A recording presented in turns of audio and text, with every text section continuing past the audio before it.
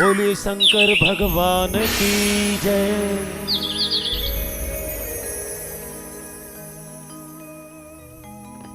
हे जगदाता भाग्य विधाता, सब पे है कृपा तेरी।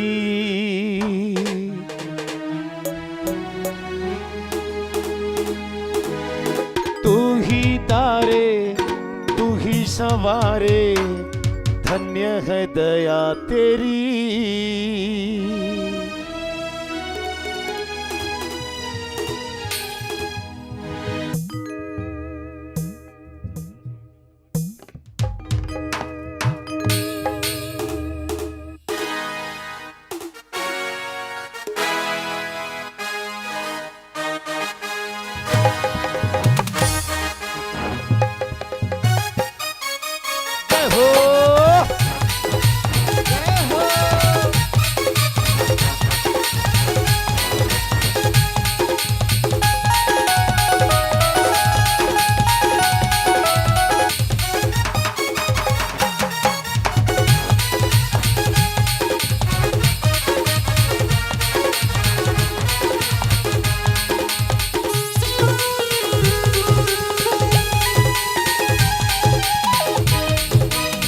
जगदाता भाग्य विधाता, सब पे है कृपा तेरी।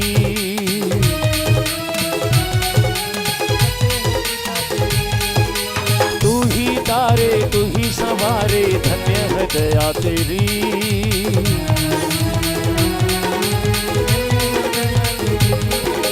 हे जगदाता भाग्य विधाता, सब पे है कृपा तेरी। तू ही तारे तू ही संवारे, धन्य है दया तेरी। प्रभु तुमको ही गाए, तेरे शरण में आए। प्रभु तुमको ही गाए, तेरे शरण में आए। तेरी शक्ति ही अपार, हाँ तेरी शक्ति भगवान अपरंपार है। तेरे दम से भक्तों का संसार है। शक्ति भगवान अपरंपार है। तेरे दम से भक्तों का संसार है।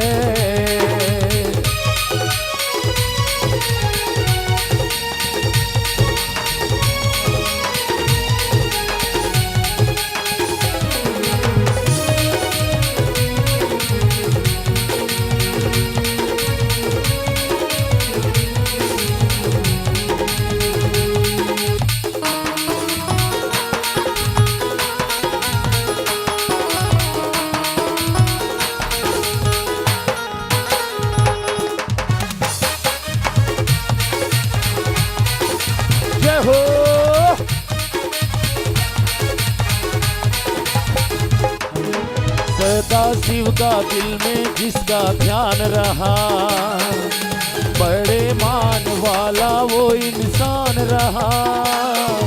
भस्म रमाने वाले तुमको लाखों मेरा प्रणाम। कैलाश वसाने वाले तुमको लाखों मेरा प्रणाम।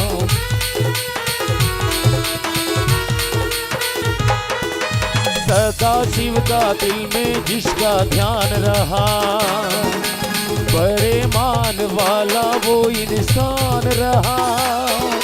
भस्म रमाने वाले तुमको लाखों मेरा प्रणाम। कैलाश बसाने वाले तुमको लाखों मेरा प्रणाम। हर घर में है प्रभु बस तेरा ही धाम। बम बम भोले हर हर गाता रहूं मैं ये नाम। प्रभु तुमको ही गाए, तेरे शरण में आए। वो शरण में आए, तेरे चरण में आए। हम सबको कृपा के निधान, तेरी शक्ति भगवान अपरंपार है। तेरे दम से भक्तों का संसार है। तेरी शक्ति भगवान अपरंपार है। तेरे दम से भक्तों का संसार है।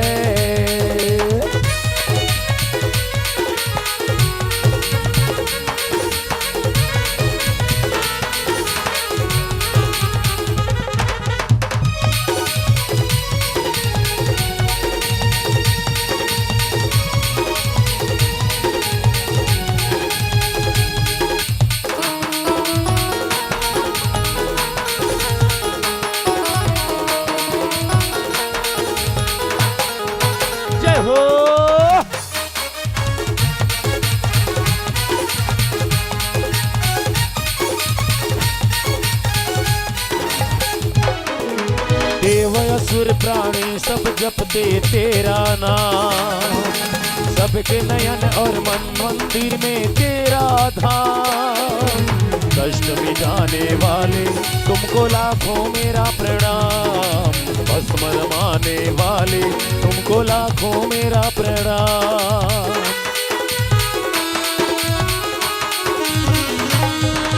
देव असुर प्राणी सब जपते तेरा नाम, सबके नयन और मन मंदिर में तेरा धाम।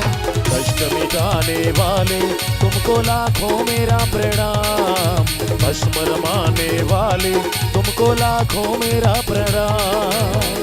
हर घट में है प्रभु बस तेरा ही धाम, बम बम भोले हर हर गाता रहो ये नाम। प्रभु तुमको ही गाए, तेरे शरण में आए, प्रभु शरण में आए, तेरे शरण में आए हो, तुम ही कृपा के निधान। तेरी शक्ति भगवान अपरंपार है, तेरे दम से भक्तों का संसार है। तेरी शक्ति भगवान अपरंपार है, तेरे दम से भक्तों का संसार है।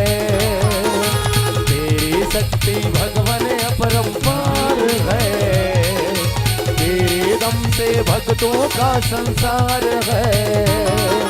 तेरी शक्ति भगवान अपरंपार है, तेरे दम से भक्तों का संसार है।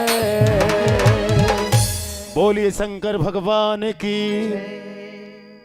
आज शिव महापुराण कथा ज्ञान यज्ञ के आज दूसरा दिन। एक शुरुआत करे के पहली मैं चाहूं कि एक छोटा सा कीर्तन हो। कीर्तन तभी होते जब ये तन और मन दोनों एक होते। और आज काकर कथा सुने पर आए हम भगवान भोलेनाथ के जो अवघर दानी है, ओकर कथा सुने पर आए हम। तो चलो आज भोला से मांग ही लेथन, जो जो मांगना है, और जो जो मांगना है भोला से मांग लेना है। कैसे? मेरे भोले देने वाले हैं, हम तो लेने वाले हैं। भोले देने वाले हैं, हम तो लेने वाले हैं। और मांगने में कैसा शर्माना, आज मांगने में कैसा शर्माना। और जिसे चाहिए वो क्या करेंगे बता दूं? अपने दोनों हाथ ऊपर उठाएंगे और कहेंगे, उठा लीजिए अपने दोनों हाथ। जिसे जिसे भोले को मांगना है, जिसे चाहिए वो तालियां बजाना बजाना, जिसे चाहिए वो तालियां बजाना। क्योंकि भोले देने वाले हैं, हम तो लेने वाले हैं। भोले देने वाले हैं, हम तो लेने वाले हैं। मांगने में कैसा शर्माना, आज मांगने में कैसा शर्माना। और जिसे चाहिए बताना नहीं पड़ेगा ना, जिसे चाहिए वो, जिसे चाहिए वो तालियां बजाना बजाना, जिसे चाहिए वो तालियां बजाना। जिसे चाहिए वो तालियां बजाना बजाना, जिसे चाहिए वो तालियां बजाना।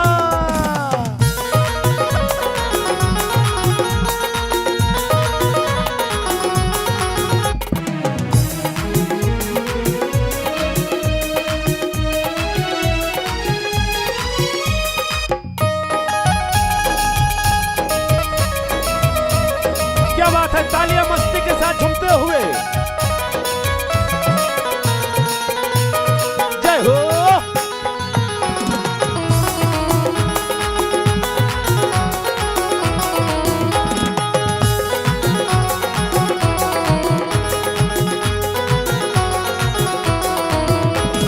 रोज रोज रोज रोज मांगने की आदत ये छोड़ दो। रोज रोज रोज रोज मांगने की आदत ये छोड़ दो, जिसको जितना चाहिए मेरे भोले को बोल दो, जिसको जितना चाहिए मेरे भोले को बोल दो। आज अच्छा मौका है, आज अच्छा मौका है, किसने तुमको रोका है? आज अच्छा मौका है, किसने तुमको रोका है? मांगने में कैसा शर्माना, आज मांगने में कैसा शर्माना। जिसे चाहिए वो, जिसे चाहिए हाँ, जिसे चाहिए वो तालियां बजाना, बजाना। जिसे चाहिए वो तालियां बजाना, जिसे चाहिए वो तालियां बजाना, बजाना। जिसे चाहिए वो तालियां बजाना। क्योंकि भोले देने वाले हैं, हम तो लेने वाले हैं। भोले देने वाले हैं, हम तो लेने वाले हैं। मांगने में कैसा शर्माना, आज मांगने में कैसा शर्माना। जिसे चाहिए वो, जिसे चाहिए वो अपने दोनों हाथ ऊपर उठा लेंगे और मस्ती के साथ झूमते हुए जिसे चाहिए वो तालियां बजाना, बजाना। जिसे चाहिए वो तालियां बजाना, जिसे चाहिए वो तालियां बजाना, बजाना। जिसे चाहिए वो तालियां बजाना, हाँ। जिसे चाहिए वो तालियां बजाना, बजाना। जिसे चाहिए वो तालियां बजाना, जिसे चाहिए वो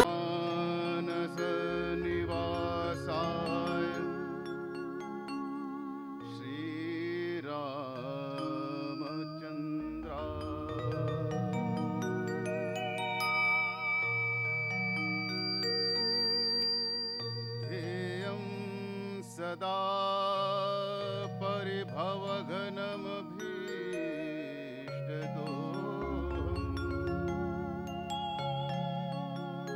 तीर्थास्पदम्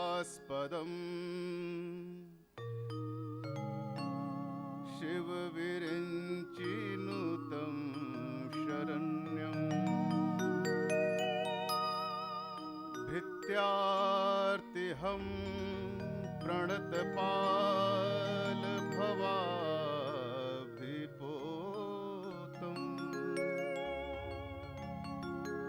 वन्दे महापुरुष ते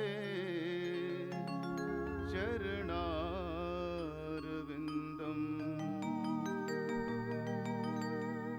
वंशी विभूषित करानवनीर्दाभा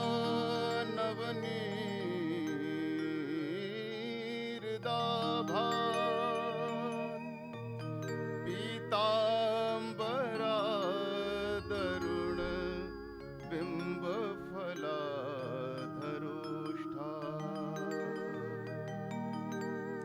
पूर्णेन्दु सुन्दर मुखादरबिन्दु नेत्रा कृष्णात् परं किमपि तत्त्वमहं न जाने। नारायणं नमस्कृत्यं नरं चैव नरोत्तमम्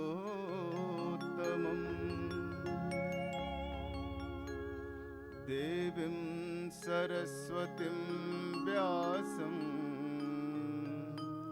ततो जयमुदीरये।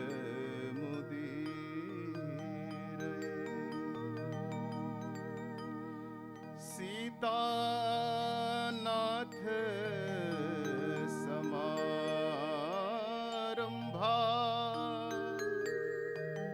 श्रीरामानन्दार्य मध्यमा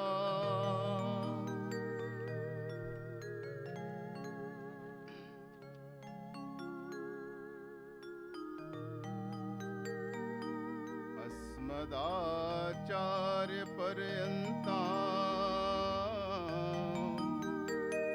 वन्दे गुरु परम्परा।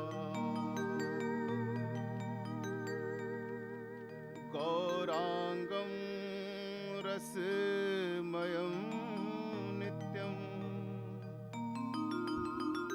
सदाचार्यं रसोत्सुकम्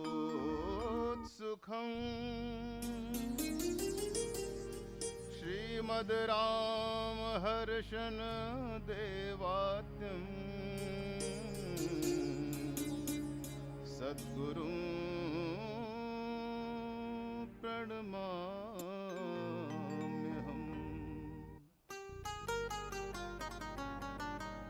मङ्गलं भगवान् शम्भो मङ्गलं वृषभध्वज मङ्गलं पार्वतीनाथो मङ्गलायतनो हरः। बोलिए उमापति महादेव की जय। बोलिए राजा रामचंद्र की जय। जनक नंदनी सीता माता की जय। पवन सुत हनुमान की जय। व्यास जी महाराज की जय। गंगा मैया की जय। नर्मदा मैया की जय। सनातन धर्म की जय। नमः पार्वते पते हर हर महादेव।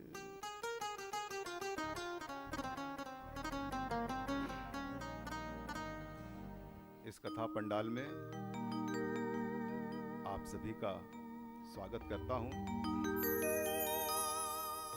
अपनी तरफ से भी और यादव परिवार की तरफ से भी आइए एकाग्रचित, ध्यानचित, भावचित और समाहित चित्त से हरि कीर्तन में थोड़ा डूबने का प्रयास करें। हम लोगों ने जो 2-3 सूत्रों को पकड़ के रखा है, कल जिसकी मैंने चर्चा की थी, एक तो बिल्कुल शुरुआत में भगवान कृष्ण के उस उपदेश की चर्चा मैं अक्सर करता हूँ जिसमें अर्जुन को कहते हैं, जब अर्जुन कहता है कि अपनों के लहू को बहाकर अपनों की हत्या करके राज सिंहासन पर बैठना ये उचित तो नहीं लगता। भगवान कहते हैं तो आखिर तुम करोगे क्या? तो अर्जुन कहते हैं कि इससे अच्छा तो मैं संन्यास ले लूं। तो भगवान का वो जो उपदेश है कि अज्ञानता की दशा में अगर तुम संन्यास्त भी होगे तो तुम्हारा पतन होगा, और ज्ञान की अवस्था में तुम युद्ध भी करोगे तो तुम्हारा उत्थान होगा। तो भगवान ने ज्ञान को बिल्कुल आगे रखा है, क्योंकि ज्ञान के अभाव में सारा कुछ व्यर्थ हो जाता है। हम यहाँ इस संसार में जीवित हैं, उसके पीछे का मुख्य कारण ज्ञान है। अगर ज्ञान ना हो तो छोटा बच्चा, देखो छोटे बच्चों को ज्ञान नहीं होता, जी सकता है क्या? माता पिता के निर्देशों पर चलता है तो फिर सुरक्षित रहता है। आइए भगवान की इस कथा में डूबने के पहले हरि नाम का कीर्तन कर लें। ओम नमः शिवाय, ओम नमः शिवाय, हर हर भोले नमः शिवाय। ओम नमः शिवाय, ओम नमः शिवाय, हर हर भोले नमः शिवाय। नमः शिवाय, ओम नमः शिवाय, हर हर भोले नमः शिवाय।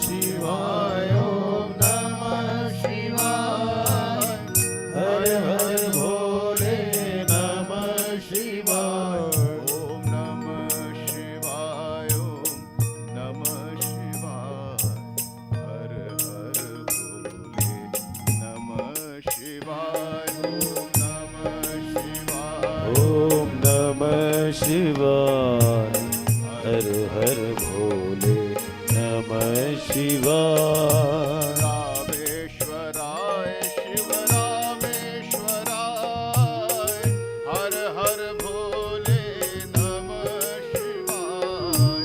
रामेश्वराय ओम रामेश्वराय, हर हर भोले नमः शिवाय।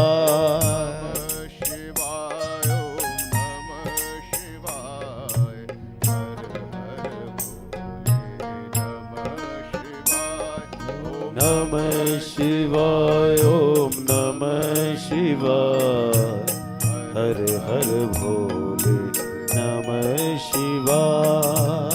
गंगाधराय शिव गंगाधराय, हर हर भोले नमः शिवाय।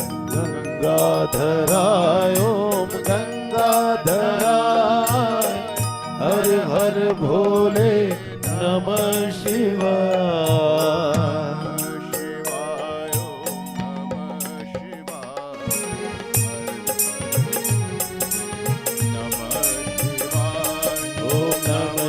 शिवाय ओम नमः शिवाय। ओम नमः शिवाय, हर हर भोले नमः शिवाय।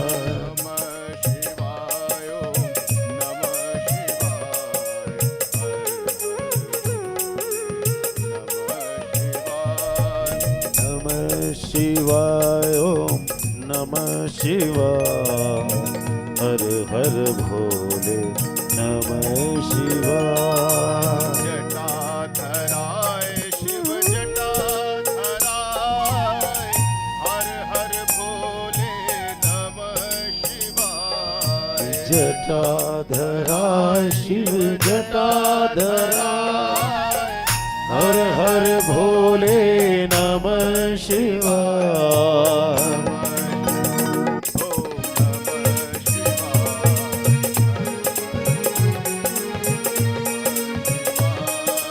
नमः शिवाय ओम नमः शिवाय, हर हर भोले नमः शिवाय।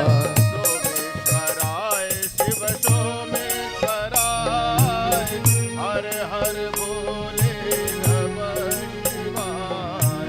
नमः शिवाय ओम नमः शिवाय, हर हर भोले नमः शिवाय।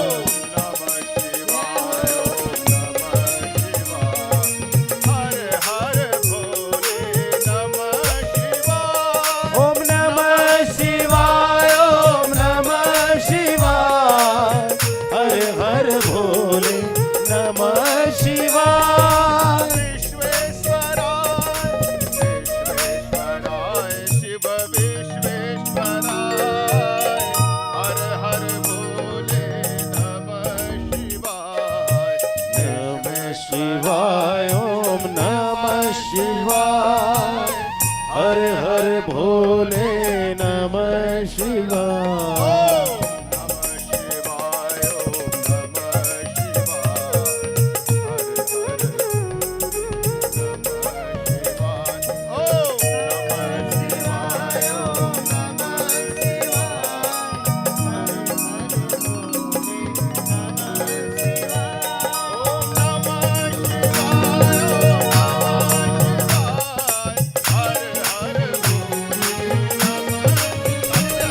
ओम नमः शिवाय ओम नमः शिवाय, हर हर भोले नमः शिवाय।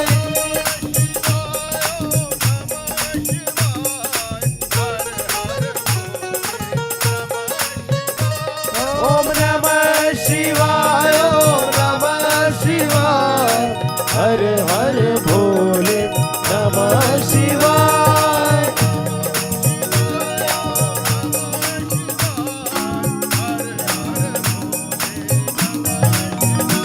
ओम नमः शिवाय ओम नमः शिवाय, हर हर भोले नमः शिवाय। बोलो महापति महादेव की जय।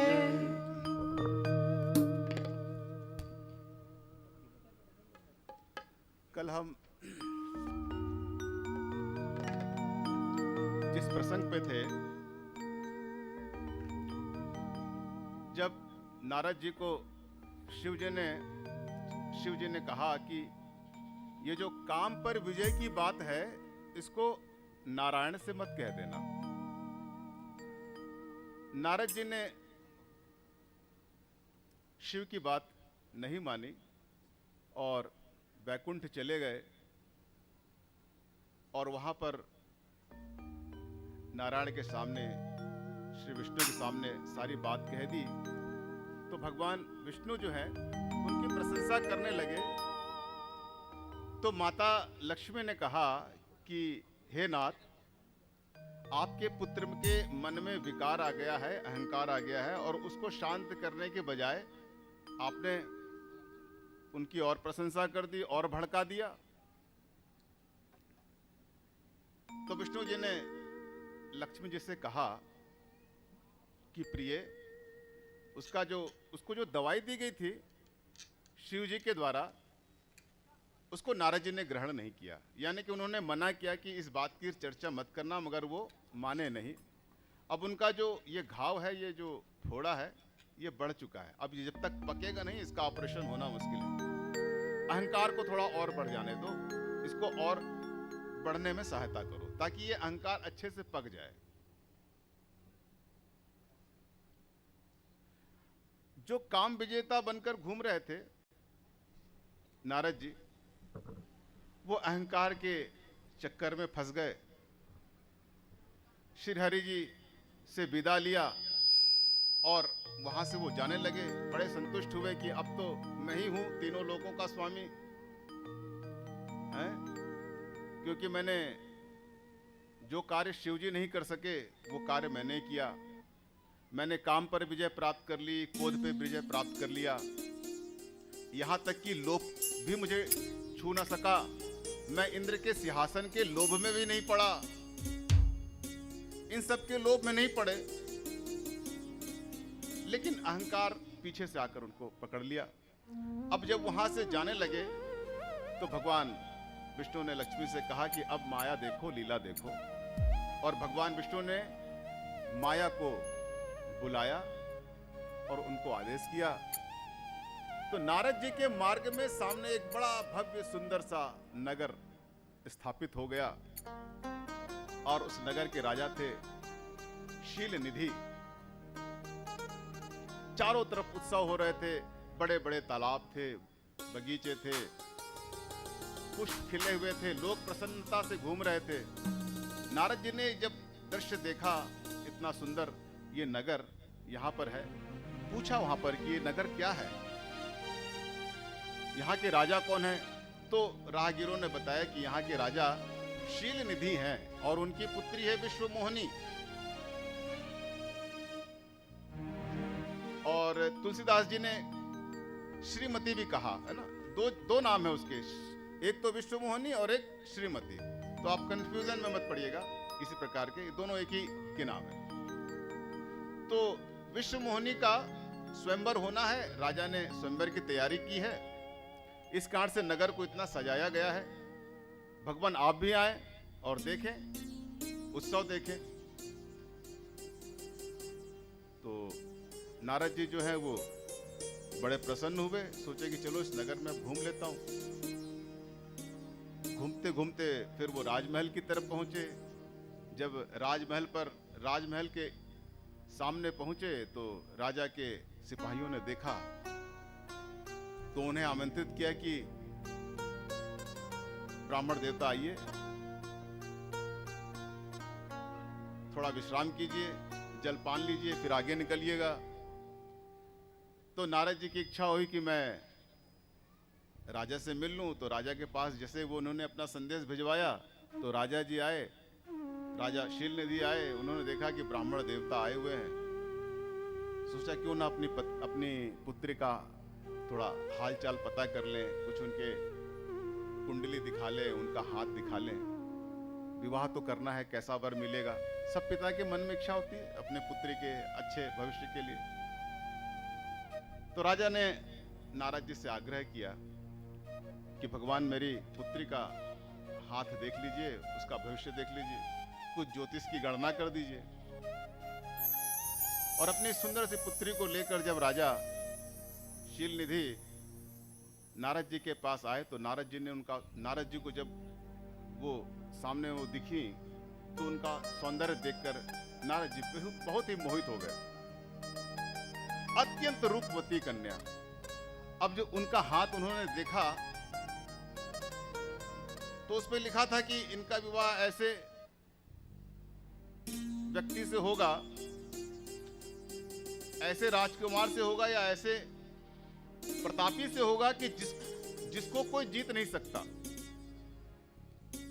जिस पर कोई विजय प्राप्त नहीं कर सकता।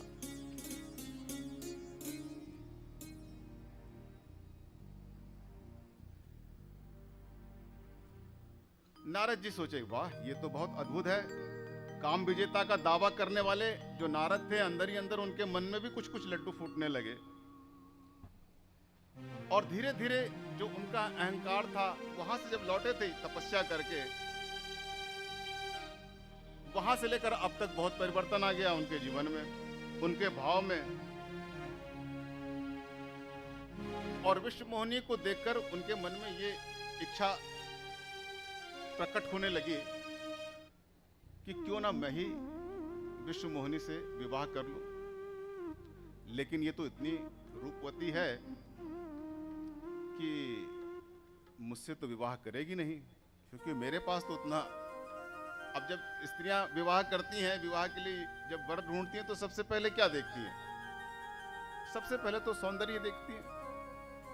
हालांकि पहले सौंदर्य देखा जाता है, लेकिन महत्वपूर्ण तो होता है उसका वैभव, वर का वैभव, संपत्ति,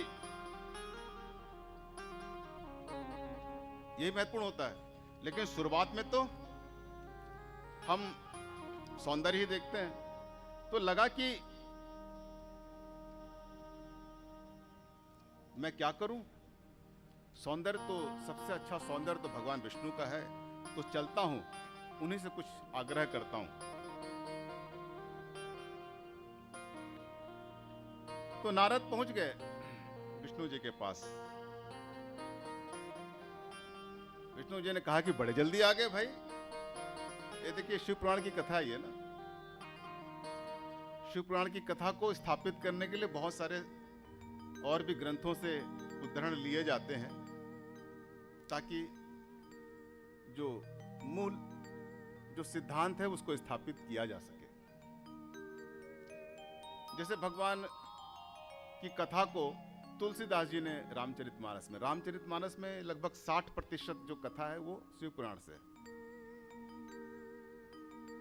तो ऐसे ही कथाओं का आदान प्रदान चलता रहता है सनातन संस्कृति में, एक दूसरे से जुड़े होते हैं। आप लोग सहजता से बैठ जाइए, आराम से बैठना है। आज कथा लंबी चलेगी, विद्येश्वर संहिता समाप्त हो गया, अब कथाओं का समय है। बड़ी सुंदर सुंदर कथाएं हैं और उसमें तत्व भी हैं। तत्व भी मैं बताता चलूंगा, कथा भी बताता चलूंगा।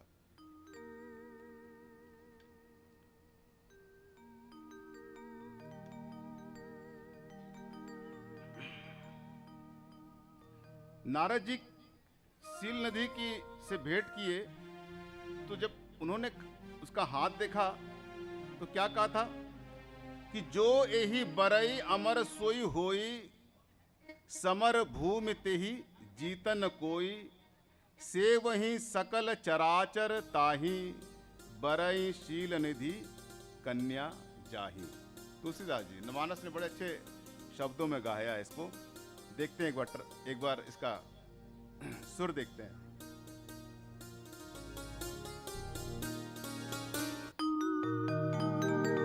जो ही बरई अमर सोई होई,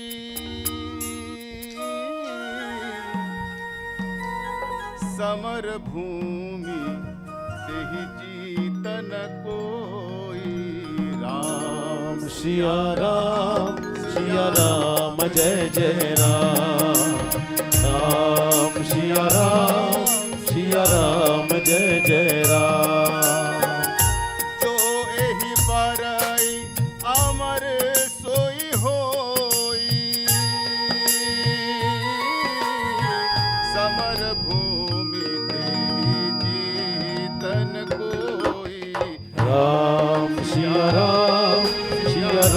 जय जय राम, राम सिया राम सिया राम जय जय राम। से वही सकल चराचर ताहि, बरहुशील निधि कन्या जाहि। राम सिया राम जय जय राम, राम सिया राम जय जय राम। सारे लक्षण तो भगवान के हैं, जो वर होगा उसके सारे लक्षण भगवान के हैं। अब नारद जी को उल्टा समझ में आ गया कि जो इससे विवाह करेगा उसका ऐसा होगा। ऐसा नहीं था, जो ऐसा होगा उससे इसका विवाह होगा। नारद जी को लोभ में उल्टा समझ में आ गया। नारद जी सोचे कि जो इस कन्या से विवाह करेगा वो सकल चराचर का स्वामी हो जाएगा। नहीं, जो सकल चराचर का स्वामी होगा उससे इसका विवाह होगा। फलादेश ये था। लेकिन नारद जी ने उल्टा सोच लिया और भगवान के पास पहुंच गए। कहे कि प्रभु आप अपना मुखड़ा मुझे दे दीजिए, अपना चेहरा दे दीजिए। अब भगवान हंस रहे हैं अंदर अंदर, लक्ष्मी जी भी अंदर ही अंदर हंस रही हैं। लेकिन देखिए, नारद जी के संस्कार तो अच्छे हैं, नारद जी बुरे तो नहीं है। लेकिन जब भगवान से वो रूप मांग रहे थे तो जब देखो भगवान कल्याण कैसे करते हैं। भगवान ने सोचा कि आज मैं इसको अगर सुंदर बना दूंगा तो जीवन भर के लिए बंदर बन जाएगा। भगवान कैसे कल्याण करते हैं। जरूरी नहीं है कि हमारी ही बात मानकर भगवान कल्याण करें। भगवान जब कल्याण करते हैं तो उसमें आपकी बात माने ये आवश्यक नहीं है। देखो भगवान के कितने बड़े भक्त हैं नारद जी, और अपनी कामना लेकर गए। हम लोग भी भगवान के पास अपनी कामना ही तो लेकर जाते हैं, और क्या लेकर जाते हैं। हम तो असल में अपने कामनाओं के ही भगत हैं। भगवान तो बीच में आ जाते हैं बस यूं ही, क्योंकि ताकत तो उनके पास, सामर्थ्य उनके पास। अब नारद जी के संस्कार देखिए, उन्होंने कहा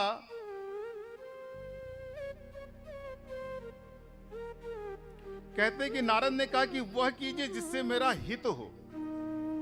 भगवान मेरी तो ये इच्छा है कि आपका चेहरा मुझे मिले और मैं विश्व मोहिनी के साथ विवाह कर लूं। आपका तो घर बस गया, शिव जी भी अपना घर बसा लेते हैं, सारे दुनिया के लोग बसाए हुए हैं, मैं ही बस रह गया हूं। क्या कहते हैं, जेहि विधि होई नाथ हित मोरा, करहूं सो बेगी दास मैं तोरा। मतलब मैं तो आपका दास हूं, जिसमें मेरा हित हो वही करिए। मैंने अपनी कामना बता दी है, जिसमें मेरा हित हो।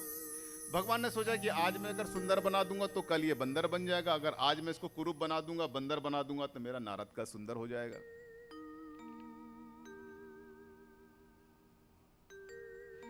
अब भगवान ने ही सारी माया बिछाई थी। ये विश्व मोहिनी, ये शील निधि, ये सारा नगर भगवान का बनाया हुआ सारा खेल था, सारा माया था, सारी माया थी। और निज माया बल देखी विशाला, ही हंसी बोले दीन दयाला।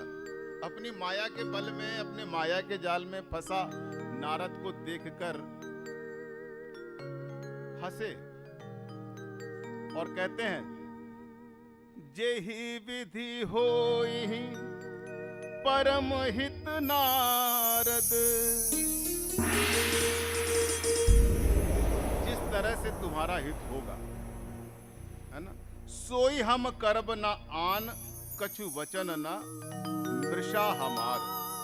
यानी कि मैं वही करूंगा जिसमें तुम्हारा हित होगा। काम विजेता का दावा करने वाले नारद जी आज उसी चक्कर में फिर फंस गए।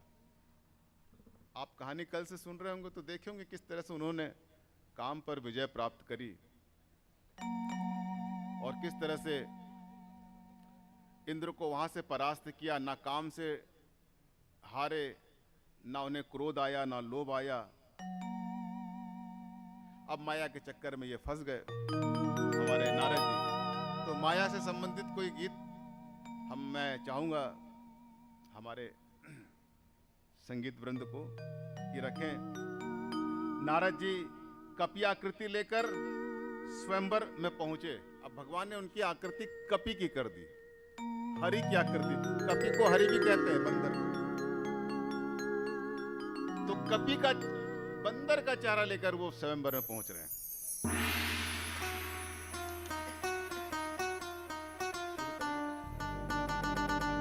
तो आइए इस प्रसंग का आनंद और बढ़ाने के लिए एक भजन का आनंद भी लेते हैं।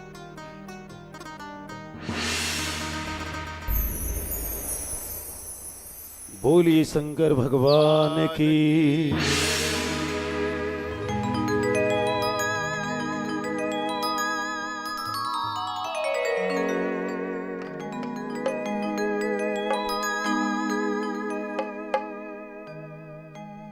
भगवान भक्तों के भला ही करते हैं। जो भक्त होते हैं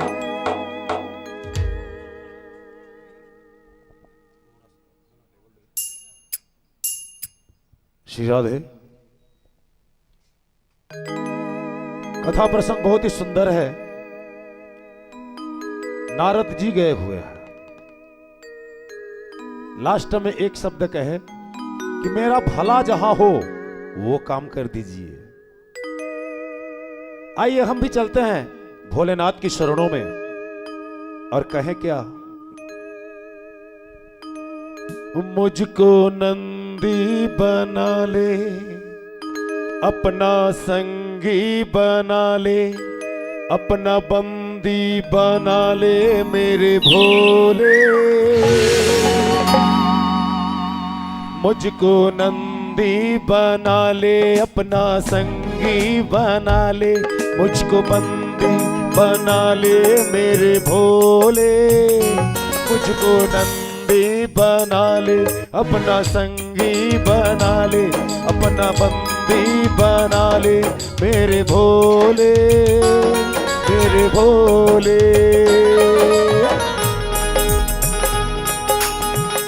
जरा मीठी मीठी तालियों के साथ अपने तन और मन सबको भगवान के चरणों में अर्पण करते हुए भगवान से यही कामना करते हैं।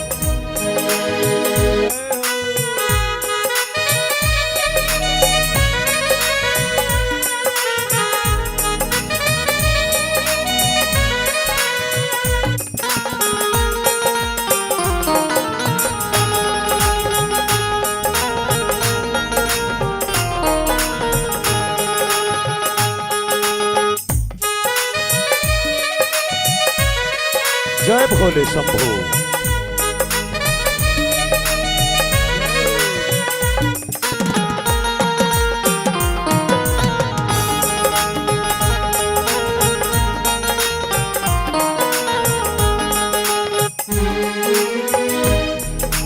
तेरे दरस का प्यासा भोले, मन से हूँ मैं मैला। कल कल कल कल बहता जाऊं, साथ मिले जो तेरा।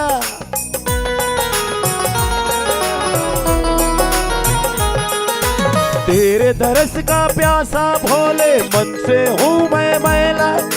कल कल कल कल बहता जाऊं, साथ मिले जो तेरा।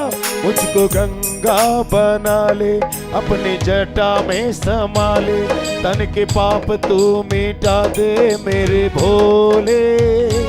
मुझको नंदी बना ले, अपना संगी बना ले, मुझको बंदी बना ले मेरे भोले, ओ मेरे भोले।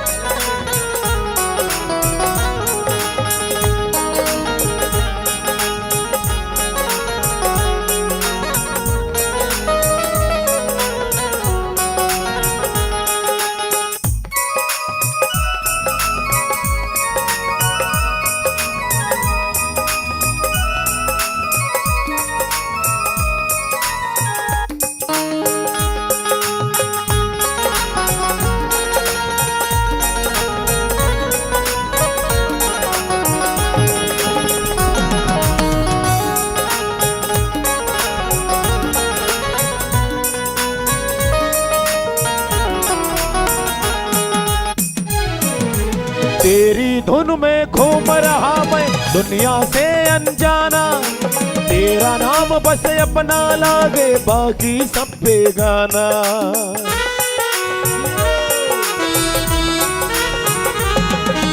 तेरी धुन में घूम रहा मैं दुनिया से अनजाना, तेरा नाम बस अपना लागे बाकी सब बेगाना। मुझको डमरू बना ले, बोले ठम ठम बजा ले, सारी दुनिया नचा दे मेरे भोले। मुझको नंदी बना ले, अपना संगी बना ले, मुझको बंदी बना ले मेरे भोले, ओ मेरे भोले।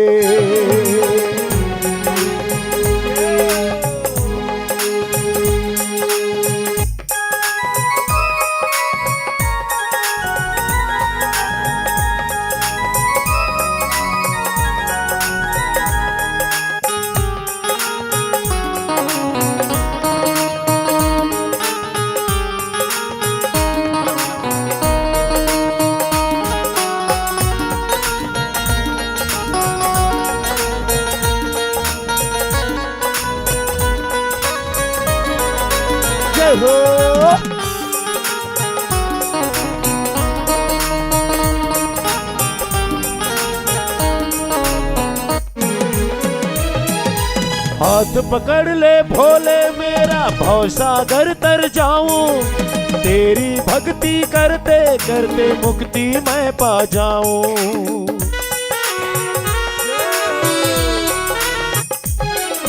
हाथ पकड़ ले भोले मेरा भवसागर तर जाऊं, तेरी भक्ति करते करते मुक्ति मैं पा जाऊं।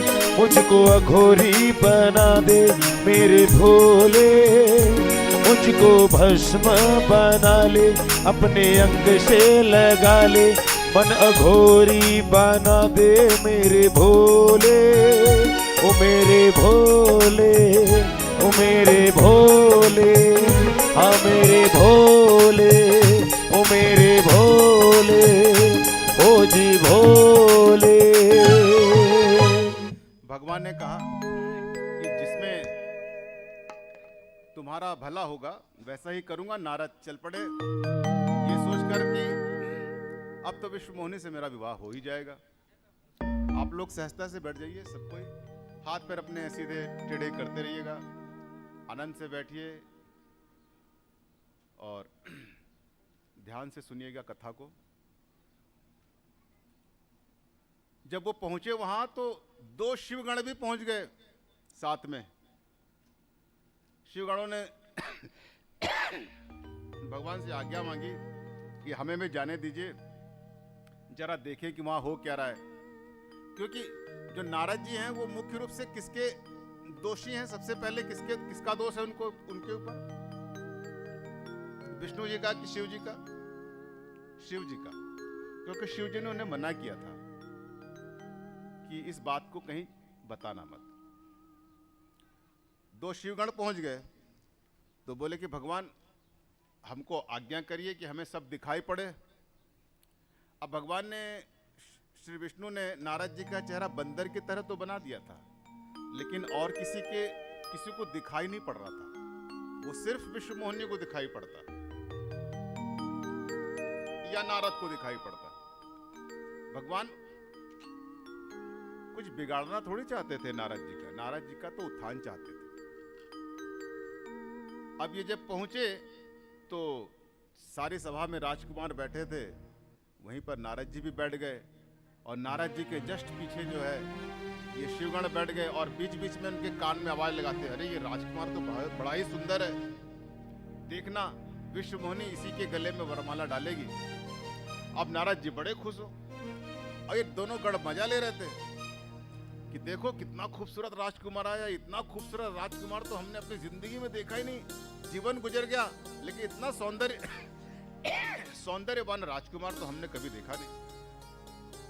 अब नारद जी को मन ही मन में लगने लगा कि विवाह तो मेरा आज होके रहेगा। देखिए कि चारों तरफ सुंदर सुंदर राजकुमारों का जमावड़ा है। राजकुमार बैठे हुए हैं, बलशाली, वैभवशाली। नारद जी भी बैठे हुए, नारद जी के पीछे दो शिवगण बैठे हैं। विश्व मोहिनी जब वहां से निकलती है वरमाला लेकर, तो जिस तरफ नारद जी बैठे रहते हैं उस तरफ तो वो देखती भी नहीं है, उस तरफ तो उसका नजर, उस तरफ तो उस विश्व मोहिनी की दृष्टि पड़ती ही नहीं है। संकेत क्या है? संकेत यह है कि जो भगवान का भक्त होता है उस पर माया की नजर नहीं पड़ती। अब उधर ही उधर विश्व मोहिनी का विवाह हो गया और विश्व मोहिनी राजकुमार के साथ चली गई। नारद जी जिस तरफ बैठे थे उस तरफ तो वो आई भी नहीं, आना तो छोड़ो नजर उठा के उसने देखा भी नहीं। अब ये नारद जी थोड़े गुस्से में आ गए क्योंकि उनकी कामना में विक्षेप हुआ, बाधा उत्पन्न हुई। पलट के देखा पीछे दो शिवगणों को, बोला क्यों जी, तुम लोग तो कह रहे थे कि मैं बहुत खूबसूरत हूं और विश्व मोहिनी मुझ पर ही वरमाला डालेगी, लेकिन वो तो इस तरफ आई भी नहीं, आना तो छोड़ो देखा भी नहीं। तो शिवगणों ने कहा कि देखती कैसे, आप पहले अपना ही चेहरा देख लो कहीं आईने में। तो नारद जी ने कहा कि क्या मतलब, कोई कह दे कि अपना चेहरा देख लो आईने में तो बुरा लगता है, आप भले स्वयं से अपना चेहरा सैकड़ों बार देखें, लेकिन ये कोई ये कह दे कि जाकर अपना चेहरा देखो आईने में तो बुरा लगता है। नारद जी तुरंत गए, एक जलाशय में देखा अपना चेहरा, तो मरकट का चेहरा, बंदर का चेहरा, बड़े आंख बबूला हुए, गुस्से से एकदम लाल हो गए और विष्णु जी को गाली बकने लगे कि देखूंगा विष्णु जी को, उसने बहुत छल किया है, कई लोगों के साथ छल किया है, समुद्र मंथन हो रहा था, छल कर कर लक्ष्मी जी को साथ ले गए और विष जो है शंकर जी को दे दिए। इनकी जो ये छलगिरी है सालों से चली आ रही है, आज मैं छोड़ूंगा नहीं, आज मैं विष्णु को श्राप दे कर रहूंगा। और पहले तो इन लोगों को देखता हूं, ये जो दो शिवगण है, ये जो दो शिवगण थे, इनको उन्होंने श्राप दिया कि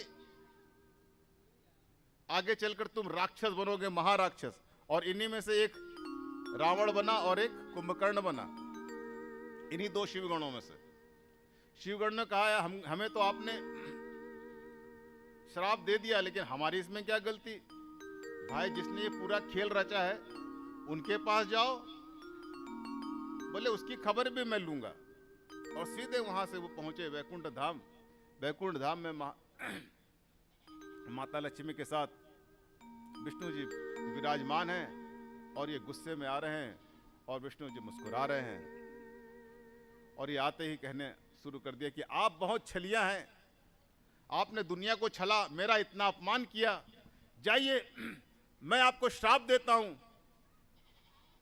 अरे विष्णु, ऐसे ऐसे शब्द कहे, अरे विष्णु बहुत दिनों से, बहुत सदियों से तुम्हारी छलियागिरी चल रही है, ना जाने किसको किसको तुमने छला है, लेकिन आज तुम्हारा पाला नारद से पड़ा है। आज तुम्हारी खैर नहीं, आज तुम्हारे एक एक अपराध का हिसाब होगा। और श्राप दिया कि जिस तरह तुमने मुझे मेरे घर को बसने से उजाड़ा है, तुम्हारा भी घर एक दिन बसेगा और उजड़ेगा और तुम्हारी पत्नी का हरण होगा। और तुमने जो मुझे बंदर का चेहरा दिया है ना, एक दिन यही बंदर तुम्हारी सहायता करेंगे। बहुत भला बुरा कहा विष्णु जी को नारद जी ने, और भगवान मुस्कुरा रहे हैं। भगवान की मंद मंद मुस्कुराहट फैली हुई है, मां लक्ष्मी मुस्कुरा रही है। थोड़ी देर में नारद जी को होश आया कि अरे ये मैंने क्या कर लिया, ये मैंने क्या क्या कह दिया, अपने प्रभु को मैंने ये क्या क्या कह दिया, इतने अपशब्द मैंने कह दिए। उनको बड़ा पश्चाताप हुआ। उनका जो पूरा जो माया, जब भगवान ने अपनी माया खींची तो उनको सब साफ दिखने लगा कि अरे, पैरों में गिर गए विष्णु जी कि मुझे क्षमा करिए। विष्णु ने कहा कि ये तुम्हारी गलती नहीं है नारद, ये तो मेरा ही खेल है, मैं तो पृथ्वी में जाना चाहता हूं, मैंने ही रचा है सब कुछ, इसमें तुम्हारा कुछ नहीं। तुमने जो किया अच्छा किया। नारद जी ने कहा कि भगवान आपकी ही लीला है, लेकिन मुझे तो बहुत ग्लानि हो रही है कि मैं इतने खराब शब्द, इतने अपशब्द आपके लिए कैसे निकाल लिया। विष्णु जी ने कहा कि तुम मेरे अपराधी नहीं हो, तुम शिव जी के अपराधी हो, क्योंकि उन्होंने तुमको शुरुआत में ही मना किया था कि इन सब चीजों की चर्चा कहीं मत करना, लेकिन तुमने सुना नहीं। अब तुम एक काम करो, इस ताप से बचने के लिए शिव सहस्त्र नाम का जाप करो, इससे तुमको थोड़ी शांति मिल जाए। अब नारद जी जो है पछतावा करके शिव द्रोह के लिए अब छुटकारा कैसे पाए, शिव क्षेत्र पहुंच गए काशी और शिव सतनाम स्तोत्र का पाठ करने लगे। कई सालों तक तपस्या की,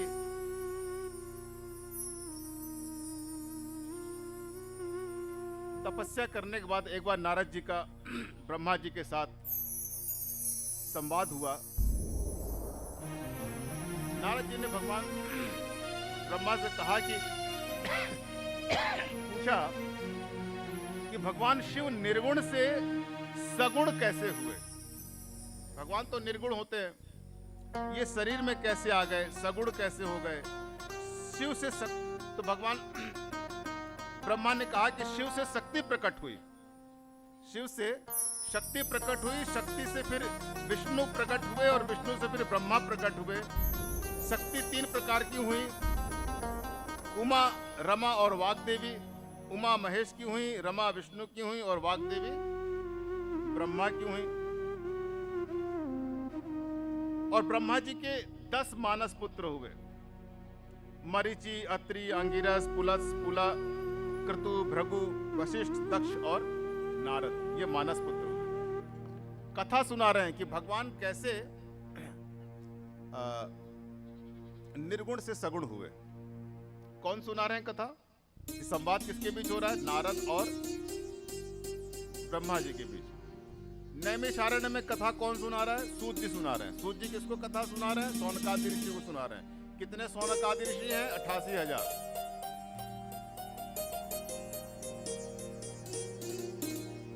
तो जब ब्रह्मा जी सृष्टि कर रहे थे तो उन्हीं से एक पुत्री का जन्म हुआ, नाम था संध्या। संध्या अत्यंत रूपवती थी। नारद जी के मन में संध्या को देखकर एक विक्षेप पैदा हुआ, एक विकार आया। उसी समय काम का भी जन्म हुआ, कामदेव का जन्म भी उसी समय हुआ। नारद जी बता रहे, नारद जी और ब्रह्मा जी के बीच संवाद चल रहा है। ब्रह्मा जी बता रहे नारद जी को, नारद जी सुन रहे हैं। तो जब पुत्री हुई, एक स्त्री हुई, एक बालिका पैदा हुई, तो ब्रह्मा जी के मस्तिष्क में एक विकार पैदा हुआ अपनी ही पुत्री को देखकर, और उसी विकार से काम प्रकट हुए। जब विकार हुआ ब्रह्मा जी के मस्तिष्क में, तो उनके जो 10 मानस पुत्र थे उनको बहुत बुरा लगा कि पिताजी के मन में इतना विकार कैसा हुआ। तो उन्होंने पिताजी को डपटा भी, काफी क्रोध किया। ब्रह्मा जी को बहुत ग्लानि हुई, अपनी पुत्री के प्रति मेरे मन में ये विकार कैसे प्रकट हुआ, उत्पन्न हुआ। ब्रह्मा जी ग्लानि से भर गए और शरीर उनका 2 भागों में टूट गया,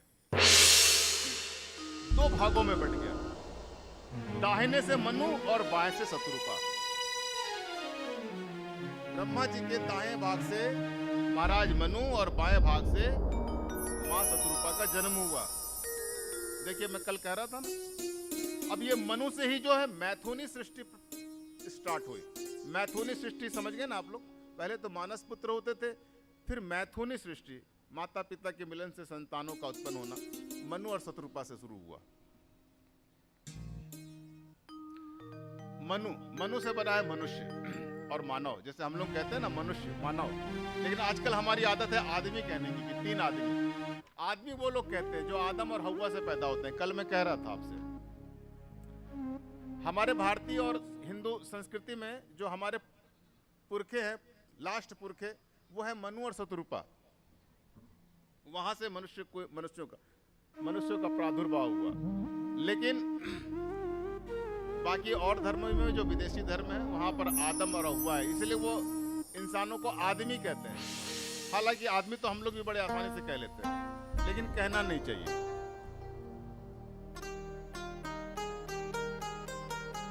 अब शिव जी, मैथुनी सृष्टि हुई और मैथुनी सृष्टि बढ़ती गई और अब हम लोग हैं। हमारे आगे भी मैथुनी सृष्टि चलती रहेगी और संसार बढ़ता रहेगा। और फिर ब्रह्मा जी के साथ संवाद करते हुए नारद जी ने यह भी प्रश्न पूछा कि कैलाश में भगवान का निवास कैसा हुआ, कैलाश क्यों प्रिय हुआ। तो उसकी भी एक अच्छी सी कथा सुनाते हैं कि काम्पिल्य नाम के एक नगर में यज्ञदत्त नाम का एक व्यक्ति रहता था और कैसे वो भगवान के भक्ति में दीप दान करता था। दीपदान का बड़ा महत्व है। अगर भगवान शिव के मंदिर में कोई दीप जलाता है सोमवार को, या कोई भी उसका दिन हो, एकादशी हो या कोई भी पूर्णिमा का दिन हो या अमावस्या का दिन हो, कोई भी एक दिन अपना निर्धारित कर ले। एक महीने में एक बार भी आप निर्धारित कर लें और उसको हर साल हर तिथि पे करें एक महीने में, तो नियमित कहलाएगा। नियमित का मतलब ये नहीं कि रोज। नियमित यानी आपने ये निर्णय कर लिया कि मैं एक सप्ताह में एक बार जलाऊंगा, तो आप हर सप्ताह सोमवार को जलाते ही जलाते हैं, तो वो हो गया नियमित।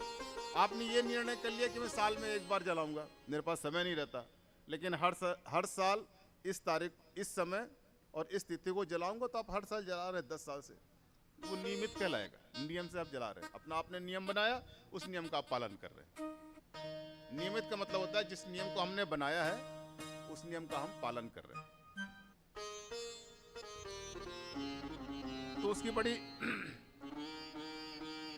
बाद में वो कलिंग देश का राजा हुआ, उसको मालूम था कि भगवान शिव के नाम से दीपक जलाने का कितना पुण्य मिलता है। और फिर वही यज्ञदत्त आगे चलकर कुबेर के रूप में प्रकट हुए, जन्म लिया और भगवान शिव के साथ कैलाश में वो निवास करने लगे। अब ब्रह्मा जी पूछते हैं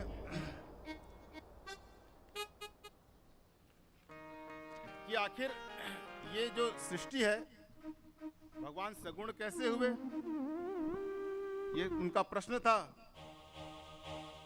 तो ब्रह्मा जी कहते हैं कि मेरे मन में अपनी पुत्री को देखकर जो एक विकार हुआ था,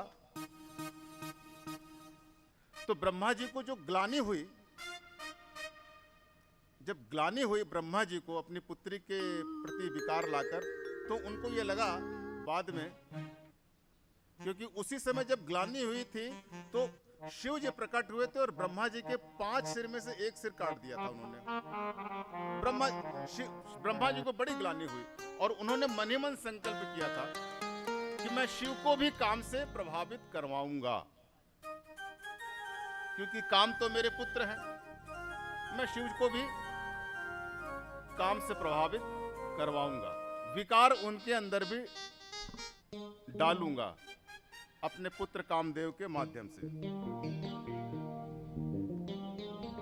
संध्या भी बहुत ग्लानि से भर गई, क्योंकि अपने पिता को अपने प्रति विकार देखकर उसका भी बड़ा मन किया। तो उन्होंने शिव के चरण में निवेदन किया कि मैं इस शरीर को छोड़ना चाहती हूँ, जिस शरीर को देखकर पिता के मन में ग्लानि, पिता के मन में विकार उत्पन्न हुआ और ग्लानि उठानी पड़ी। तो भगवान शिव ने संध्या को कहा कि तुम मेघातिथि यज्ञ में जाकर अपने शरीर को दहन कर लो, क्योंकि वैसे तो प्राण छोड़ने का कोई लाभ नहीं। तो संध्या जो है मेघातिथि के यज्ञ में, जहां हवन कुंड जल रहा था, वहां पर जाकर अग्नि में कूद गई, शरीर 2 भागों में बढ़ गया, 2 तरह की संध्या हो गई। आज भी हम 2 तरह की संध्या मनाते हैं, सायंकालीन संध्या और प्रातःकालीन संध्या।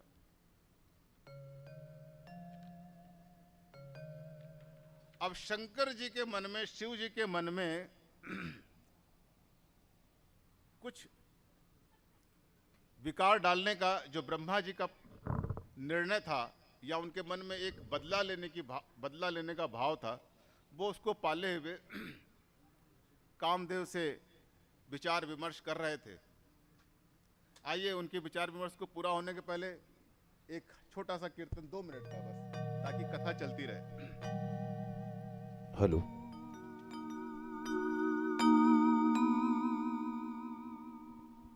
आइए इस भजन में आप लोगों को साथ देना है।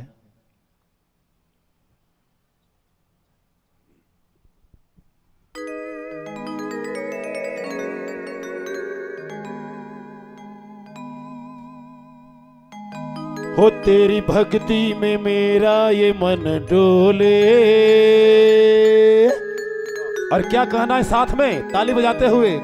भोले भोले बम भोले भोले। सभी को कहना है, बस 2 लाइन है। भोले भोले बम भोले भोले। एक साथ कहेंगे सब ना। हो तेरी भक्ति में मेरा ये मन डोले। भोले भोले बम भोले भोले।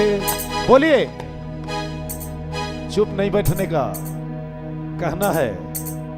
क्या कहना है? भोले भोले बम भोले भोले। भोले भोले बम भोले भोले। सभी के हाथों में तालियां और एक ही लाइन होना है। भोले भोले बम भोले भोले। भोले भोले बम भोले भोले। तेरी भक्ति में मेरा ये मन डोले। भोले भोले बम भोले भोले। भोले भोले बम भोले भोले। तेरी भक्ति में मेरा ये मन डोले। भोले भोले बम भोले भोले।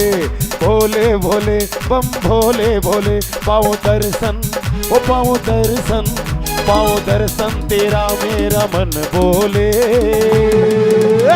और क्या कहना है? तेरा रिदम बंद रहेगा। क्या कहना है? बोलिए एक साथ।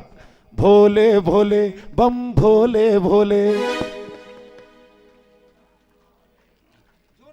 भोले भोले बम भोले भोले। हाँ तेरी भक्ति में, ओ तेरी भक्ति में, तेरी भक्ति में मेरा ये मन डोले। भोले भोले बम भोले भोले। भोले भोले बम भोले भोले। जरा मस्ती के साथ।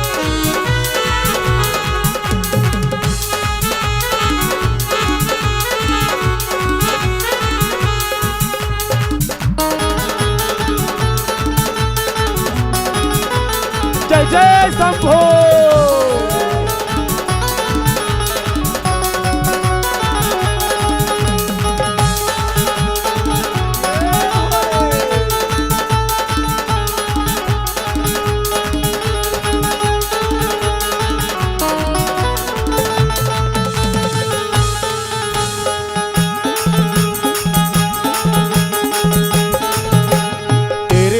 गूंजेगी भक्तों की जयकार। आज दिखा दो भोले सारे अवतारे।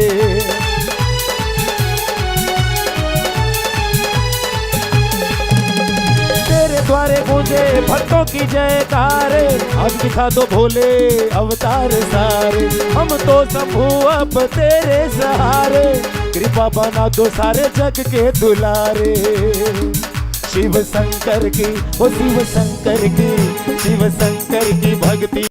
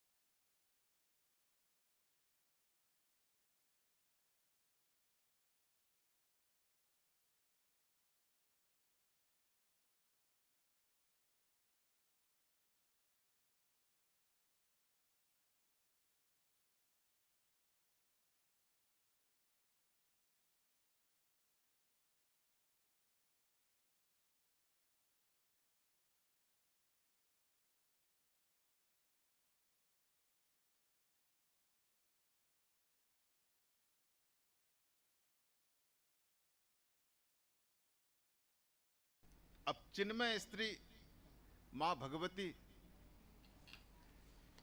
ब्रह्मा जी ने मां भगवती दुर्गा जी का आह्वान किया,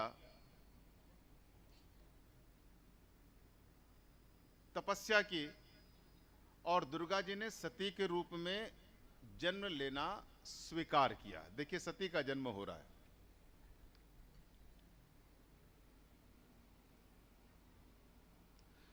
पर मां भगवती जन्म तो ले लेगी, मगर ऐसे श्रेष्ठ माता पिता भी तो चाहिए, क्योंकि जब श्रेष्ठ माता पिता होते हैं तभी श्रेष्ठ आत्माएं जन्म ले सकती हैं। हम लोग हमारे समाज में, हिंदू संस्कारों में, जब बच्चा गर्भ में आता है तो माताएं कितने जतन करती हैं, खान पान से लेकर चीज़ों में कितनी शुद्धता रखती हैं, ताकि घर पर जो पैदा हो वो कोई सात्विक हो, कहीं असुर प्रवृत्ति का बच्चा पैदा ना हो जाए। इसके लिए बहुत ख्याल रखना पड़ता है। बहुत ख्याल करती हैं, खान पान का ख्याल करती हैं, सात्विकता का ख्याल रखती हैं, स्वच्छता का ख्याल रखती हैं।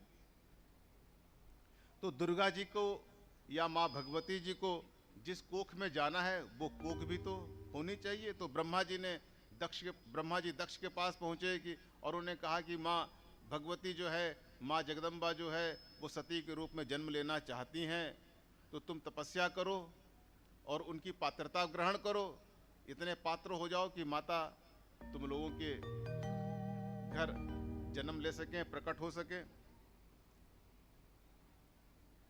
और दक्ष का एक यक्षिणी से विवाह करवाया। ब्रह्मा जी ने विष्णु से सहायता मांगी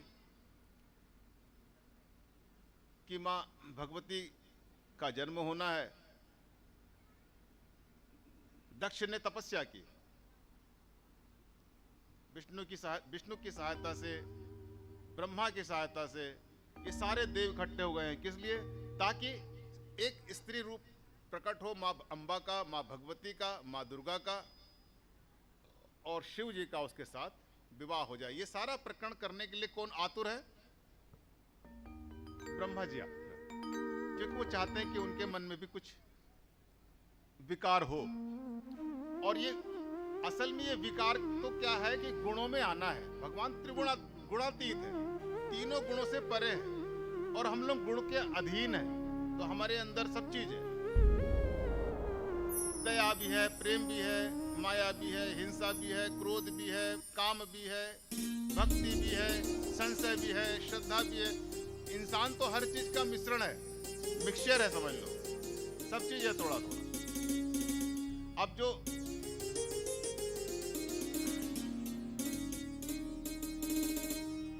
साधना करते हैं वो अच्छी चीजों को इकट्ठा कर लेते हैं और बुरी चीजों से बच जाते हैं। अब विष्णु जी से सहायता मांगी, शिव जी के पास गए विष्णु जी और कहा कि भगवान हम लोग चाहते हैं कि आपका विवाह हो जाए। शिव जी कभी विष्णु की बात को टालते नहीं, क्योंकि उनके आराध्य हैं। शिव महापुराण में भगवान जो परमात्मा है वो शिव हैं, वो एक परमात्मा भी हैं और एक बहुत बड़े भक्त भी हैं। दोनों तरह से उन्हें प्रतिपादित किया गया है, ईश्वर भी हैं और भक्त भी हैं। भक्त किसके हैं? श्री हरि के, विष्णु के, राम के। शिव जी ने विवाह करना तो स्वीकार कर लिया, मगर शर्त रखी। अब शर्त सुनिए, मेरा तेज धारण करने योग्य कोई हो, मतलब मेरा तेज धारण कर सके ऐसी स्त्री चाहिए, कोई सामान्य स्त्री तो चाहिए नहीं। शर्त नंबर 1। शर्त नंबर 2 कि जब मैं परब्रह्म में लीन रहूं, जब मैं समाधि में रहूं और परब्रह्म का चिंतन करूं, तो मुझ में बाधा, मेरे लिए बाधा उत्पन्न ना करे। और तीसरी शर्त कि जिस दिन मुझ पर अविश्वास करेगी मैं उसका त्याग कर दूंगा। 3 शर्तें। पहला, मेरा तेज धारण करने का सामर्थ्य हो। दूसरा, कि जब मैं परब्रह्म में लीन रहूं, समाधि में लीन रहूं, तो मुझ में बाधा उत्पन्न ना करे। और तीसरा कि जिस दिन वो मुझ पर अविश्वास करेगी मैं उसका त्याग कर दूंगा।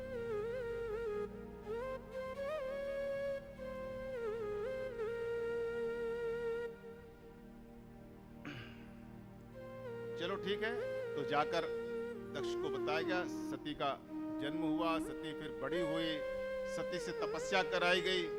भाई ऐसा पति मिलेगा उसके लिए भी तपस्या करनी पड़ेगी। सती ने बड़ी तपस्या की, घनघोर तपस्या की।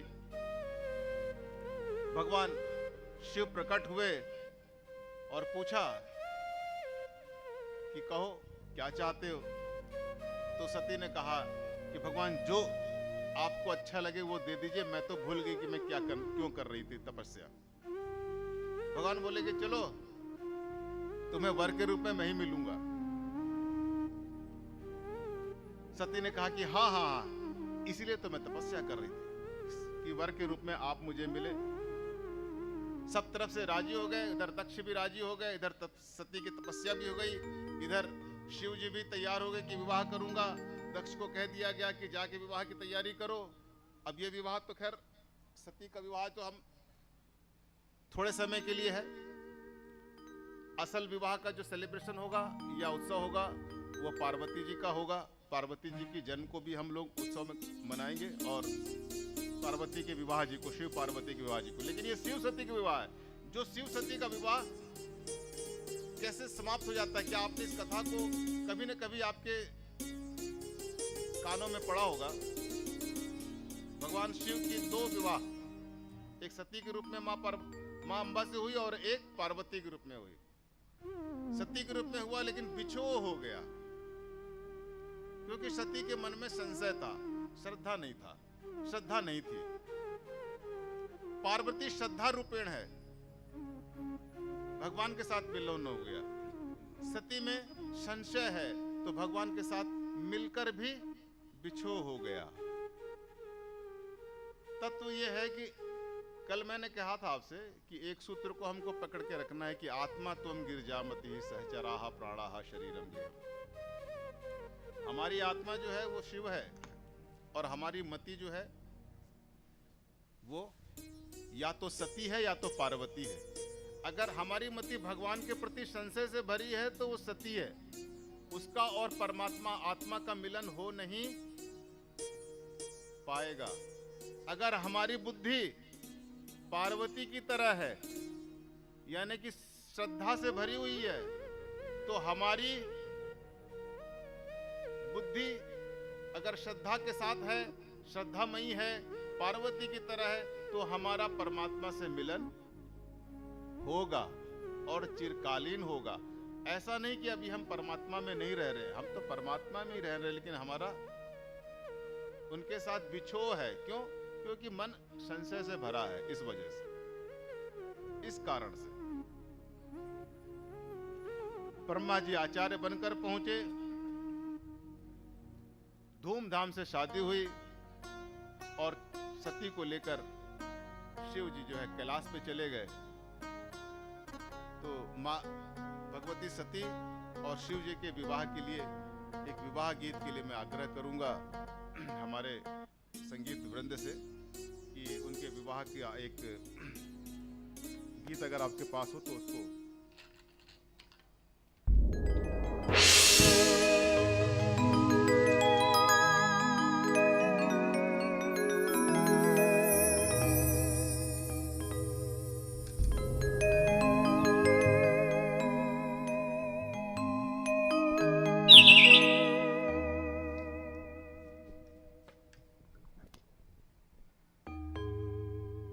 हेलो। उमापति महादेव की जय। बोलिए शंकर भगवान की जय।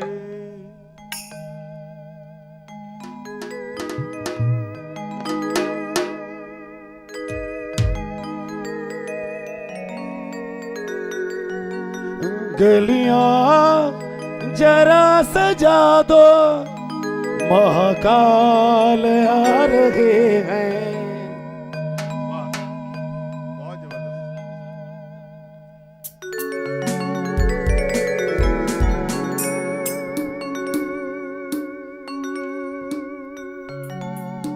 बोलिए शंकर भगवान की।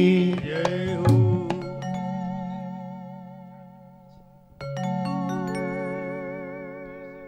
गलियां जरा सजा दो, महाकाल आ रहे हैं। गलियां जरा सजा दो, महाकाल आ रहे हैं। श्रद्धा से सर झुका लो, महाकाल आ रहे हैं। गलियां जरा सजा दो, महाकाल आ रहे हैं।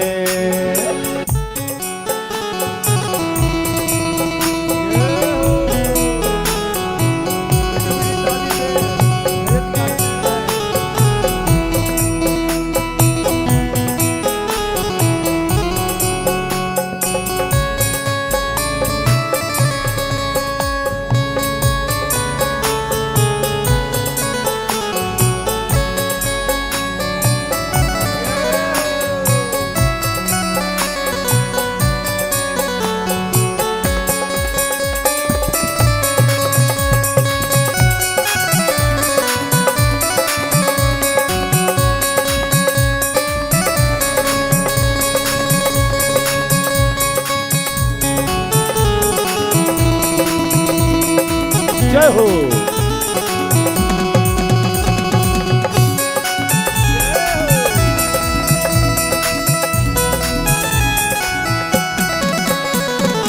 ले आए भक्त उनकी, लो पालकी सजा कर। दुल्हा बने हैं देखो, महाकाल भोले शंकर।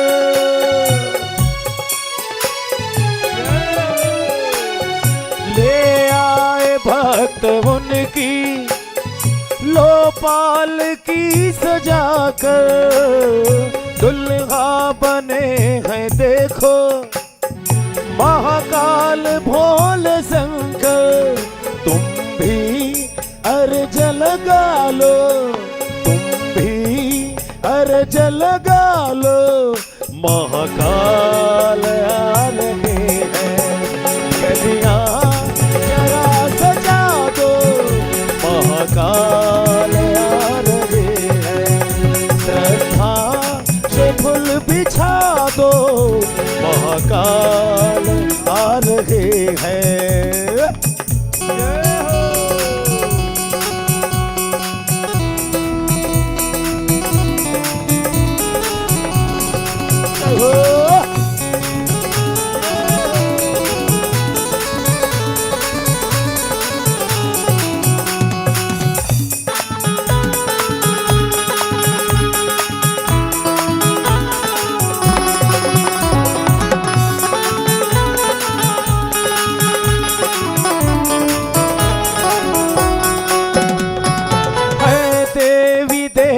सारे दर्शन को आज आए, महाकाल को गगन से सुमन रहे बरसाए।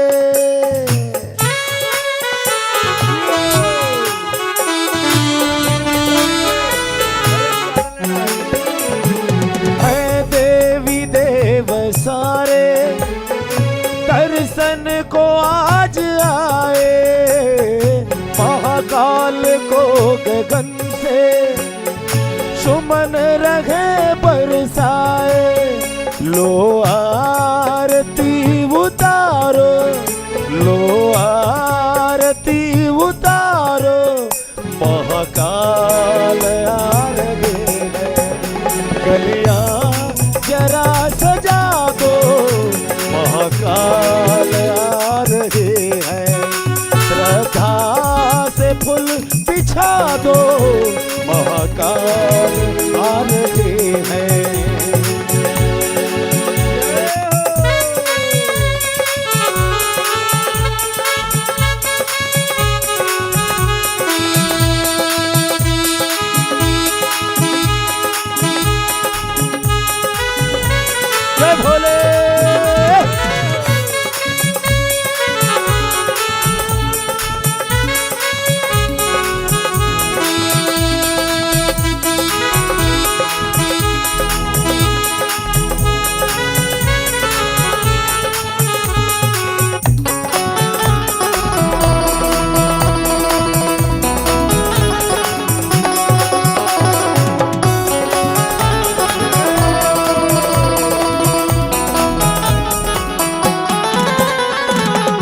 नगर भ्रमण को निकले सृष्टि के आज राजा, सब झूमो नाचो गाओ, जम के बजाओ बाजा।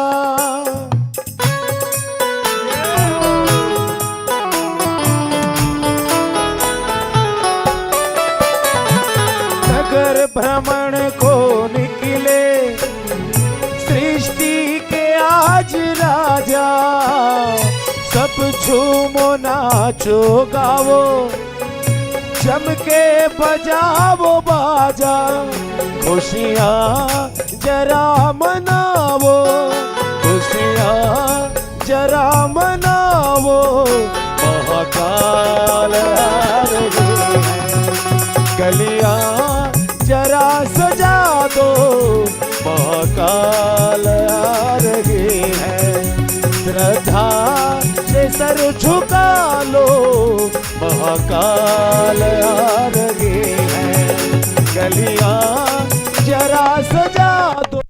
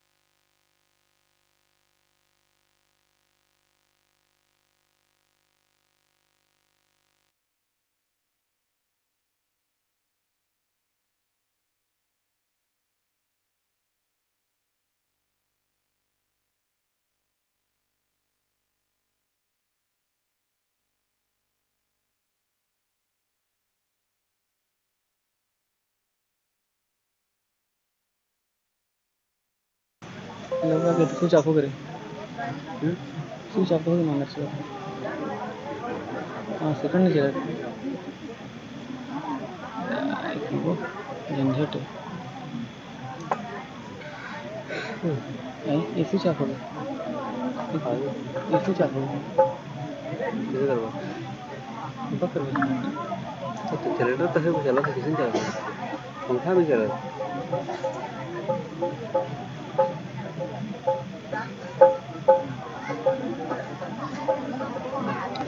इमेज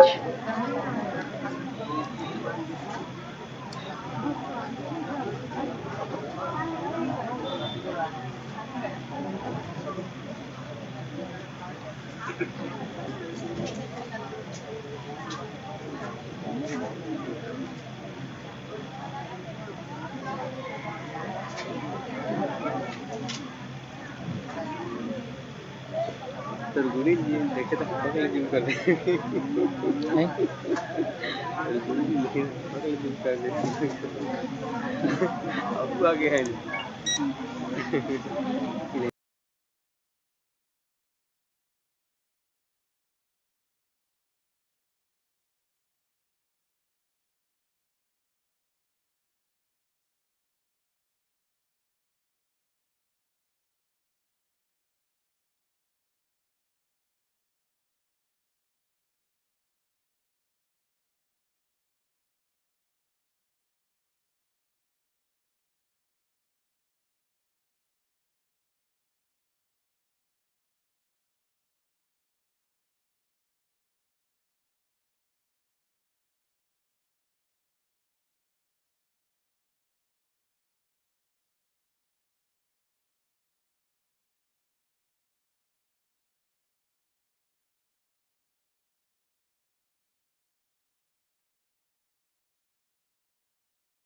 कल का अंतिम दिन होगा।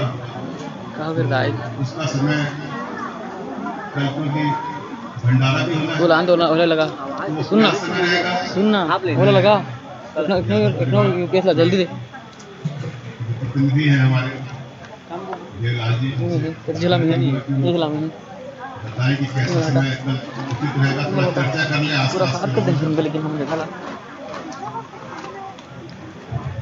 तो मैं कह रहा था कि आपके जल्दी कर जल्दी गांव में मैं जब आया हूँ तो मुझे लग नहीं रहा है कि मैं किसी नई जगह डब्बा पे है 10 मिनट बैटरी बड़े प्यार से लोग मिलते हैं, बातचीत करते हैं। आपके गाँव का वातावरण बड़ा धार्मिक भी है और यहाँ पर आज हम लोग चंद्रा देवी के स्थान पर भी गए, ऊपर गुफा में सीढ़ी चढ़कर गए और आपके पीला लाली जनमणि बाबा जी थोड़ा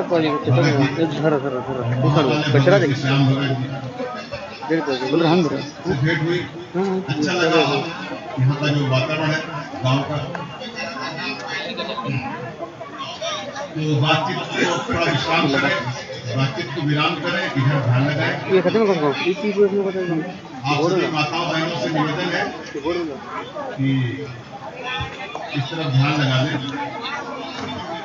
अब लाइट आ गई है, फिर लाइट गई तो फिर आप लोग रास्ते में लगेंगे।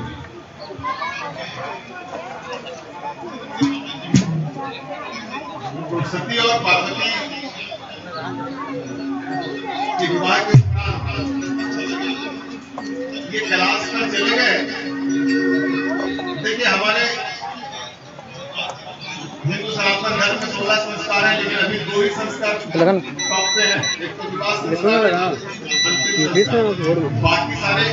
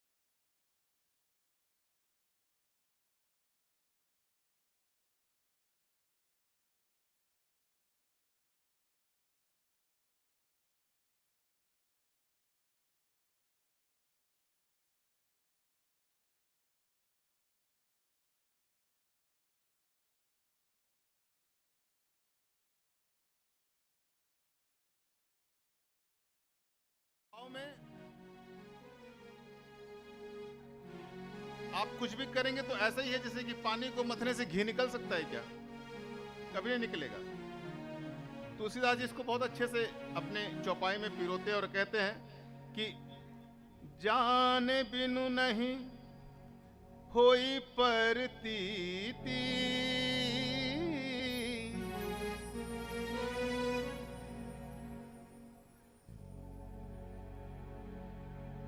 बिन परतीति न होई प्रीति,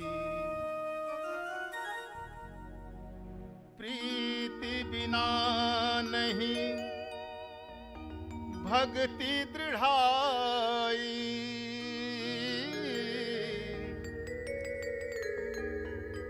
जिमि खगपति जल के चिकनाई, राम सिया राम जय जय राम। कि बिना जाने प्रतीति नहीं होती। ज्ञान जब तक नहीं होगा तब तक विश्वास नहीं होगा। लोग कहते हैं कि विश्वास कर लो पहले। पहले कैसे विश्वास होगा? संशय से भरा रहेगा। तो जीवन में ज्ञान आने से धीरे धीरे जीवन की कठोरता समाप्त होती है और आदमी भक्त बनता है। भक्त, भात सब समझते हैं ना, भात चावल रहता है, चावल से फिर पक जाने के बाद भात नरम हो जाता है, मुलायम हो जाता है। तो भक्त की हालत भी ऐसी होती है, कठोरता से नरम हो जाता है, संवेदनशील हो जाता है। संवेदनशील होने के लिए, नरम होने के लिए उसके लिए कुछ अभ्यास भी करना पड़ेगा। अपने आचरण को सुधारना पड़ेगा, अपने खान पान रहन सहन को निर्मल करना होगा।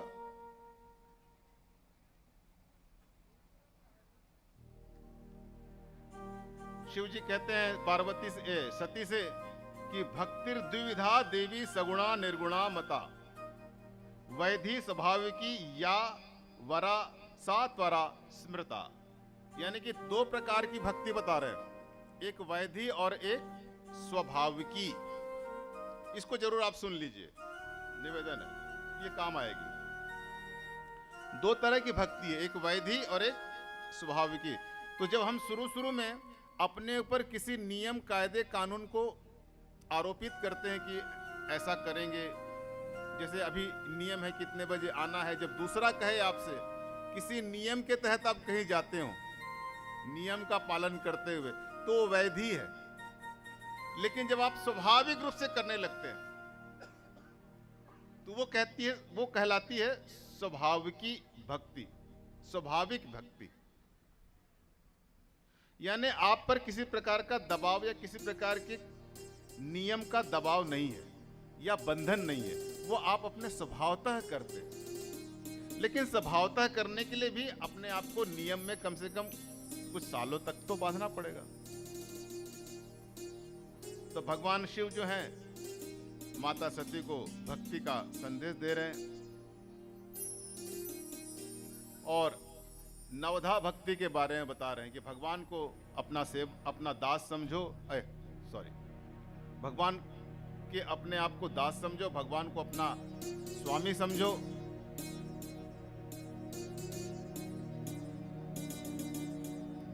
भगवान को अपना सखा समझो।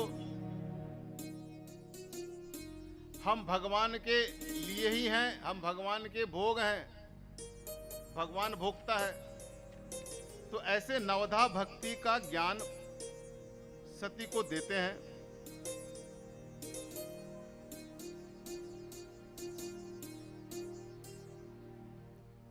और जब जंगल में भ्रमण करते हैं तो उनकी दृष्टि पड़ती है, जंगल में जब इतनी कथा सुना देते हैं तो जब इतना भगवान की याद में आ जाते हैं तो उनके हृदय में एक जिज्ञासा, एक तृष्णा उठती है कि मैं भगवान के दर्शन करूं। काश मेरे राम मुझे यहां दिख जाते, काश मेरे राम यहां दिख जाते। सती के साथ विहार करते हुए उनके मन में यह भाव आता है और उन्हें भगवान राम के दर्शन हो जाते हैं। भगवान राम के दर्शन कैसे होते हैं? विलाप करते हुए। भगवान राम विलाप कर रहे हैं सती की तलाश में, सती की खोज में, सीता की खोज में। सीता का अपहरण हो चुका है, रावण उठाकर ले गया है। भगवान लताओं से पूछ रहे हैं, पेड़ों से पूछ रहे हैं, पशु पक्षियों से पूछ रहे हैं।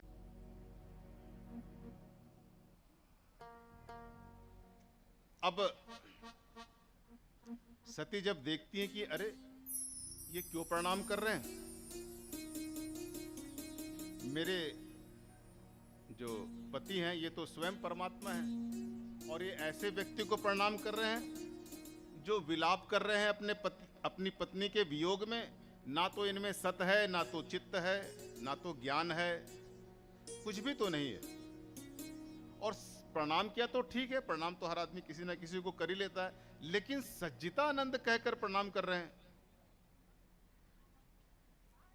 ये बड़ी गंभीर बात है। भगवान शिव कहते हैं कि सती आप पूछती थी ना कि मेरे आराध्य कौन है, मैं किनकी पूजा करता हूं, किनके ध्यान में मैं डूबा रहता हूं, यही है मेरे आराध्य सच्चिदानंद भगवान श्री राम।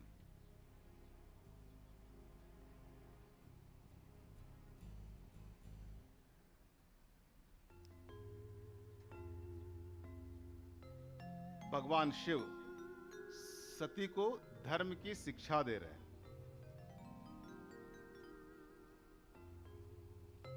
सुंदर दर्शन भगवान का करके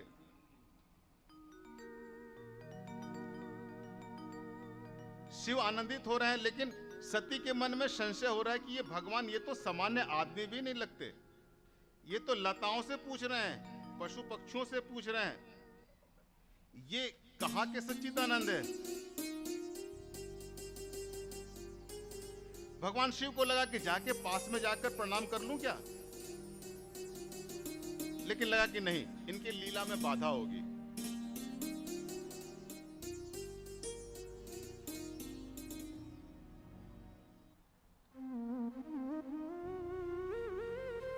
जय सच्चिदानंद जग पावन अस कही चलेऊ मनोज नसावन, चले जात सिय सती समेता पुण्य पुण्य पुलकत कृपा निकेता। चले जा रहे हैं, भगवान रो रहे हैं और बड़े आनंदित होकर शिव जी देख रहे हैं। ये बड़ा अद्भुत दृश्य है।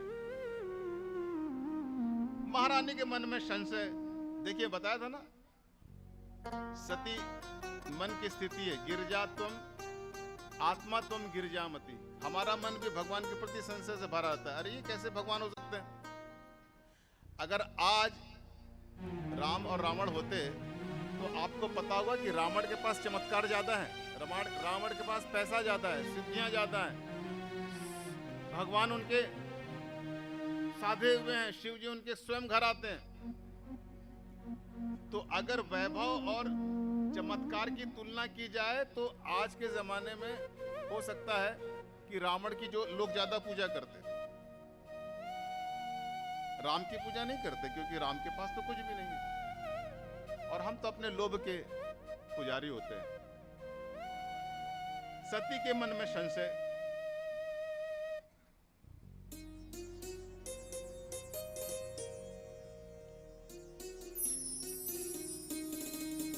जब शिव जी ने कहा ये मेरे आराध्य हैं,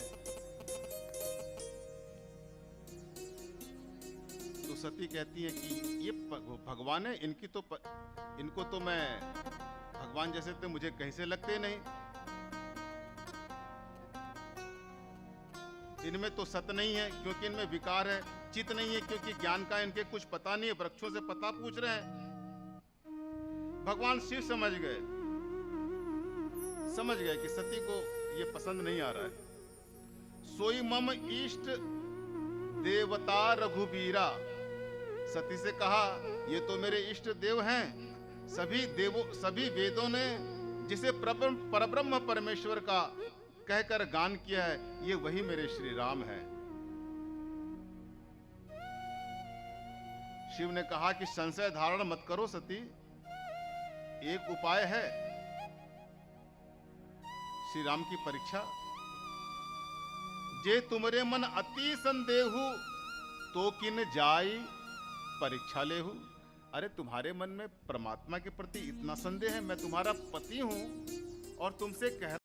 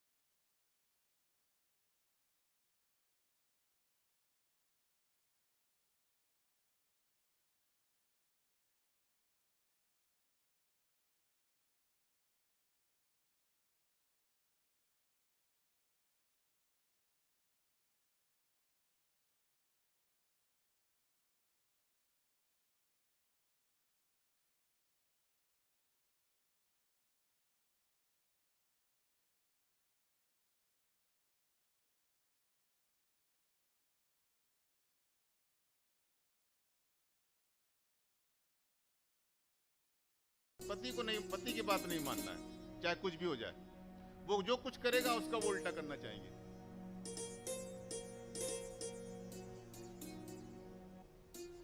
ईश्वर जो है जिज्ञासा का विषय है, परीक्षा का विषय नहीं है। भगवान की परीक्षा कभी नहीं लेनी चाहिए। ऐसा होगा तब मैं मानूंगा कि ईश्वर है, नहीं तो नहीं मानूंगा। हरदम फेल हो जाओगे। जब भी भगवान की परीक्षा लोगे, भगवान की परीक्षा आप ले नहीं सकते, क्योंकि भगवान की परीक्षा लेने के लिए भगवान से श्रेष्ठ होना पड़ेगा। जब जब भगवान की परीक्षा लेने का मन में ख्याल आएगा, फेल हो जाओगे। क्योंकि भगवान जिज्ञासा का विषय है, परीक्षा का विषय भगवान नहीं है। तो कह दिया कि जाओ, तुमको अगर नहीं लगता तो जाके परीक्षा ले लो। भगवान की परीक्षा लेना मतलब अपने आप में एक बहुत बड़ा पाप है। याद रखिए, आप भगवान को नहीं माने कोई फर्क नहीं, माने अच्छी बात, नहीं माने कोई फर्क नहीं। आपका जीवन है, आप स्वतंत्र।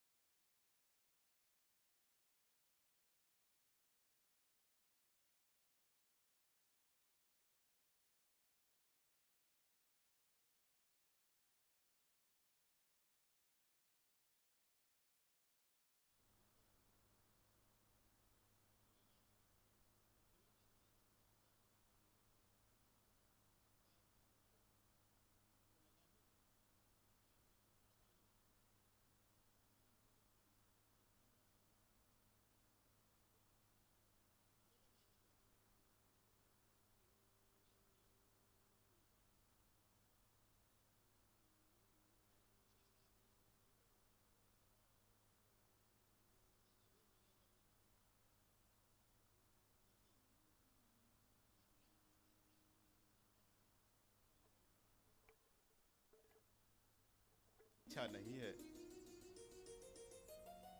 अब तो सती पानी पानी हो गई। ओहो, मैं तो पकड़ा गई, मेरी तो सारी पोल पट्टी खुल गई।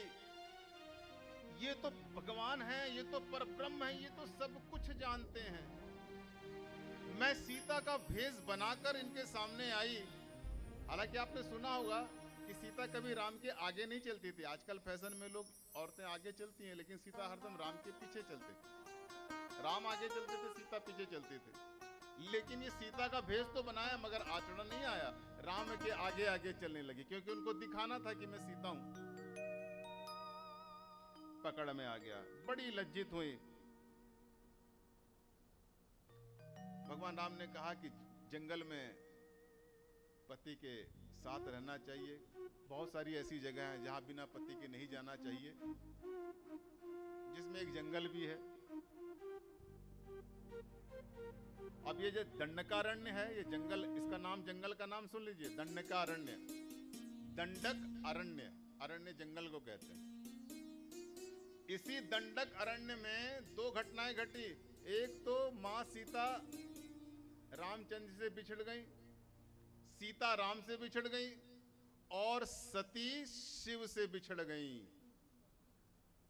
कैसे, आप देखिएगा, सूत्र याद रखिएगा। आत्मा त्वम गिरजामति ही सहचराहा प्राणाहा शरीरम गृहम।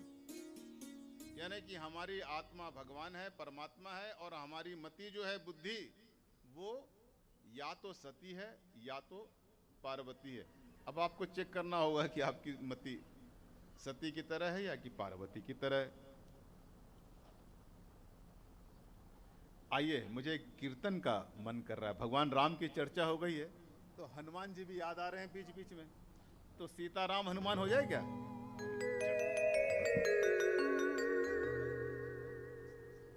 प्रसंग का गीत है, इसी प्रसंग का एक गीत भी है। तो उस गीत का हो जाए पहले, फिर सीताराम हो गया ना, लेकिन दो अंतर है ना।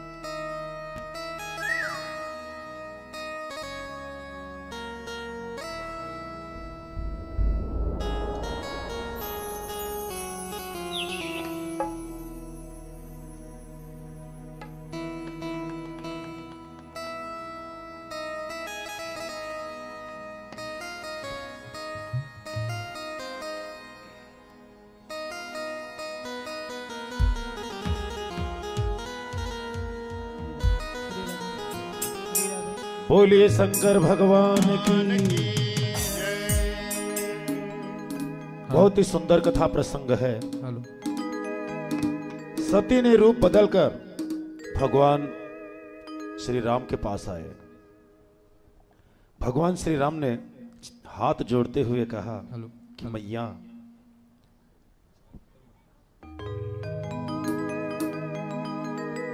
आप अकेली इस वन में कहां भटक रही हैं? तब सती जो है शर्मा जाती हैं। भगवान श्री राम कहते हैं, मेरे जीवन का बीमा भोलेनाथ जी,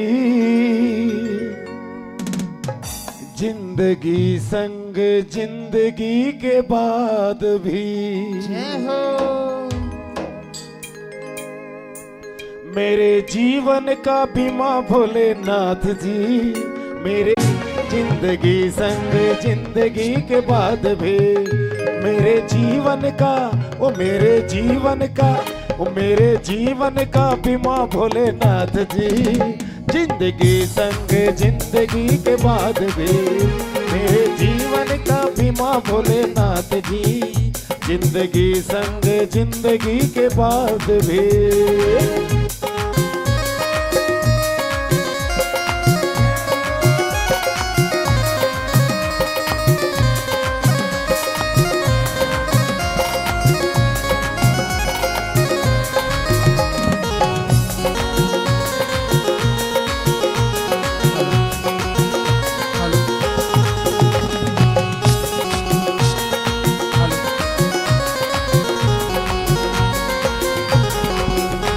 राम कहते हैं सती मैया से, हाँ तन को मेरे जब धूप लगे भोलेनाथ बने मेरी छाया, तेरे ही नाम का रक्त बहे भोले सीने में तू ही समाया। कहते हैं कि भोलेनाथ मेरे आराध्य है। हाँ, तन को मेरे जब धूप लगे भोलेनाथ बने मेरी छाया, तेरे ही नाम का रक्त बहे भोले सीने में तू ही समाया। सांसें भी तेरी है, जीवन भी तेरा है मेरी काया। तुझ में ही खो के वो भोले यह जीवन मैंने पाया। मेरा भोले तो है, मेरा भोले तो है, वो मेरा भोले तो है मेरे साथ जी। जिंदगी संग जिंदगी के बाद भी मेरे जीवन का बीमा भोलेनाथ जी। जिंदगी संग जिंदगी के बाद भी।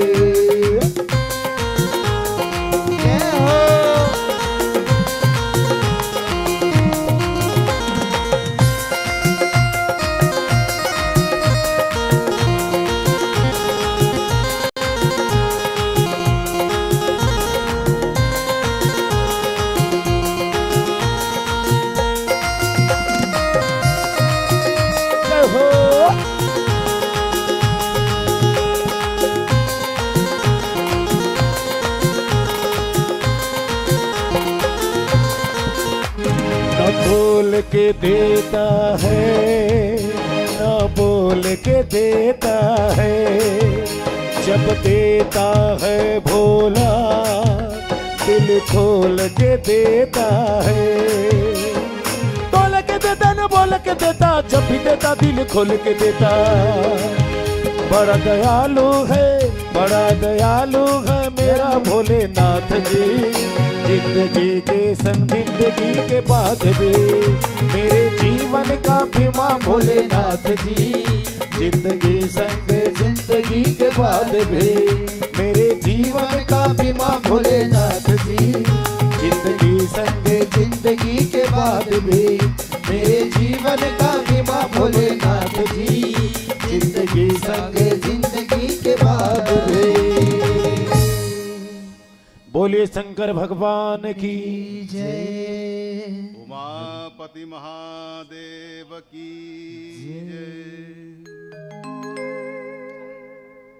सती बहुत लज्जित हुई। मैं कह रहा था कि ये जो दंडक आरण्य है, यहाँ पर सती जो है शिव से जुदा हुई, बिछो हुआ, और सीता जी का राम से बिछो हुआ। जब लौटी तो उनके मन में बहुत ही पश्चाताप था। कहती हैं, तुलसीदास जी ने बड़े सुंदर शब्दों में कहा है कि मैं शंकर कर कहा ना माना,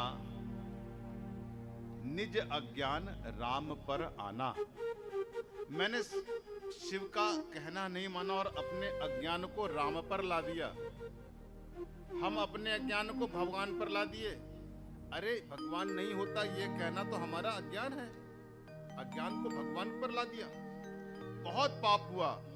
सती जब लौटी तो शिव ने पूछा, कहो परीक्षा ले ली? किस तरह परीक्षा ली? मुझे भी बताओ, भगवान की परीक्षा कैसे ली जाती है? बड़ी लज्जित थी।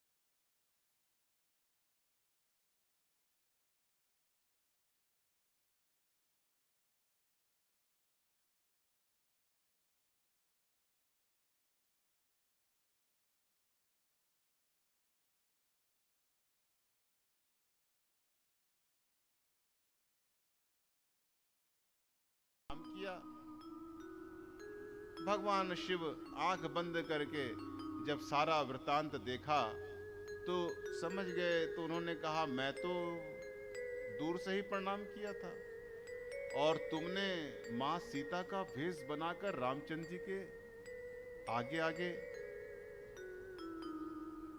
चलकर उनकी परीक्षा ली, मां सीता का भेष बनाया। मेरे तो आराध्य है भगवान राम और मां सीता मेरी आराध्या है, मेरी माता है। कोई पत्नी माता का भेष बना ले तो भक्ति में फिर उसे पत्नी के रूप में, उसके साथ पत्नी के भाव से मिलना फिर कठिन हो जाएगा, क्योंकि तुमने तो मेरी माता का भेष बना लिया। सीता जी तो मेरी माता है, तुमसे तो बहुत गड़बड़ हो गई। तुमने धीरे धीरे करते बहुत गड़बड़ कर ली। एक तो तुमने अपने पति की बात नहीं मानी, ऊपर से तुमने राम जी की परीक्षा लेने का दुस्साहस किया, उसके ऊपर तुमने माता सीता का वेश धारण कर लिया।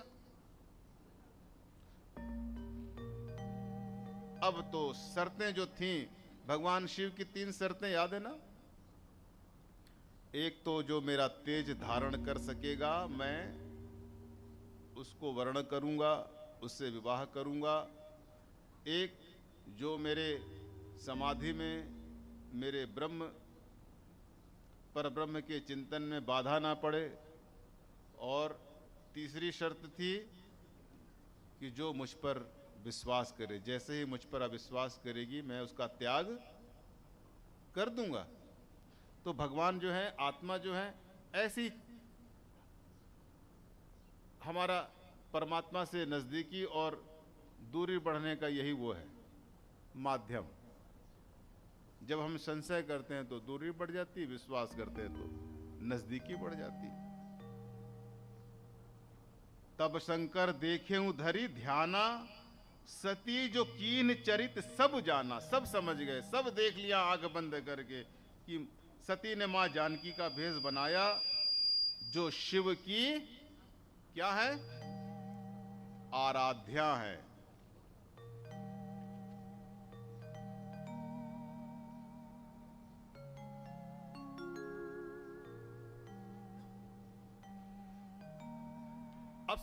अब शंकर जी ने जब देखा, शिव जी ने जब देखा कि सती ने मेरी माता का रूप धारण कर लिया, तो उन्होंने मन में ही संकल्प किया कि अब सती के साथ मेरा पति पत्नी का संबंध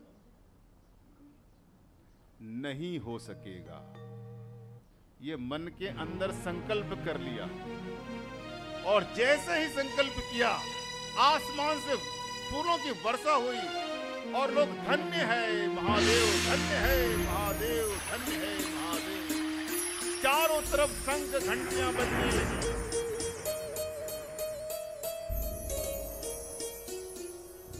भूचाल सा आ गया। सती पूछ रही है शिव से कि प्रभु आपने ऐसा कौन सा संकल्प ले लिया, मुझे भी तो बताइए, मैं भी तो सुनूं आपने ऐसा क्या संकल्प ले लिया। अब शिव जी जो है वो बता तो सकते नहीं, क्योंकि वो सती को दुखी करना नहीं चाहते, क्योंकि उन्होंने बहुत बड़ा संकल्प ले लिया। उन्होंने संकल्प ले लिया कि अब इस सती के इस शरीर से मेरा पति पत्नी का संबंध समाप्त, क्योंकि इसने मेरी आराध्या, मेरी माता का भेष धारण करके मेरी माता का भेष धारण किया, प्रभु पर विश्वास नहीं किया, मेरा कहना नहीं माना, भगवान राम की परीक्षा लेने का दुस्साहस किया।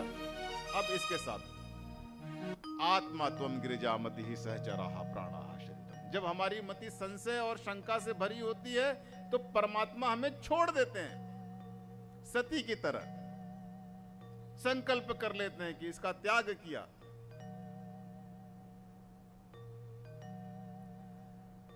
हम तो अपने छोटे छोटी कामनाओं के चलते भगवान के चक्कर लगाते हैं। भगवान से कोई प्रीति हमारी होती नहीं, प्रीति तो हमारी अपने लोभ और लालच से। लेकिन जब अब शास्त्रों में रहते हैं, पढ़ते हैं, भगवान के चरित्र को जानते हैं, उनके प्रसाद को हम मानते हैं कि हमारे जीवन में भगवान का प्रसाद है। जो कुछ मिला है वो हमको बहुत ज्यादा मिला है। अगर आप ध्यान से देखें तो आपकी जो प्रतिभा है, भगवान ने आपको आपकी प्रतिभा और योग्यता से ज्यादा ही दिया हुआ है। अब इस ज्यादा को लेकर आप नाच सको तो भक्ति कर सको। अब इस पे भी रोना शुरू करो तो फिर कहाँ की भक्ति हो सकती है? भक्ति हो सकती है क्या? कभी नहीं हो सकती। पूजा तो वही कर सकता है,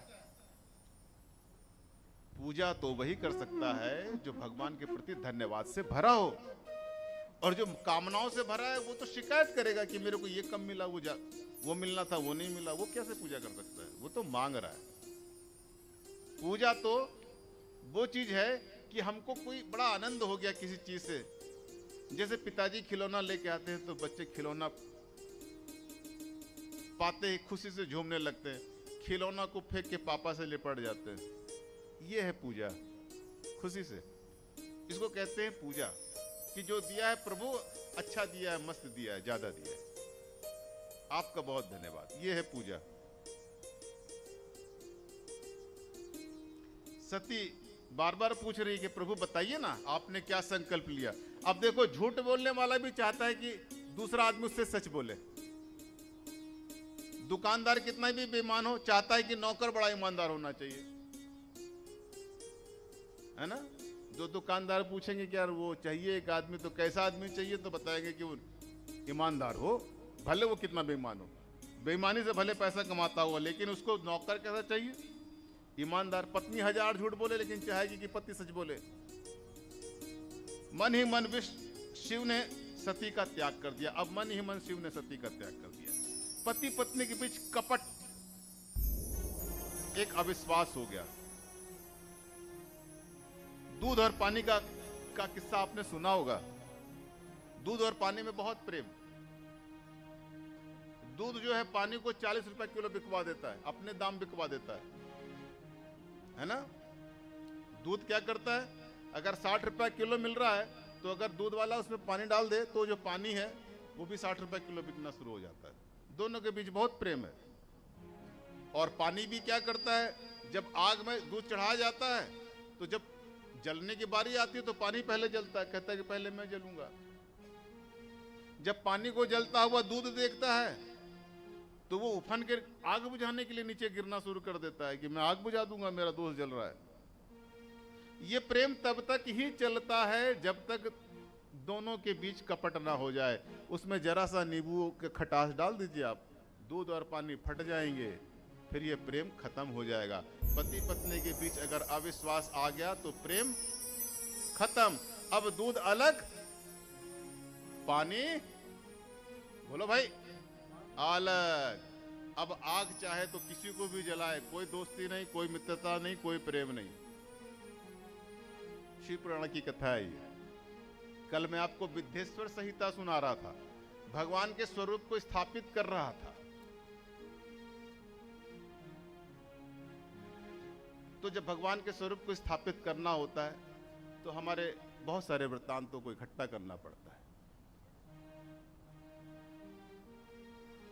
अब शिव जी कहना बताना नहीं चाह रहे हैं, सती को लेकर चल रहे हैं कैलाश पर्वत पे। प्रश्न के पे प्रश्न पूछने का मौका ही नहीं दे रहे हैं। कभी यहाँ की कथा सुनाते हैं, कभी राम कथा सुनाते हैं, कभी कोई शास्त्र सुनाते हैं, कभी कोई भक्ति की बात सुनाते हैं, कभी नवदा भक्ति सुनाते हैं, कभी ध्यान सूत्र सुनाते हैं, कभी विज्ञान भैरव तंत्र सुनाते हैं। चर्चा करते करते ले जाते हैं। बरनत, तुलसीदास जी लिखा है, बरनत पंत विविध इतिहासा, विश्वनाथ पहुंचे कैलासा।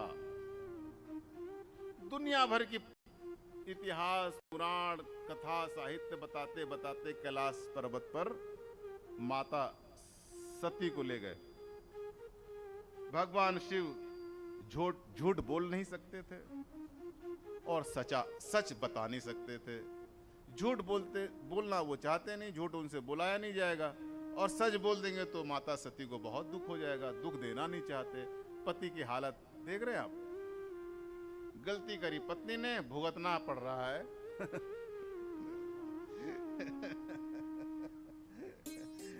बड़ा मुश्किल काम है ये, है ना। अब कैलाश पहुंचे भगवान तो ध्यान में मगन हो गए, समाधिस्थ हो गए। अब धीरे धीरे सती को तो आभास हो गया, पत्नी को आभास भी हो जाता है, बड़ा चमत्कार की बात है। उनको आभास हो गया कि कुछ तो गड़बड़ है, मामला इतना आसान नहीं है, कुछ मामला गंभीर हो चुका है। पीड़ा में ध्यान भी ठीक लगता है, क्योंकि भगवान दुखी भी है, पीड़ित भी है। अच्छा ध्यान लग गया। लगी समाधि अखंड अपारा, शंकर सहज स्वरूप तुम्हा संहारा। भगवान की समाधि लगी और 87,000 वर्ष समाधि में रहे। 87,000 वर्ष समाधि में रहे। आइए, मेरी इच्छा थी भगवान राम को सुमिरन कर लें, तो मेरा प्रसिद्ध कीर्तन सीता राम हनुमान कैसा रहेगा?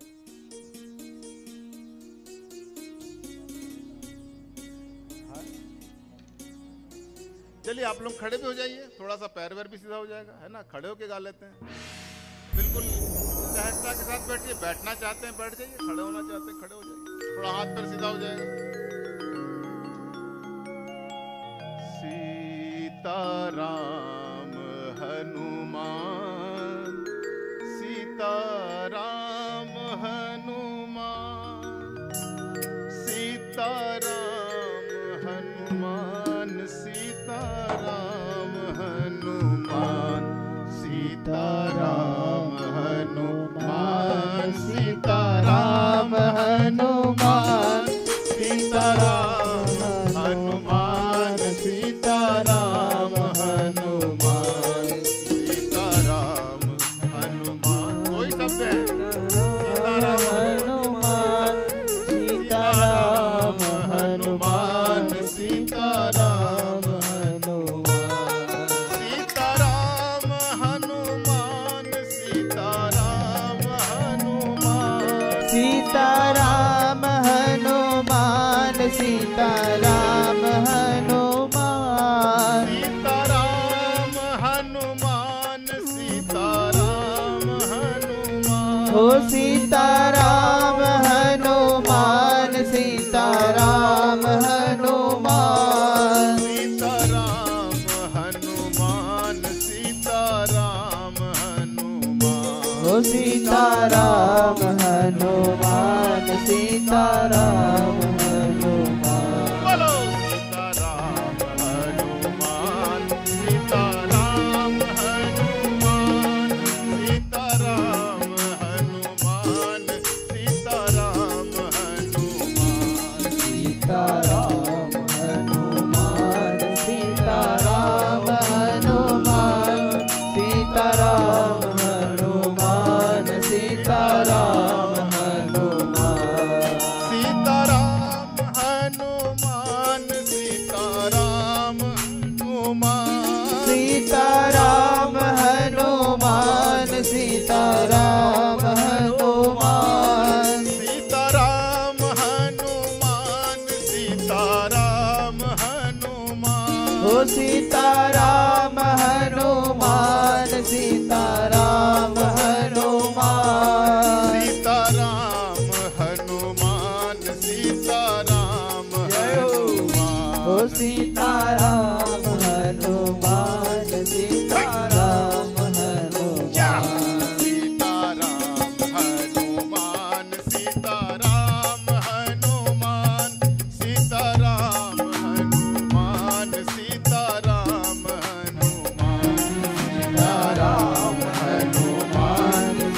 सीताराम हनुमान, सीताराम हनुमान, सीताराम हनुमान, सीताराम हनुमान, सीताराम हनुमान, ओ सीताराम हनुमान, सीताराम हनुमान, सीताराम हनुमान, सीताराम हनुमान, ओ सीताराम हनुमान, सीताराम हनुमान, सीताराम हनुमान, सीताराम हनुमान, सीताराम हनुमान, सीताराम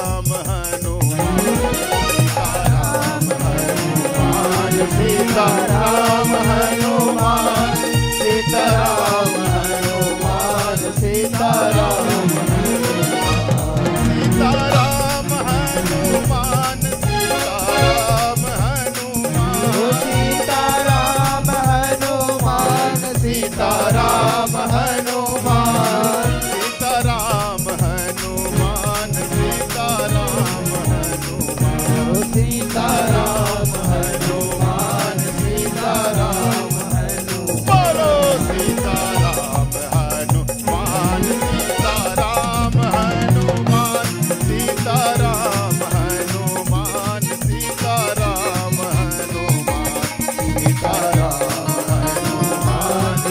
सीताराम हनुमान सीताराम हनुमान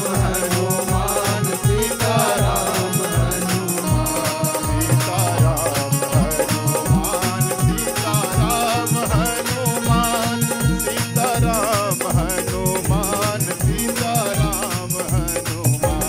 सीताराम सीताराम हनुमान सीताराम हनुमान सीताराम हनुमान बोलो उमापति महादेव की जय हो राजा रामचंद्र की जय हो जनक नंदिनी सीता माता की जय हो लक्ष्मण कुमार की जय हो पवन पुत्र हनुमान की जय हो सनातन धर्म की जय हो नमः पार्वते पते हर हर महादेव। बैठ जाइए।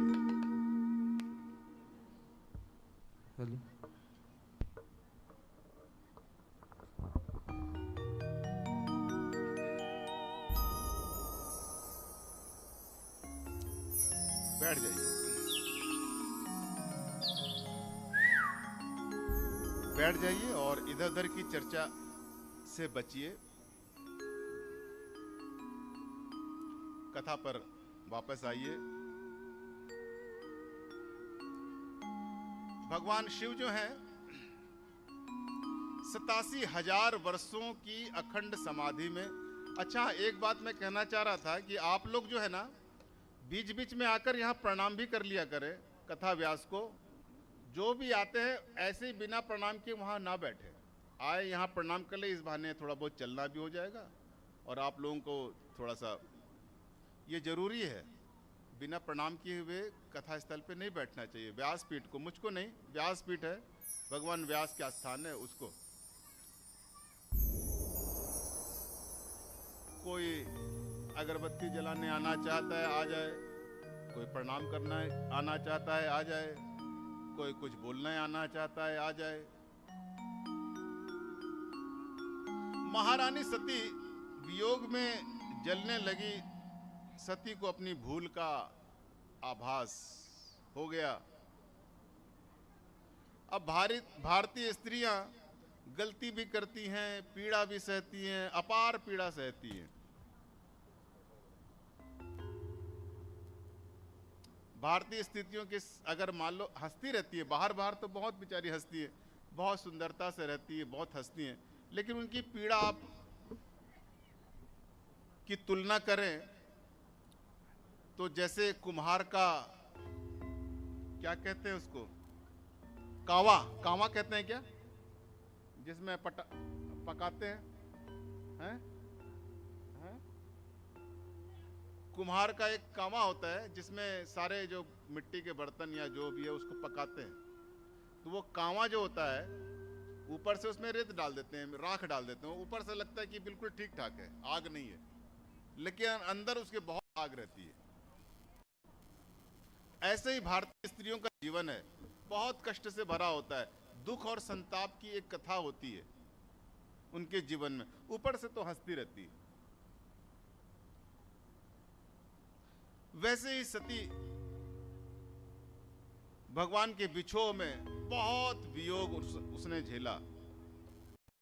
सती ने, हालांकि गलती तो अब उसकी थी कि विधाता की थी कि बनाने वाले की थी,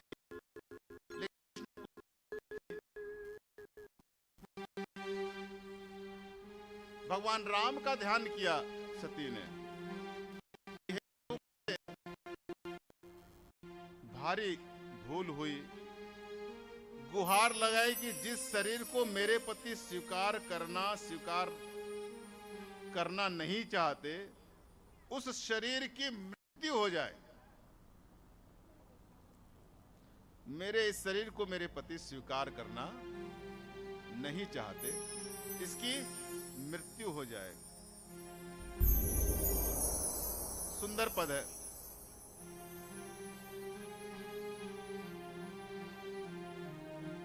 जो प्रभु दीन दयाल कहावा,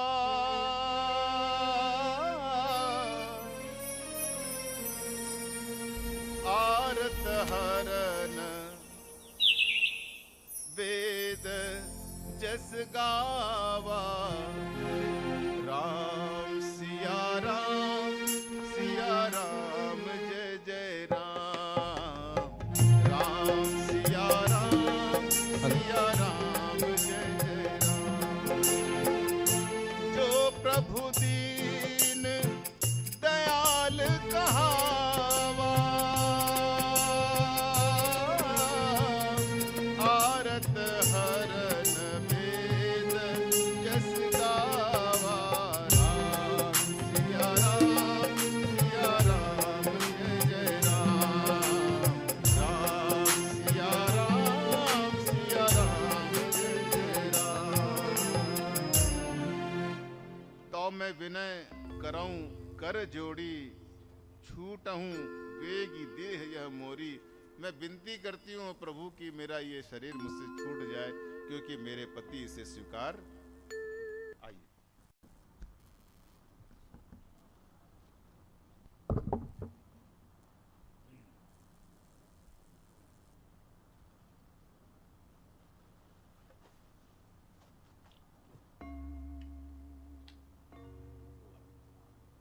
खूब मजे से।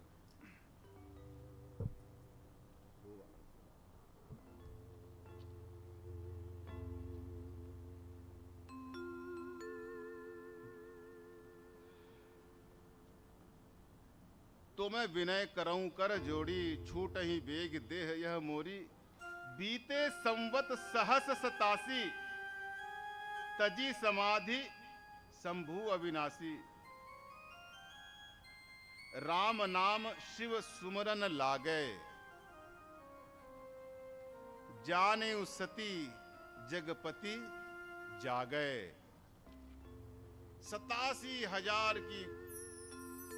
87,000 वर्षों की समाधि में भगवान लीन रहे।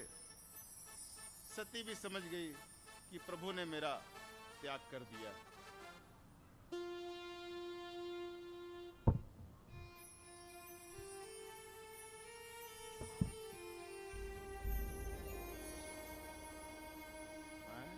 बेलपत्र भी पास तो चढ़ा नहीं इधर।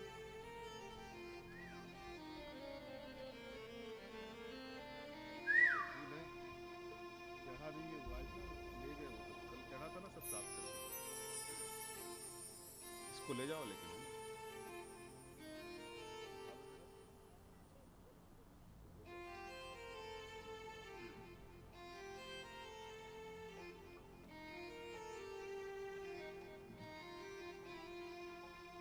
भगवान 87,000 सालों के बाद जब समाधि से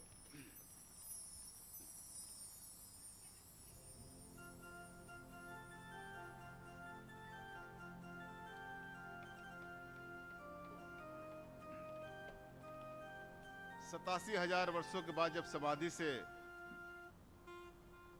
जागे, तो शिव की दुविधा सती को दुख देना नहीं था और पत्नी के रूप में स्वीकार भी नहीं कर सकते थे। दोनों स्थिति है, दुख भी नहीं देना चाहते हैं और अब ऐसी स्थिति हो गई कि पत्नी के रूप में स्वीकार भी नहीं कर सकते।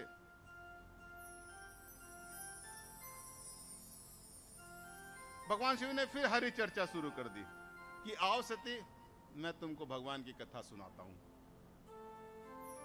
जब भगवान कथा सुना रहे थे, हरि चर्चा कर रहे थे, तो देखा सती ने कि आसमान से विमान गुजर रहे हैं। उनके आसमान से, जहां पर वो रह रहे हैं उनके ऊपर से आसमान में से विमान गुजर रहे हैं। सती ने पूछा भगवान शिव से कि ये विमान कहां जा रहा है, कहां जा रहे हैं इतने सारे विमान। शिव जी ने कहा कि सती, तुम्हारे पिताजी के यहाँ, तुम्हारे पिता के यहाँ यज्ञ का आयोजन है, एक बड़ा यज्ञ कर रहे हैं आपके पिता, शायद ये वहीं जा रहे होंगे। तो सती ने कहा कि हम लोग नहीं चलेंगे क्या? तो शिव जी ने कहा कि नहीं, हम लोग को निमंत्रण नहीं है, कुछ कारण है जिसके चलते निमंत्रण नहीं मिला है। सती ने कहा कि ऐसा तो हो ही नहीं सकता कि मेरे पिता के यहाँ कोई यज्ञ हो, कथा हो, पूजन हो और हमको निमंत्रण न मिले, ऐसा तो नहीं हो सकता। दिए होंगे निमंत्रण, कार्ड वार्ड छोड़े होंगे कहीं, आप तो रहते ही ऐसे उटपटांग जगह में हो, वो कहीं होगा कार्ड फेंके होंगे, दूत आए होंगे और निमंत्रण कार्ड दे के गए होंगे, जरा आप ढूंढवाओ। शिव जी ने कहा कि देखो बावरी मत बनो, तुम्हारे पिता की तरफ से कोई निमंत्रण नहीं आया है, इसका कारण है क्योंकि तुम्हारे पिता मुझसे नाराज रहते हैं। क्योंकि नाराज होने का एक कारण है कि एक बार कहीं सभा हो रही थी तो दक्ष जो है वो प्रजापति है, प्रजापति एक पोस्ट होता है, जैसे गणपति एक पोस्ट है, प्रजापति एक पोस्ट है, राष्ट्रपति एक पोस्ट है। तो जो भी उस पद पे आता है तो राष्ट्रपति हो जाता है, जो उस पद पे आता है गणपति हो जाता है, जो उस पोस्ट पे आता है। तो एक बार दक्ष जो है वो प्रजापति थे, प्रजापति दक्ष कहते हैं, जैसे राष्ट्रपति मुर्मू कहते हैं, राष्ट्रपति और जो भी हुए होंगे, है ना, दो चार राष्ट्रपतियों के नाम तो आपको पता ही होंगे। तो ये एक पद है। तो एक सभा का आयोजन हुआ तो प्रजापति दक्ष ने कईयों को बुलाया, देवताओं को बुलाया, ब्रह्मा विष्णु सबको बुलाया, देवता बहुत सारे आए। भगवान तो धूनी रमा के वहां पर ध्यानमग्न हो जाते थे। जब वो आए सब खड़े हो गए दक्ष प्रजापति को देखकर, लेकिन शंकर जी खड़े नहीं हुए, शिव जी खड़े नहीं हुए। तो उनको क्रोध आ गया, बोले अरे ये किस असभ्य आदमी को यहाँ बुला लिया है तुम लोगों ने। अरे मेरी किस्मत तो खराब थी कि मैं इसके साथ अपनी पुत्री का विवाह कर दिया, ये तो एकदम असभ्य है, शमशान में रहता है, भूत पिशाचों के साथ रहता है, इसको सभ्यता आएगी कहाँ।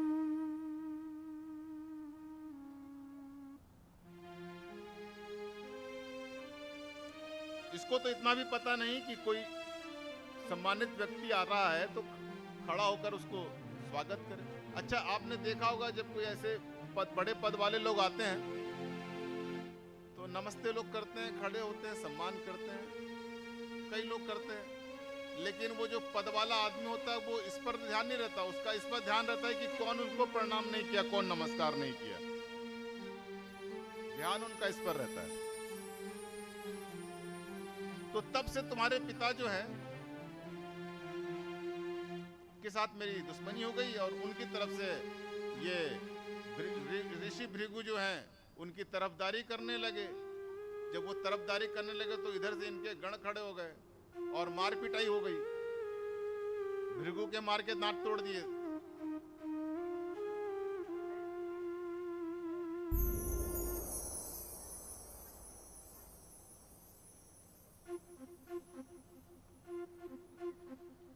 दक्ष ने घोषणा करी है कि आज के बाद यज्ञ में शिव का भाग नहीं दिया जाएगा। उस झगड़े के बाद दक्ष ने घोषणा कर दी। अब दक्ष प्रजापति हैं तो वो एक नियम बनाते हैं, वो एक कोई कानून पास करते हैं। अब उन्होंने कानून बना दिया कि दक्ष ने कानून बनाया क्या कि शिव के लिए कोई भाग यज्ञ में नहीं होगा। भृगु ने भी समर्थन कर दिया। अब शापा शापी का खेल चलने लगा, एक दूसरे को कोसने लगे इधर से भी और उधर से भी।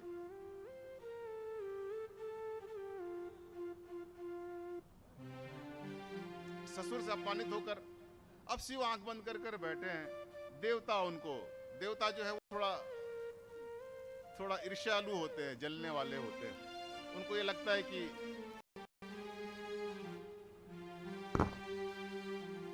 अब देवता जा रहे हैं तो देवताओं की जो पत्नियां हैं वो भी उनके साथ जा रहे हैं, तो सोच रहे हैं चलो थोड़ा दिखाते हुए चलते हैं, सती को जलाते हुए चलते हैं, स्त्रियों का स्वभाव। तो जहां कैलाश पर शिव और सती बैठे हैं, उसी के ऊपर से विमान गुजर रहा है। सती ने पूछा जा कहां रहे हैं? सती को निगाह पड़ गई। महादेव ने मना किया कि निमंत्रण नहीं है, जाना नहीं चाहिए। तो लोग कहते हैं कि अरे भगवान की कथा में तो जा सकते हैं, मंदिर में, गुरु के घर में और देवालयों में, पूजा स्थान पे तो जा सकते हैं, पिता के घर जा सकते हैं, बिना बुलाए भी जा सकते हैं। किसी रिश्तेदार के यहाँ अपने सगे संबंधी का कुछ हो रहा है तो निमंत्रण का इंतजार तो नहीं करना पड़ता, जा चले जाते हैं। हाँ, बोले जा सकते हैं, लेकिन अगर कोई विरोध मानता है तो नहीं जाना चाहिए। निमंत्रण नहीं आ पाया, कोई बात नहीं, चले जाओ। लेकिन अगर कोई विरोध मानकर निमंत्रण नहीं दे रहा है तो नहीं जाना चाहिए।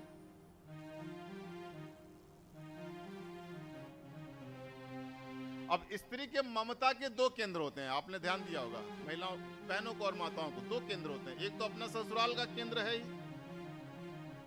और अपना मायका भी एक केंद्र होता है। दोनों में ही ममता है उसको।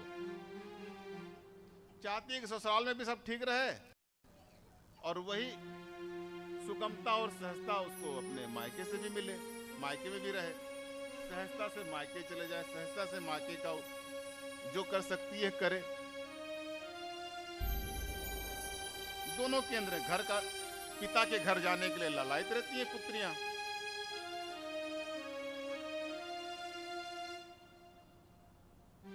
जाना चाहती है पिताजी के पास। कौन बेटी नहीं जाना चाहेगी अपने पापा के घर? इतनी बड़ी बड़ी हो जाती है, लेकिन अपने पापा के नाम पे वो, क्योंकि पुत्री के लिए तो उसके पापा सर्वश्रेष्ठ है। बहुत सुंदर तुलसीदास जी ने चौपाई में इसको पिरोया है कि यद्यपि मित्र प्रभु पति गुरु गेहा, जाय बिनु बोलहूं न संदेशा, तदपि विरोध मान जहां कोई, तहां न गए कल्याण न होय। तहां गए कल्याण न होय, यानी कि जहां विरोध होता है वहां पर बिल्कुल भी जाना ठीक नहीं है। लेकिन सती जिद पकड़ ली कि नहीं, पिताजी के यहाँ जाऊंगी जाऊंगी जाऊंगी, जिद पकड़ ली। सती का दिमाग ही थोड़ा सा अजीब है, पति की बात के लिए, पति के बात का हरदम विरोध कर देती है। शिव ने समझाया कि मत जाओ, अच्छा नहीं रहेगा। तो बोले नहीं, जाने दीजिए मुझे, एक बार मैं देख के तो आती हूं मामला क्या है। तो बोले तुम तो मानोगी नहीं, तो ठीक है जाओ। समझाने का तो कोई फायदा पहले भी नहीं हुआ है। मैं बताया था कि भगवान है मेरे आराध्य, तो तुमने वहां भी नहीं माना, कहीं भी नहीं माना, यहां भी नहीं मानोगे, जाओ। तो शिव ने हजारों गण देकर सती को विदा किया। बहुत सारे गण दिए और सुरक्षा दी, और जो भी वहां से हो सकता था वो सब देकर उनको पिता के घर सजा सूजी के भेजा। अब जब सती अपने पिता के घर पहुंची तो देखती है कि वहां जितनी भी बहनें हैं, बहुत सारी बहनें, कोई उनकी तरफ ध्यान नहीं दे रहा है। यहां तक कि सती के पिता भी ध्यान नहीं दे रहे हैं। बेटी आई है तो उसकी तरफ देख के मुस्कुराए, हंसे। एक माता ही उसको गले लगाई, सती को। देखो, माता के लिए एक शब्द है कि माता के दिल का प्रेम जो है वो संसार में भगवान के अलावा अगर कोई प्रेम करता है तो वो माता ही कर सकती है, हर हालत में। हमारे अंदर कितनी बुराइयां होती हैं, माँ और भगवान में एक समानता है। बताऊं? अच्छे से बैठ जाइए, टेंशन मत लीजिए। माँ और भगवान में साथ एक समानता है जो आपको आज सुनकर अच्छा लगेगा। आप अपनी बुराइयों को बताइए किसी को भी, अपने दोस्तों को बताइए, अपनी पत्नी को बताइए। आप बुराई अगर आप बता दोगे तो आपको कोई स्वीकार करने को तैयार नहीं होगा। आपको बहुत सारी बुराइयां अपनी छुपा के रखनी पड़ती हैं कि पता ना चल जाए। पत्नी बुराई छुपा के रखनी पड़ती है पति से, पति अपनी बुराई छुपा के रखता है पति से, कहीं पता ना चल जाए, पता चल जाएगा तो स्वीकार नहीं होगा, झगड़ा हो जाएगा। अब आप ये बताओ, क्या भगवान से हमारी कोई भी चीज छुपी है? हम जो भी करते हैं, अच्छा बुरा जो भी करते हैं, क्या भगवान से कुछ छुपा है? नहीं छुपा है। लेकिन वो हमसे प्रेम करते हैं और हम उनके पास बड़े सहजता से चले जाते हैं हर बात के लिए। तो या तो भगवान के पास ऐसा आदमी इस दशा में जा सकता है, या तो माता के पास जा सकता है। हर चीज जाने के बाद भी माता जो है वो अपना प्रेम कम नहीं कर पाती। इसीलिए कहते हैं कि माँ जो है इस धरती पर भगवान का दूसरा रूप है। लोग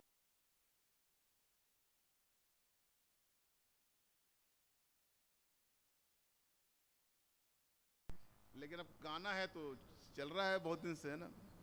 तो मैं उस पर रिसर्च किया, तो मैं बोला यार बच्चे बन के सच्चे सारे जग की आंखों के तारे, ये जो नन्हे फूल हैं, मैं बोला ये कहाँ से बात सच, तो कहीं से नहीं लगती।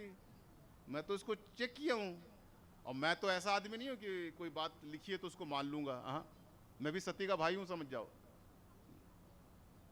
तो मैं चेक करता हूँ, तो मुझे तो नहीं लगा कि कहीं से कि बच्चे भगवान के रूप है। हाँ, लेकिन माँ का लगा मुझे कि माँ भगवान का रूप है। इसमें चेक करने से सच पाया।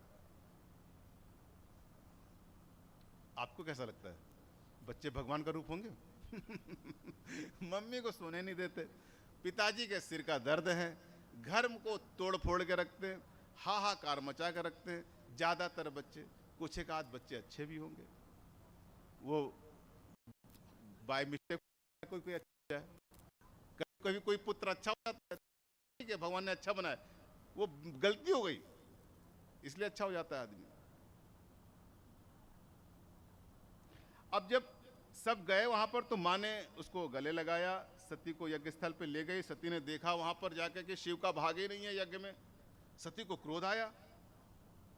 अब देखिए, जब भगवान विष्णु को नहीं बुलाए, भगवान शिव को नहीं, तो भगवान विष्णु और ब्रह्मा भी नहीं गए।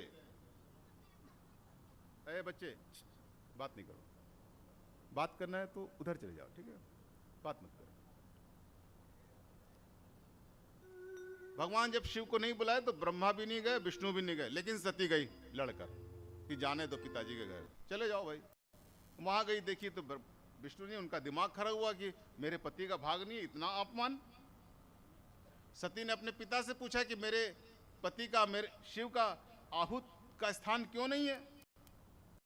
तो पिता की क्यों नहीं है, पिता से लड़ने लगी। देखो, पत्नी के अंदर एक भी गुण, ये भी गुण है, उसके पति की अगर कोई निंदा अपमानित करेगा तो वो किसी से भी लड़ने को तैयार है। आइए, महाराज जी आ गए। भगत जी, आज बड़ा आनंद कराया आपने, माता जी के दर्शन कराए, वन देवी के दर्शन कराए, वन दुर्गा के, और आपके गांव की सुंदरा माता के दर्शन हुए, बहुत अच्छा लगा। आपका पूरा गांव जो है अच्छा धार्मिक प्रभाव में है, धार्मिक प्रभाव है यहाँ पर आपका। आप थोड़ा सा अगर सजग होंगे तो आपको बहुत आनंद होगा।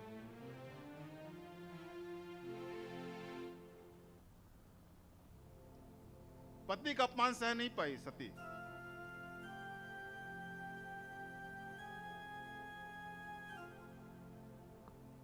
पति से बड़ा लगाव होता है पत्नी को। देखो, जब रामचंद्र जी को कैकेयी ने कहा कि आपके पिता चाहते कि आप वनवास में जाओ, तो कौशल्या चाहती थी कि मैं चली जाती हूँ अपने बेटे के साथ। सीता जी को बोली कि सीता तुम यहीं रहो, मैं अपने बेटे के साथ। माँ चाह रही कि मैं अपने बेटे के साथ चली जाती हूँ। माँ का मन देखो, मैं अपने बेटे के साथ चली जाती हूँ, उसकी देख रेख करूंगी। लेकिन दशरथ की हालत खराब थी। अब एक जगह पति हो गया, एक जगह बेटा हो गया। अब देखो माँ का क्या हालत होगा। अब माँ क्या करेगी? एक जगह पति हो गया, एक जगह बेटा, दोनों मुसीबत में पड़ गए। इधर राम भी मुसीबत में, इधर दशरथ भी मुसीबत में। अब कौशल्या बीच में क्या करेगी? तो देखो कौशल्या का दिमाग, बोले राम आप जाओ, मैं पति की सेवा करूंगा। अब ऐसी स्थिति में बेटा और पति जब दो आ गए तो पति की तरफ चली गई। पति की सेवा करूंगी, तेरी सेवा तेरी पत्नी करेगी, सीता को ले जा। लेकिन मैं अपने दशरथ की सेवा करूंगी, अपने पति की सेवा करूंगी। तो पत्नी का ऐसा मन है, ऐसा उसका ढांचा है, ऐसा बना हुआ है।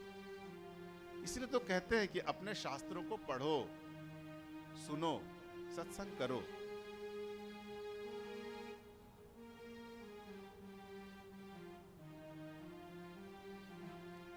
अब सती सोच रही है कि मैं यहां से जाऊं तो कैसे जाऊं, अब तो जाऊंगी तो और मेरी बेइज्जती हो जाएगी, मेरा अपमान हो जाएगा, क्योंकि मैं तो बहुत सारा ऐसा काम कर चुकी हूँ, भगवान राम पर संशय कर चुकी हूँ, झूठ बोल चुकी हूँ, न जाने मेरे से क्या क्या पाप होते ही चले जा रहे हैं, होते ही चले जा रहे हैं।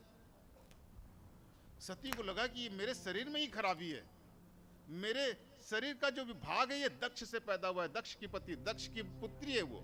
दक्ष ने होता है चतुराई, और जहां चतुराई होती है वहां से सब कुछ नष्ट होना शुरू हो जाता है। श्रद्धा समाप्त हो जाती है, भक्ति समाप्त हो जाती है, दिमाग चालू हो जाता है, चालाकी करने लगता है। बोले दक्ष के अंश से पैदा हुई हूं, मेरा पूरा शरीर ही गड़बड़ है,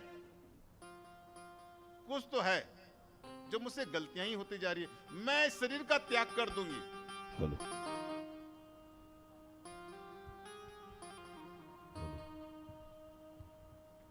मैं शिव का, सब कुछ तो मैंने देख लिया, लेकिन मैं शिव का अपमान ये मैं नहीं दे सकती।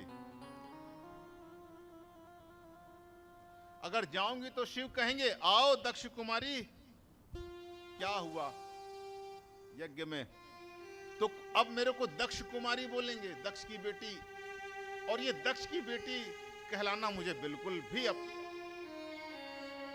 स्वीकार नहीं।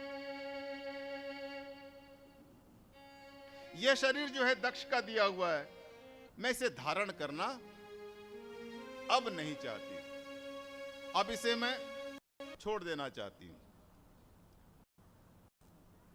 अब सती ने योगाग्नि को आहूत किया और अपने शरीर को योगाग्नि में भस्म कर दिया, उसमें डाल दिया, और धू धू करके सती जलने लगी, पूरा शरीर जल गया। अस कही जोग अग्नि तनु जारा, भयहु सकल मख हाकारा। चारों तरफ हाहाकार मच गया। अरे सती ने तो अपने आप को आग में भस्म कर लिया, अग्नि कुंड में जल गई। ब्रह्मा जी नारद जी को शिव पुराण की कथा सुना रहे हैं। ब्रह्मा ने कहा नारद, जब सती अग्नि में भस्मीभूत हो गई तो गण रोने लगे, जो गण गए थे उनके साथ शिव जी ने भेजा, रोने लगे, माता माता माता माता करके रोने लगे। कुछ गण तो इतने क्रोधित हो गए, माता को देख के अपने गर्दने काट काट कर वो आग में डालने लगे कि अब करे तो करे क्या। चारों तरफ दुख और पीड़ा का वातावरण हो गया, रोने लगे। कुछ अपने ही गले दबा के अपनी हत्या करने लगे, कोई आग में कूदने लगे, कोई अपनी गर्दनें काटने लगे।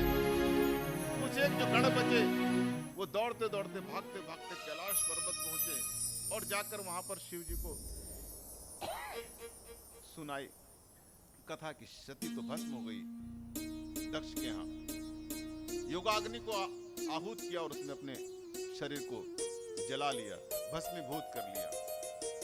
शिव ने पीड़ा से चिल्लाया सती। प्रेम तो करते थे, प्रेम की कमी तो थी नहीं, लेकिन बीच में नींबू पड़ गया, दूध फट गया, पति पत्नी के बीच में संदेह का खट्टा आ गया और पूरा सब कुछ अस्त व्यस्त हो गया।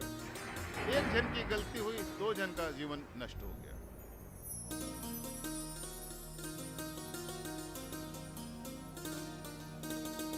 शिव जी रोने लगे, तांडव नृत्य करने लगे और संसार में पूरा हाहाकार मच गया।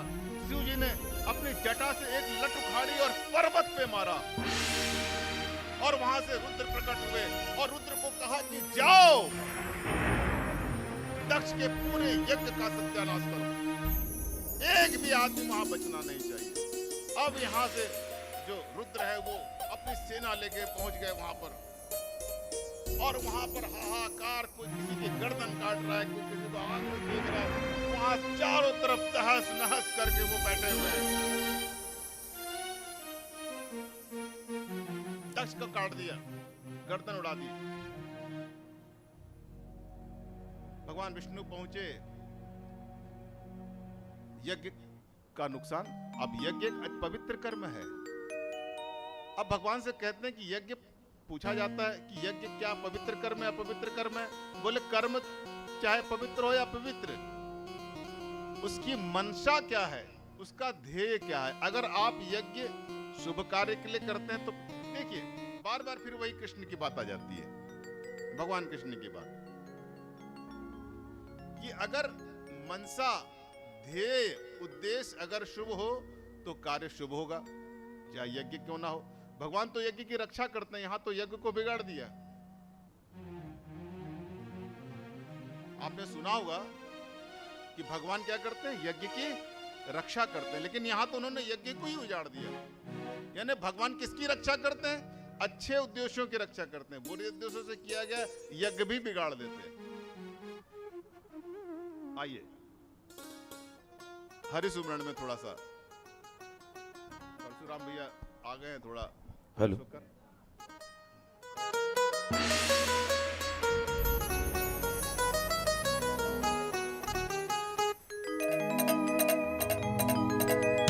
प्रेम से बोलिए शंकर भगवान की जय।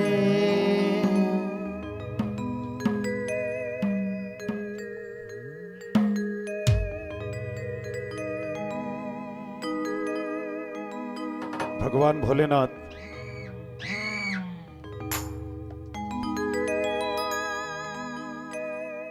जिनके गले में सर्पों की माला है,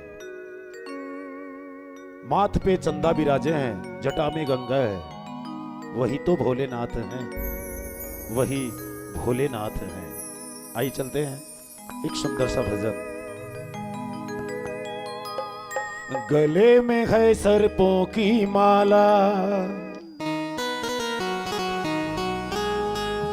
कपड़ा है बाघंबर छाला, वही भोलेनाथ बाबा, वही भोलेनाथ हैं, वही भोलेनाथ बाबा, वही भोलेनाथ हैं। गले में है सर्पों की माला, कपड़ा है बाघंबर छाला, गले में है सर्पों की माला, कपड़ा है बाघंबर छाला, वही भोलेनाथ बाबा, वही भोलेनाथ है, वही भोलेनाथ बाबा, वही भोलेनाथ है। गले में है सर्पों की माला, कपड़ा है बाघंबर छाला।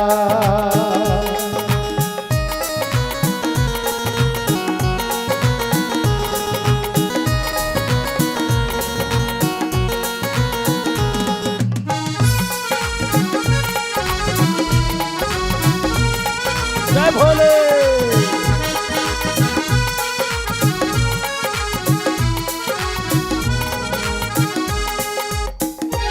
भोले बाबा भक्तों के रखवाले, इनकी महिमा है सबसे निराले।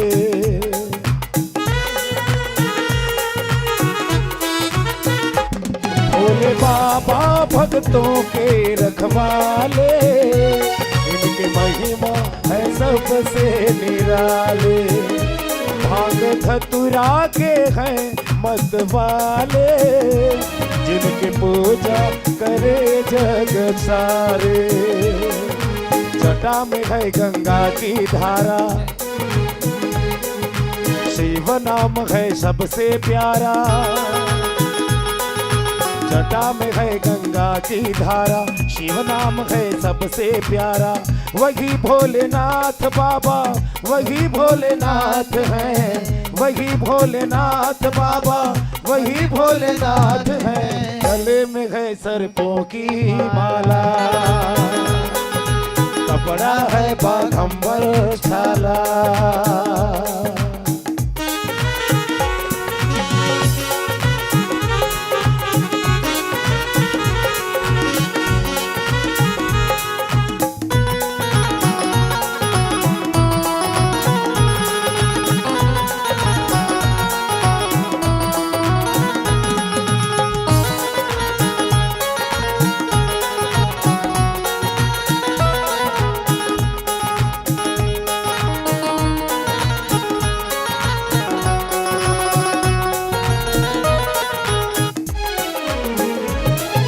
त्रिशूल की ऋचा भी जिनके संग है, त्रिनेत्र और कंठ नील रंग है।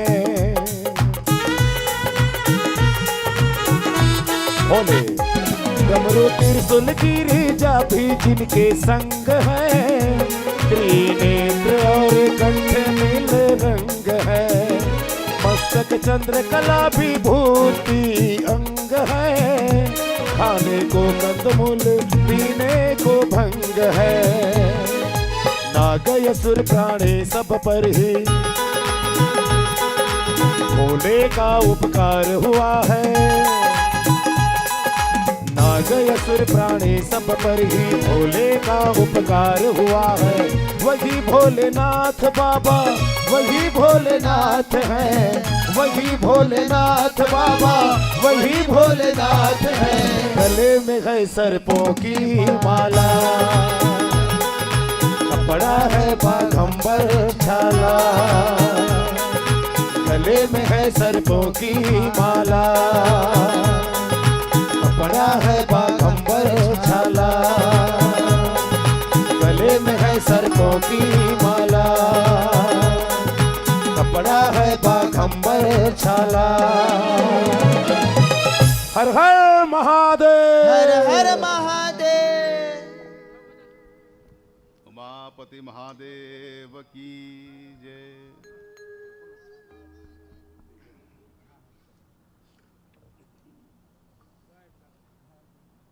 जब संकट यज्ञ पर आया तो दक्ष ने भगवान विष्णु से आग्रह किया कि इस संकट को दूर करें। विष्णु ब्रह्मा दुखी थे, विनाश टालने की मंत्रणा करने लगे। बहुत बड़ा विनाश हो गया था, मंत्रणा कर रहे थे कि विनाश को कैसे टाला जाए। भगवान शिव के पास जाकर स्तुति की, भगवान की पूजा की। शिव का क्रोध शांत हुआ। आप पाएंगे कि यज्ञों की रक्षा भगवान करते हैं। मैंने अब कहा था कि भगवान यज्ञों की रक्षा करते हैं, लेकिन कभी कभी यज्ञ को नष्ट भी कर देते हैं। तो मुख्य रूप से जो मुख्य बात होती है यज्ञों में, वो ध्येय क्या है, उद्देश्य क्या है। अगर उद्देश्य शुभ हो तो रक्षा करते हैं। अब यज्ञों, भगवान की मर्यादा भी है कि यज्ञ को पूर्ण कराना है। अगर कहीं यज्ञ हुआ तो उसको पूर्ण कराना है, भगवान की मर्यादा है। तो फिर दक्ष को कटे सिर को, उसमें बकरे का सिर जोड़ा, सबको ठीक किया। जो नुकसान हुआ था भरपाई करी उसकी, मरे लोगों में से कुछ लोगों को, किसी के गर्दन जोड़े, किसी के हाथ जोड़े, और चाहा कि ये जो यज्ञ है वो पूर्ण हो जाए। यजमान दक्ष को ठीक किया, बकरे का सिर लगा दिया यजमान दक्ष के। आपने देखा है ना, वो ये यजमान जो दक्ष थे बाद में कटे सिर में बकरे का सिर लगा। यज्ञ पूर्ण हो गया, सब कुछ ठीक हो गया, लेकिन सती तो चली गई। सती का भगवान के साथ बिछोह हो गया। यानी कि अगर आत्मा त्वम गिरजामति, मतलब हमारी जो मति है अगर सती की तरह होगी तो भगवान के साथ बिछोह रहेगा, मिलन नहीं हो पाएगा। भगवान के मिलन का सुख हम भोग नहीं पाएंगे। तो उसी तत्व को समझाने के लिए ये सारी कथाएं गढ़ी गई हैं, वेद को समझाने के लिए। वेद को आप सीधा नहीं समझ सकते, वेद को समझना कठिन होता है। तो उसी वेद को समझाने के लिए 18 पुराण और 2 इतिहासों की रचना हुई। तो उसमें से जो सर्वश्रेष्ठ पुराण है, कल्याणकारी मंगलमयी शिव पुराण की कथा आप सुन रहे हैं, और मैं आशा करता हूं कि आप इसे धारण भी करेंगे। ये कथा है, इसमें जो महत्वपूर्ण चीज है, तत्व और कथा आपके अंदर स्थापित हो। और नाच गाना तो चलेगा ही चलेगा, लेकिन चटनी बहुत अच्छी लगती है कहकर हम पूरी चटनी के तो थाली में सजा के नहीं खा सकते कि चटनी बहुत अच्छी थी तो चलो पूरी थाली में चटनी खा लेते हैं। ऐसा तो नहीं होता, चटनी तो थोड़ा ही से खाना चाहिए, तभी तो ठीक रहता है। और आपको ध्यान तो मुख्य रूप से देना है अपने धर्म। देखिए ये मेरा धर्म ग्रंथ तो है ही, आपका भी है। मेरा तो दायित्व है कि मैं इसको बढ़ाऊं, लोगों तक पहुंचाऊं। आपका भी दायित्व है, ये सिर्फ मेरा अकेले का नहीं है, आपका भी, कि आप वातावरण बनाएं गांव में अच्छाई के लिए। सिर्फ मेरा काम थोड़ी है, या सिर्फ यादव जी का काम थोड़ी है, सबका काम है।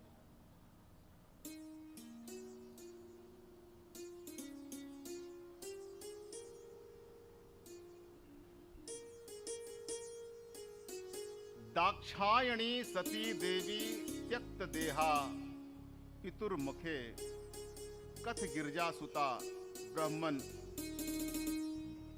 बभूव जगदम्बिका। नारद जी पूछते हैं कि ये जो दाक्षायणी सती थी उसका शरीर तो समाप्त हो गया, फिर उसका जन्म कब हुआ, कैसे हुआ, पर्वतराज के यहां कैसे हो गया। नारद जी ने ब्रह्मा से पूछा, सती का हिमालय की पुत्री के रूप में जन्म कैसे हुआ, कहां हुआ। सती जब योगाग्नि में जल रही थी तो भगवान राम का स्मरण किया। उसने कहा, सती ने कहा, देखो सती के मन में कितना वो है, संशय भरा हुआ है। कहा कि मेरा शरीर जाने दीजिए, मैं जल रही हूं, मुझे जलने दीजिए भगवान, लेकिन आपसे एक विनती है कि मेरा जब दूसरा जन्म हो तो मुझे पति के रूप में शिव ही मिले, मुझे और कोई ना मिले, शिव ही मिले। अरे पति के रूप में तो शिव मिलेंगे ही मिलेंगे।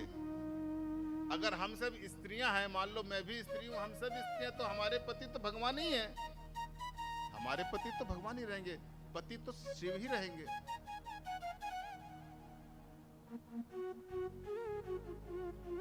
भगवान राम से प्रार्थना की कि मेरे पति के रूप में मुझे अगले जन्म में शिव ही मिले। यह भगवान राम ने मुस्कुराते हुए कहा। अब कहा क्या, मुस्कुरा दिया, क्योंकि वो जानते थे कि ये तो सती है, ये तो शिव की ही श्री है, शिव का ही स्त्री रूप है। भगवान अर्धनारीश्वर है, हम सब अर्धनारीश्वर की कल्पना हमारे सनातन धर्म में है।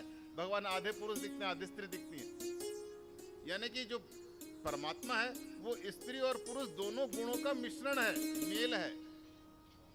ये मत समझ लेना कि चित्र में दिखाता है तो आधा स्त्री है तो आधी साड़ी कैसे पहनती होगी, तो आधा ब्लाउज कैसे, ये सब फालतू के, ये एक प्रतीक है। प्रतीक को प्रतीक की तरह लीजिए, प्रतीक को सत्य मत मान लीजिए।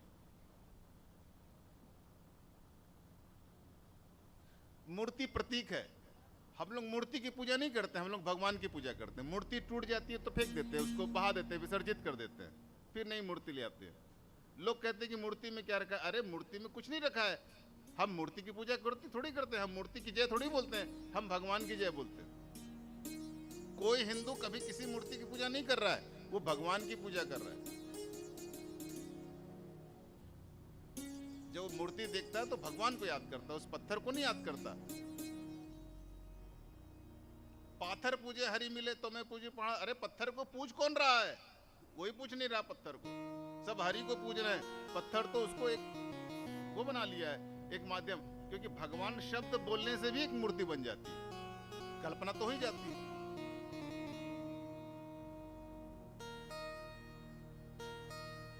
सती ने भगवान राम से कहा कि प्रभु अगले बार मुझे अगर जन्म देना ना तो मुझे भले पत्थर की बेटी बना दे, लेकिन ये चतुर लोगों की बेटी मत बनाना, चतुराई की बेटी मत बनाना। मैं बहुत दुख झेल चुकी हूँ चतुराई से, तंग आ चुकी थी सती अपने चतुर बुद्धि से। चतुराई हमें हर जगह मुसीबत में डाल देती है। हम जितनी चतुराई करते हैं उतनी ही हमारी फजीहत होती है। सती ने क्या विनती करी कि प्रभु मुझे पत्थर की बेटी बना देना, लेकिन किसी चतुर दक्ष की पुत्री मत बनाना। मैंने बहुत दुख झेला है चतुर होकर। मैं चाहती हूं कि मेरे मन में श्रद्धा हो, मेरे अंदर चतुराई ना हो।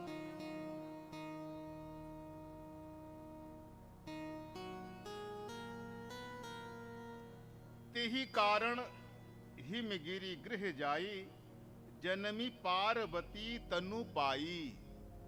भगवान की कृपा से उसका जन्म हुआ सती का दोबारा हिमालय, हिमाचल की पुत्री के रूप में। हिमालय और मैना को देवताओं ने आकर बताया कि सती का शरीर योगाग्नि में भस्म हो गया है। हिमालय पर्वत है ना, नदी पानी है, हिमालय तो पर्वत है। तो पर्वत क्या चलते हैं, बोलते हैं? बच्चे होते हैं क्या पर्वत के?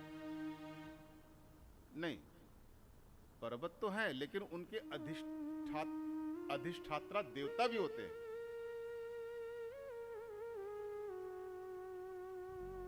पर्वत तो है लेकिन उसके देव होते हैं। नदी तो है मगर उसकी देवी होती है। तो हिमालय की पत्नी मैना के पास गए और लोगों ने बताया, उनको देवताओं ने बताया कि सती का जो शरीर है वो योगाग्नि में भस्म हो गया है। अब सती पुनः जन्म लेंगी। अपने घर को, अपने तप को, अपनी साधना को ऐसा करो कि उनके आने का योग बने, उनके आने की सुविधा हो। क्योंकि जो उच्च क्वालिटी की, उच्च स्तर की जो आत्माएं होती है, उनको पैदा होने के लिए उच्च स्तर के माता पिता भी तो चाहिए। तो अगर माता पिता उतनी तैयारी नहीं करेंगे तो उस तरह के पुत्र या उस तरह की आत्माएं कैसे आएंगी?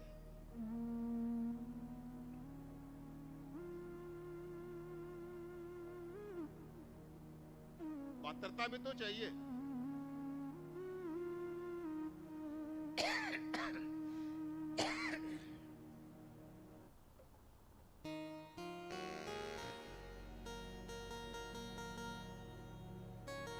मैना ने जब ये बात सुनी, मैना और हिमालय ने, तो बड़े प्रसन्न हुए। 27 वर्षों तक जगदम्बा की उपासना की कि वो हमारे घर आएंगी।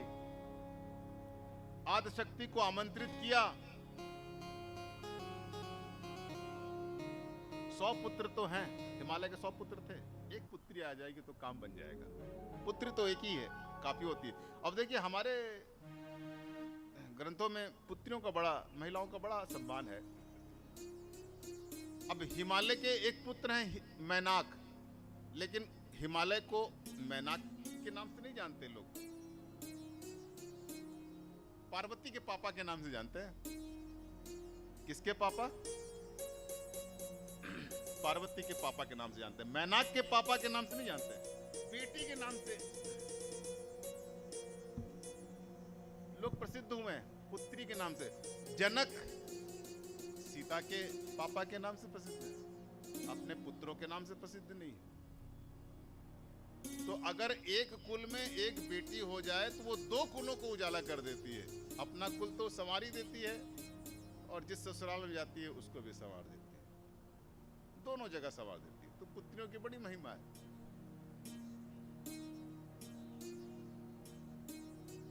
पुत्रों की महिमा नहीं है ऐसा नहीं कह रहा हूं मैं, पुत्रों की भी बड़ी महिमा है। जितनी पुत्रों की महिमा है उतनी ही पुत्रियों की भी महिमा है। अब आजकल तो बिल्कुल क्लियर भी हो गया है, घर में देख लो, स्कूलों में देख लो। मैं एक मजेदार बात बताता हूं। स्त्रियों को, यानी कि नारियों को, लड़कियों को इस संसार में हम जो देख रहे हैं, लगभग ज्यादा से ज्यादा 60-70 साल हुए होंगे। इसके पहले लड़कियां नहीं पढ़ती थी, स्कूल नहीं जाती थी। 60-70 साल। और पुरुष पढ़ रहे हैं, जो बालक पढ़ रहे हैं वो सालों, हजारों सालों से पढ़ रहे हैं, हजारों सालों से। और ये पढ़ रही है 60-70 सालों से। अब स्थिति ये देखिए कि कोई लड़का लड़की के बराबर नहीं हो पा रहा पढ़ाई में। जो 1000 साल से पढ़ रहा है वो पीछे हो गया, जो 60 साल में, 50 साल में शुरू किया वो कई गुना आगे हो गए। स्कूल में जाकर क्या पता कर लें। अगर ऐसे ही ये 500-600 साल अगर लड़कियां पढ़ी तो मेरे ख्याल से वो लड़के किसी भी कोने में नहीं लगेंगे। आप देख लो अपने घर में पढ़ने वाला कौन है। आपकी बेटी पढ़ रही है कि आपका बेटा पढ़ रहा है? देख लो, पता कर लो। तो मैं तो कोई भी चीज ऐसे नहीं मानता, मैं तो चेक करता हूं तब मानता हूं। तो आ जाइए फिर। परसों भैया से निवेदन करते हैं कि हम लोग को फिर से थोड़ा सा ठंडे ठंडे संगीत के सरोवर में नहलाएं। अच्छे से गाइए, आज अभी खुल के गाइए। आज समय है अपने पास, आज सही समय पर शुरू हुआ है। हेलो,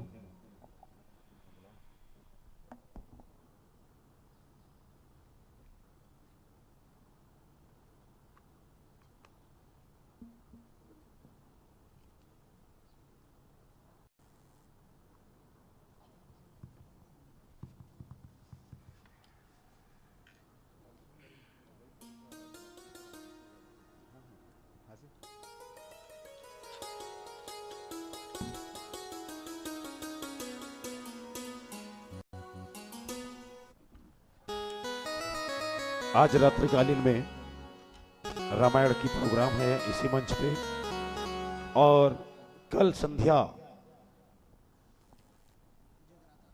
जगराता का कार्यक्रम है, भजन संध्या का कार्यक्रम है कल बाहर से भी कलाकार आएंगे और यहाँ अपना प्रस्तुति देंगे भजन संध्या में। तो बिल्कुल इन अवसरों को जाने न दें। आइए चलते हैं एक शिव भजन की ओर। शिव नाम का अमृत पीजिए,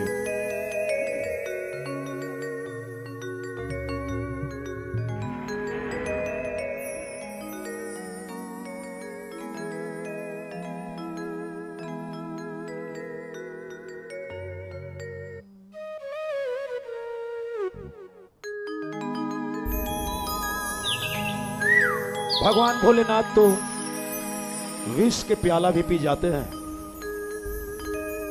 लेकिन छोड़ गए हमारे लिए उनके नाम का अमृत।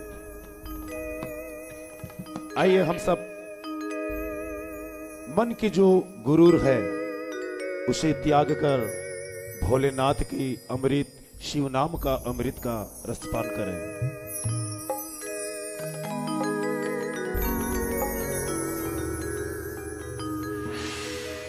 शिव नाम का अमृत पीजिए,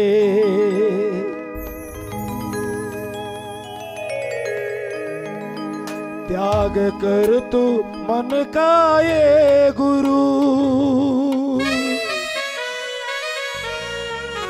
अवसर मिला ऐ मेरे हुजूर। मीठी मीठी तालियों के साथ मैं चाहूंगा इस भजन में साथ देंगे।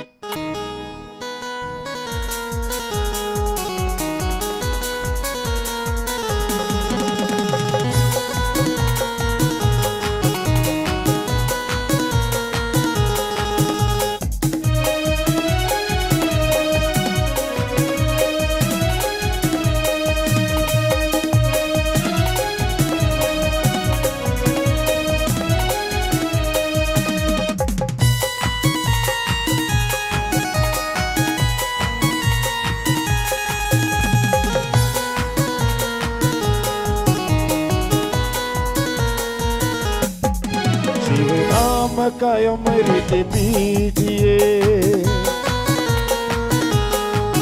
शिव नाम का अमृत पीजिए, त्याग कर तू मन का ये गुरु,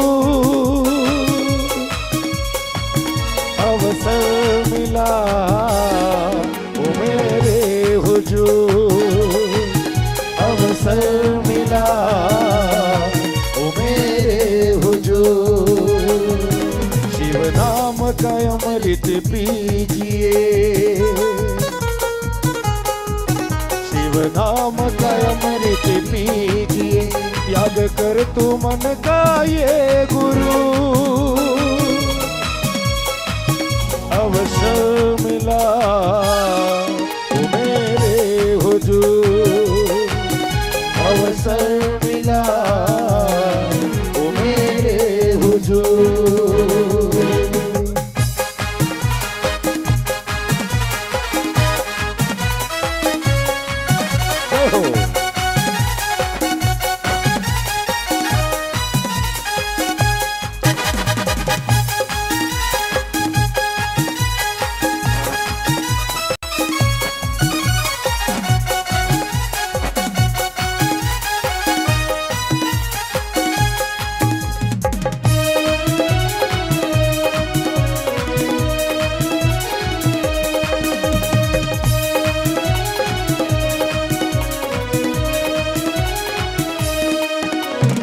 पुण्य कर्म से आया संसार में, स्वर्ग जाना था तुझे आया नर के द्वार में, स्वर्ग जाना था तुझे आया नर के द्वार में।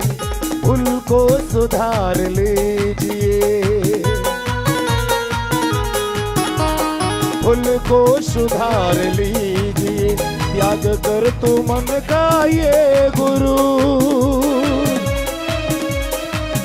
अवसर मिला तो मेरे हुजूर, अवसर मिला तो मेरे हुजूर, अवसर मिला तो मेरे हुजूर, अवसर मिला तो मेरे हुजूर।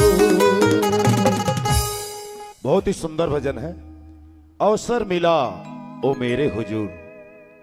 अब ये बताएं भोलेनाथ कहाँ है? भोलेनाथ कहाँ है, मैं आप लोगों को पूछना चाहता हूं। भोलेनाथ क्या मंदिर में है, जंगल में है, कैलाश में है? कहां है? कैलाश, एक नहीं दो नहीं, कैलाश। कहां रहते हैं? कैलाश में। भगवान शंकर यही विराजमान है, आपके अगल बगल बैठे हुए हैं। अगर खोजना चाहो, ढूंढना चाहो तो वो यही मिले। और जो जो भगवान शंकर को ढूंढना चाहते हैं अपने दोनों हाथ ऊपर उठाएंगे। आपके पास बैठा है, अगर देख सको तो देख लो, बता दो कहां है।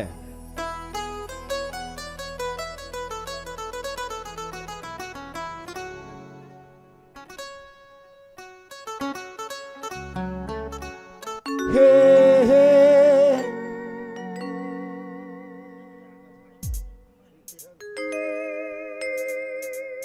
मिलेंगे भोलेनाथ यहीं पे कहीं।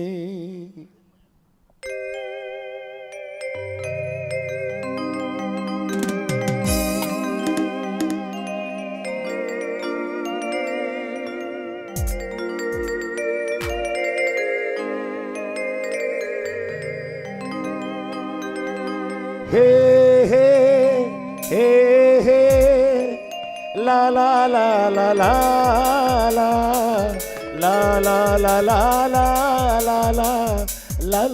ला ला ला ला ला ला।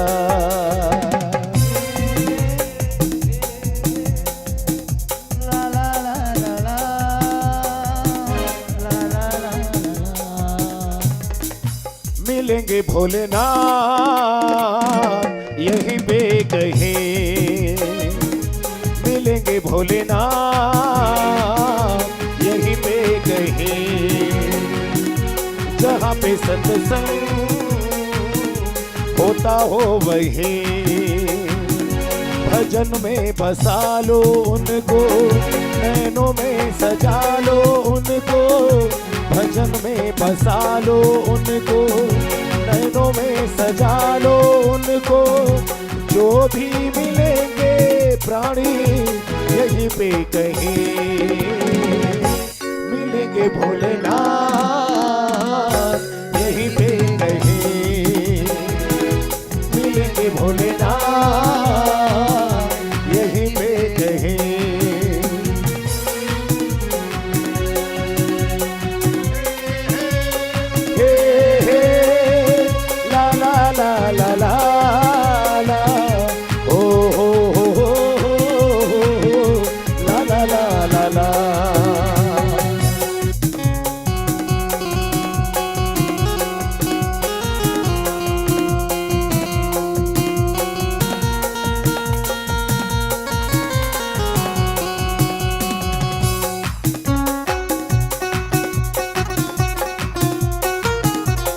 जरा मीठी मीठी तालियों के साथ खोजते रहिए भगवान शिव जी को, यही मिलेंगे वो।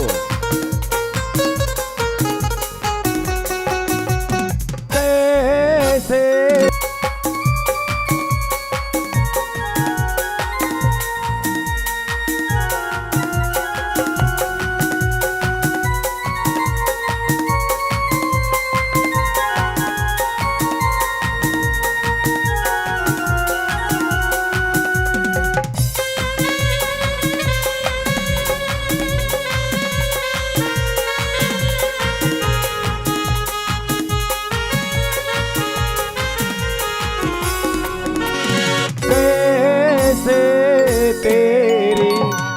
बीतेगी उम्र, मन मंदिर का भोला जो डगर। जब मन को जगाओगे शिव में तुम खो जाओगे, निश्चित दिन द्वार पे जाओगे उनमें ही खो जाओगे। होगा सफल प्राणी तेरा हर जन्म, तेरा हर जन्म। मिलेंगे भोलेनाथ यही पे कहीं, मिलेंगे भोलेनाथ यहीं पे कहीं, मिलेंगे भोलेनाथ यहीं पे कहीं, मिलेंगे भोलेनाथ यहीं पे कहीं। भगवान को अगर ढूंढना चाहो तो यहीं अपने भीतर अपने मन मंदिर में मिलेंगे, ढूंढ लो। हर हर महादेव। हर हर महादेव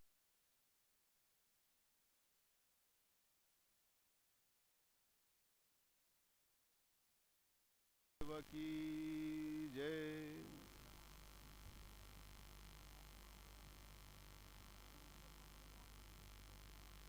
तो प्रसंग चल रहा था।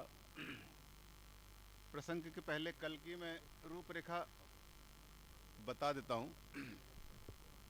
आप लोग आराम से बैठिए, निश्चिंत होकर आरती की तैयारी भी कर लीजिए क्योंकि अब अंतिम क्षण है। संत संत तो अभी संत कथा का छोटा सा हिस्सा बचा हुआ है। चंद्रमणि भगत जी की ओर से वन दुर्गा भगत जो हैं 101 रुपये का सप्रेम भेंट है। माता रानी से भोले शंकर से हम प्रार्थना करते हैं कि भगवान सदैव उनके ऊपर छत्र छाया बनाए रखें। हर हर महादेव। तो कल की जो घोषणा है वो करूंगा थोड़ी देर से। ये कथा का छोटा सा प्रसंग है।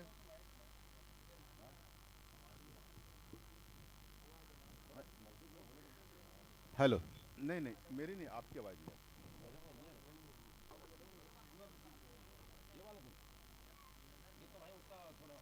Hello check. अच्छा मेरी मेरी आवाज की बात करें। Hello check.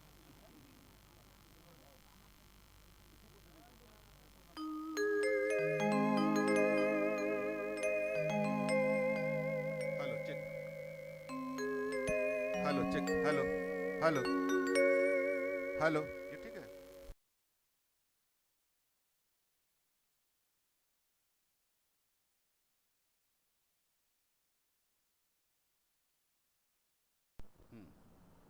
हेलो। तो जब माता मैना ने और हिमाचल ने जब माता का आह्वान किया तो उनके घर में एक पुत्री जन्म लेने वाली है। सती का पुनर्जन्म होना है।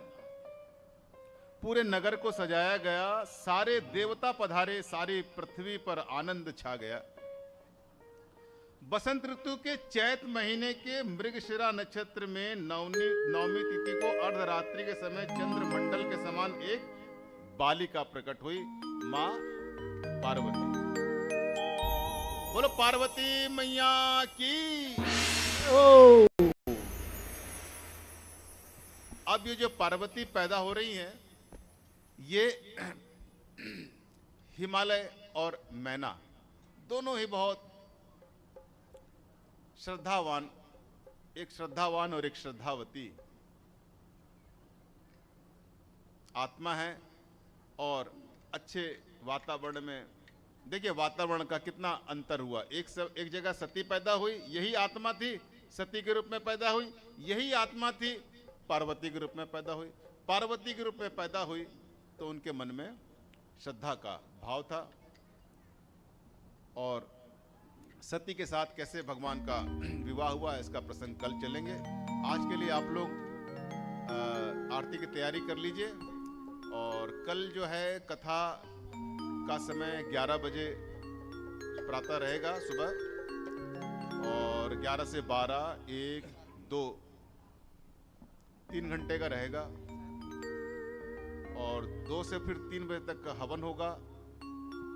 हवन के बाद फिर भोजन प्रसादी होगा, भंडारा होगा, और उसके बाद रात को कुछ और भी कार्यक्रम होने वाले हैं। क्या कहते हैं उसको? जगराता होगा। जगराता होगा। और आज तो यहाँ रामायण होना है रात को, उसका भी आनंद लीजिए। और कल कथा में आप लोग 11 बजे उपस्थित हो जाएंगे, तो ये कथा पार्वती जी के विवाह तक पहुंच जाएगी। तो आज के लिए इतना ही है। आप लोगों ने इतने ध्यान से, इतने सब्र के साथ सुना। एक बार सब खड़े हो जाएंगे और बाहर में जितने भी भक्तगण हैं सब आएंगे। जरा मस्ती के साथ भोले को मना लें एक बार। सब के सब आ जाएंगे।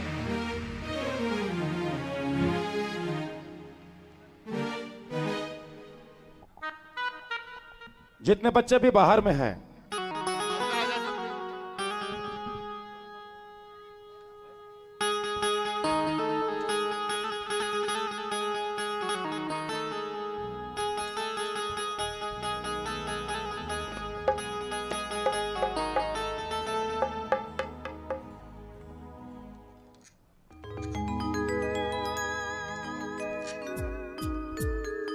चंद्रमणि महाराज और हमारे महाराज जी को,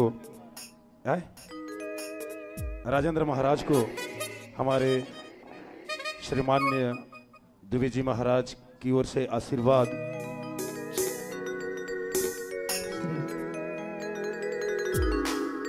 बाहर में जितने भी हैं जीजा जी, सबको समेट के इधर ले आइए, क्योंकि भोलेनाथ की भक्ति में थोड़े मस्ती में झूमेंगे।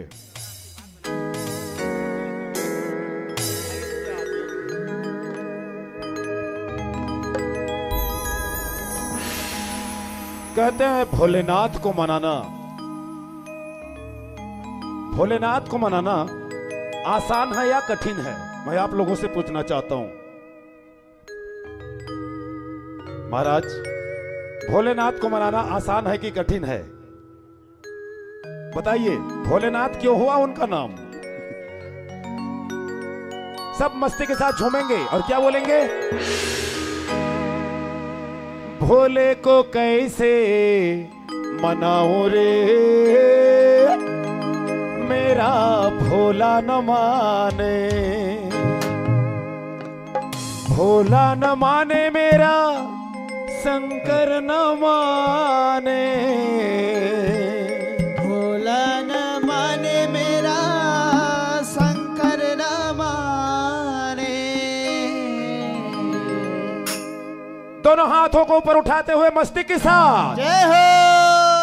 भोले को, भोले को, भोले को, भोले को, भोले को, भोले को, भोले को, भोले को, भोले को कैसे मनाऊं रे, मेरा भोला न माने, भोले को कैसे मनाऊं रे, मेरा भोला न माने, भोले को कैसे मनाऊं रे, मेरा भोला न माने, भोले को कैसे मनाऊं रे, मेरा भोला न माने, भोला न माने मेरा शंकर न माने, भोला न माने मेरा शंकर न माने, भोला न माने मेरा शंकर न माने, भोला न माने मेरा शंकर न माने। भोले को, भोले को, भोले को, भोले को, भोले को, भोले को, भोले को कैसे मनाऊं रे, मेरा भोला न माने, भोले को कैसे मनाऊं रे, मेरा भोला न माने।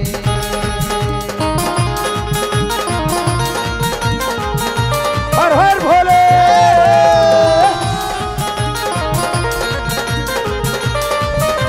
हर हर महादेव।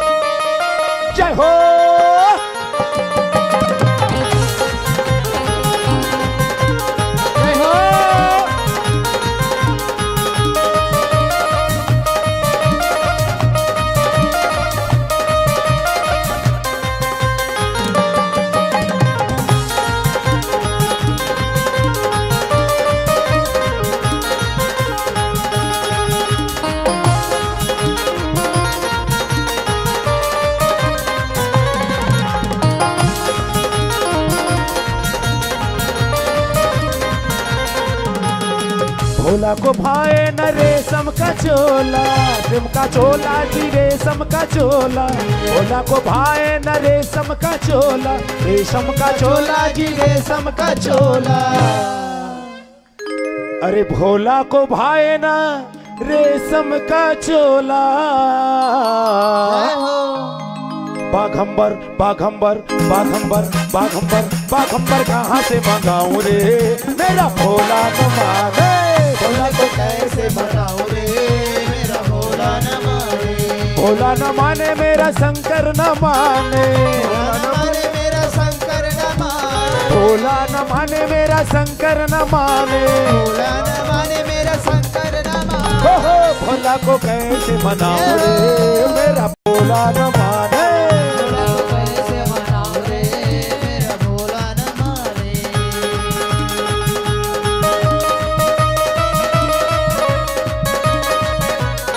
जरा मस्ती के साथ झूमते हुए जय हो।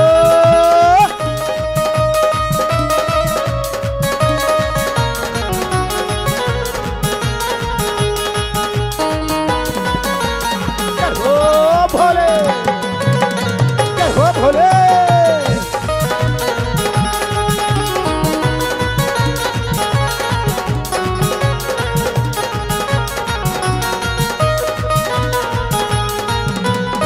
भोला को भाए न लड्डू या पेड़े, लड्डू और पेड़े जी। लड्डू और पेड़े। भोला को भाए न लड्डू या पेड़े, लड्डू और पेड़े जी लड्डू और पेड़े। भोला को भाए ना लड्डू और पेड़े। मेरे भोलेनाथ पे क्या चढ़ाते हैं बासी, क्या चढ़ाते हैं? भांग कहाँ से मंगाऊं रे मेरा भोला न माने। भोला को कैसे मनाऊं रे मेरा भोला न माने। भोला न माने।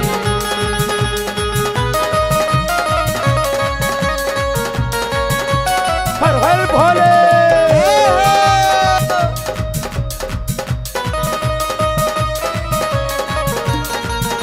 हर हर महादेव।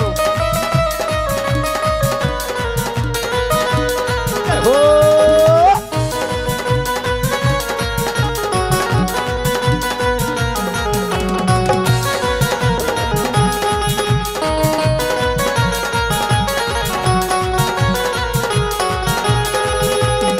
भोला को भाए न हाथी और घोड़े, हाथी और घोड़े जी। हाथी और घोड़े। भोला को भाए न हाथी और घोड़े। हाथी और घोड़े जी हाथी और घोड़े। हमारे भोलेनाथ की सवारी क्या है बता दीजिए आप लोग। नंदी है ना। अरे भोला को भाए ना हाथी और घोड़े, नंदी को कहां से बुलाऊं रे मेरा भोला न माने। भोले को कैसे मनाऊं रे मेरा भोला न माने। ये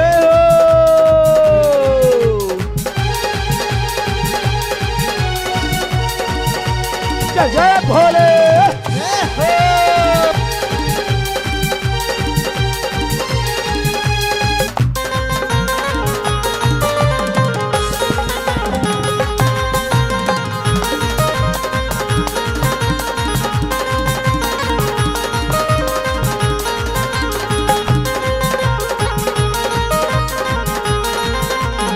भोले को भाए न ढोलक मजीरा, ढोलक मजीरा जी। ढोलक मजीरा। भोले को भाए न ढोलक मजीरा। ढोलक मजीरा जी ढोलक मजीरा। अरे भोले को भाए ना ढोलक मजीरा। भोलेनाथ क्या बजाते हैं सब कोई बताएंगे हाथ उठा के। डमरू बजाते हैं ना। डमरू डमरू डमरू हाँ डमरू डमरू डमरू। अरे डमरू कहाँ से मंगाओ रे मेरा भोला न माने। भोला को कैसे मनाओ रे मेरा भोला न माने। भोला को कैसे मनाओ रे मेरा।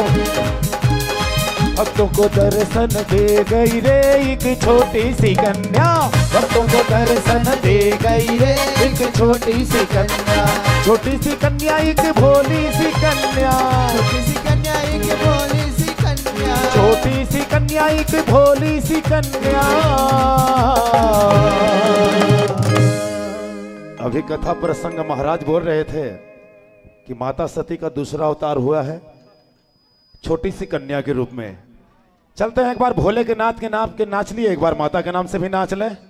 तैयार हो ना? भक्तों को दर्शन दे गई रे एक छोटी सी कन्या,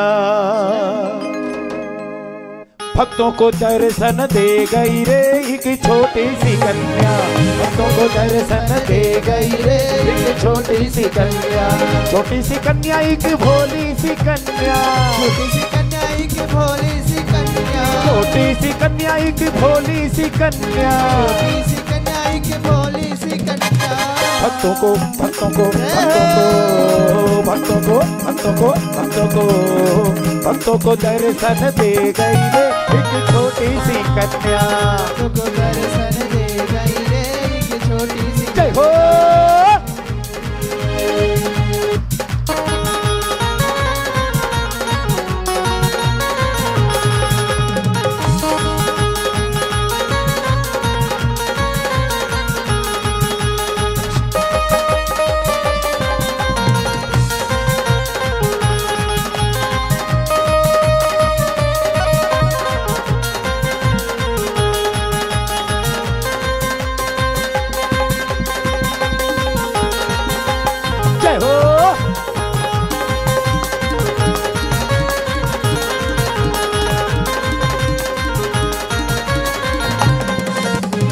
भक्तों ने पूछा मैया धाम तेरा क्या है, भक्तों ने पूछा मैया धाम तेरा क्या है, भक्तों ने पूछा मैया धाम तेरा क्या है, भक्तों ने पूछा मैया धाम तेरा क्या है। सभी भक्त हाथ जोड़ के बोलते हैं कि भक्तों ने पूछा मैया धाम तेरा क्या है।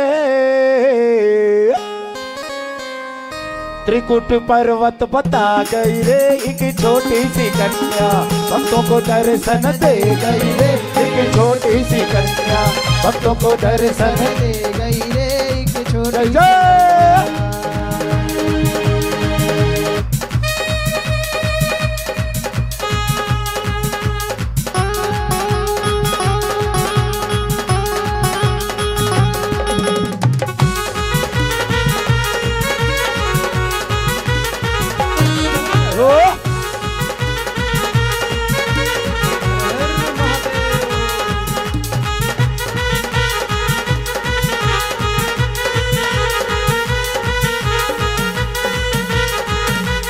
जय जय भोले।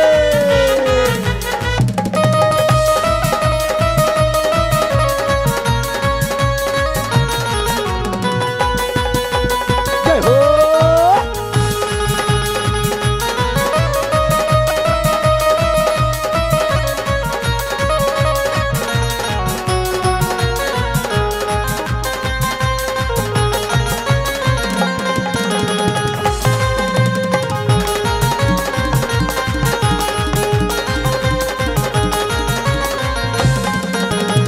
भक्तों ने पूछा माँ सवारी तेरी क्या है, भक्तों ने पूछा माँ सवारी तेरी क्या है, भक्तों ने पूछा माँ सवारी तेरी क्या है, भक्तों ने पूछा माँ सवारी तेरी क्या है। अब ये बताएंगे, आप तो सब जानते हैं भोलेनाथ की नंदी है, तो माता रानी की क्या है? घोड़ा है, शेर है ना।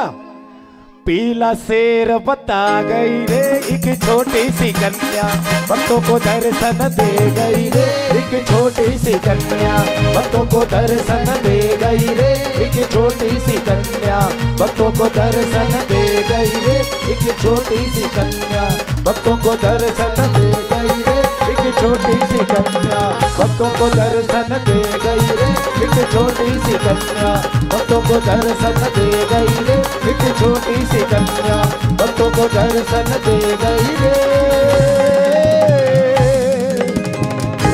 एक छोटी सी कन्या। देखिए आज दूसरा दिन है, बहुत अच्छा गया। कल की जो दिन है सारे काम काज छोड़ के आना है, क्या कि ऐसा जो समय है, ये जो पावन बेला है, बार बार ढूंढने से नहीं मिलेगा। और अपने पड़ोसियों को भी समझा देना। किस बात को बता दूं? एक बात बता देना,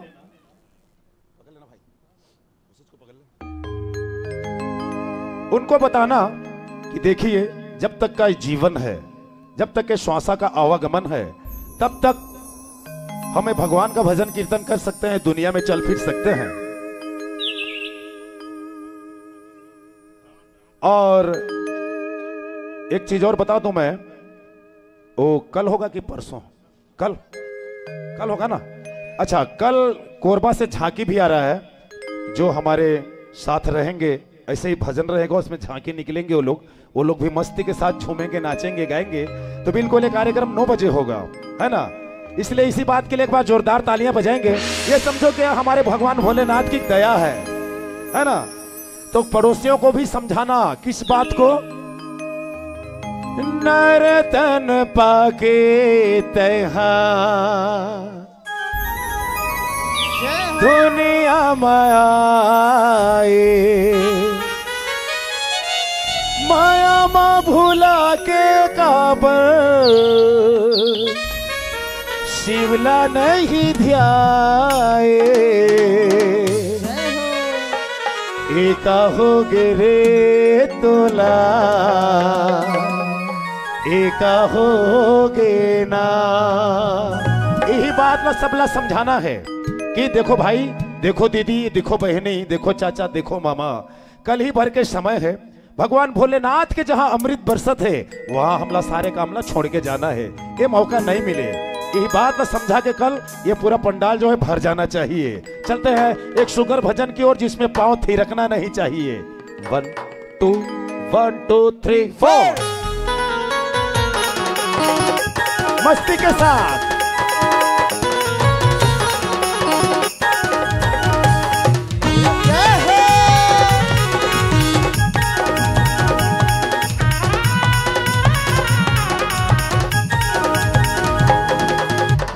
एका हो गे रे तोला, एका हो गे ना, एका हो गे रे तोला, एका हो गे ना।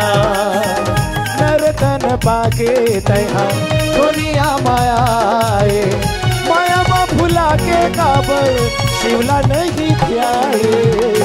एका हो गे रे तोला, एका हो गे ना, एका हो गे रे तोला, एका हो गे ना।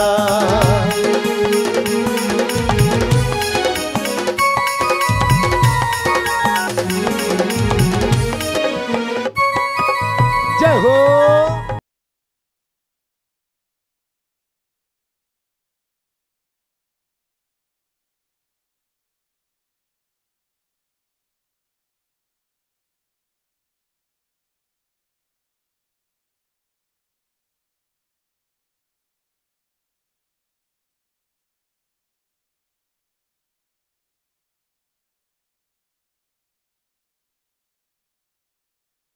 Hello hello hello.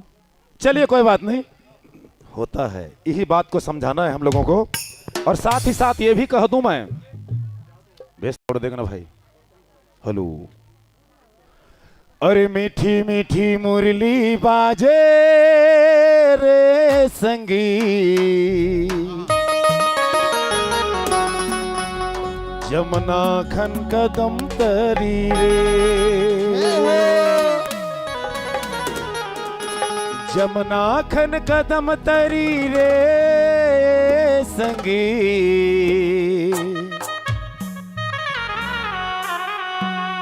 आजा मोरे बनवारी रे।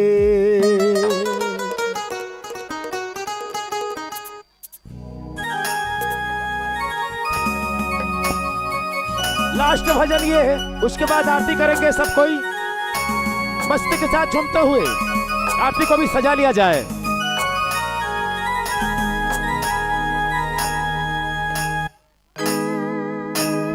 मीठी मीठी मुरली बाजे रे संगी, जमुना खन कदम तरी रे, जमुना खन कदम तरी रे, मीठी मीठी मुरली बाजे रे सगी, जमुना खन कदम तरी रे, जमुना खन कदम तरी रे।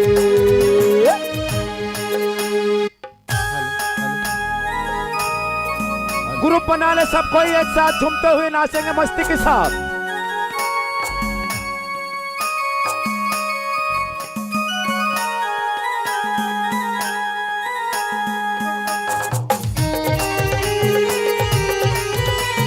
जय हो।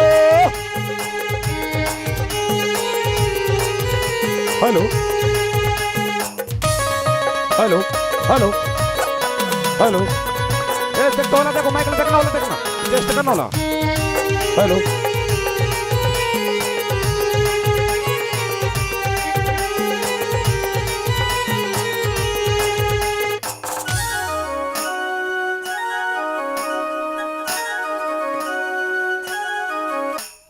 तोर दर्शन खातिर नैना मोरे तरसे, ये करिया कान्हा आँखें माया सुबर से।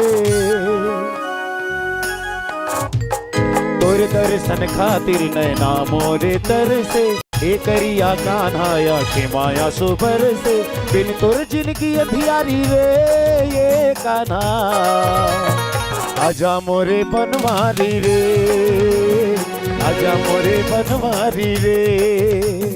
मीठी मीठी मुरली बाजे रे संगी, जमुना खन कदम तरी रे, जमुना खन कदम तरी रे।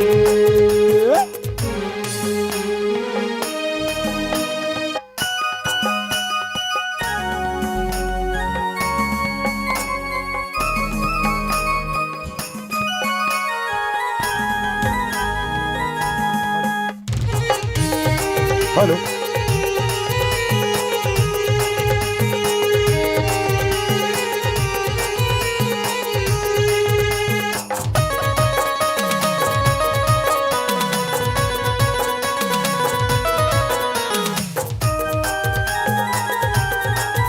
जय हो।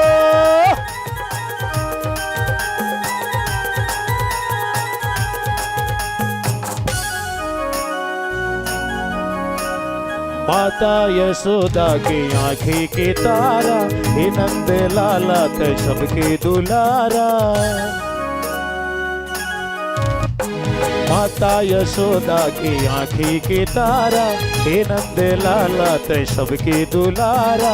सबके दुख हारी हवे रे ये सगी, आजा मोरे बनवारी रे, आजा मोरे बनवारी रे। मीठी मीठी मुरली बाजे रे संगी, आजा मोरे बनवारी रे। जमुना खन कदम तरी रे, आजा मोरे बनवारी रे। जमुना खन कदम तरी रे, आजा मोरे बनवारी रे। जमुना खन कदम तरी रे, आजा मोरे बनवारी रे। जमुना खन कदम तरी रे।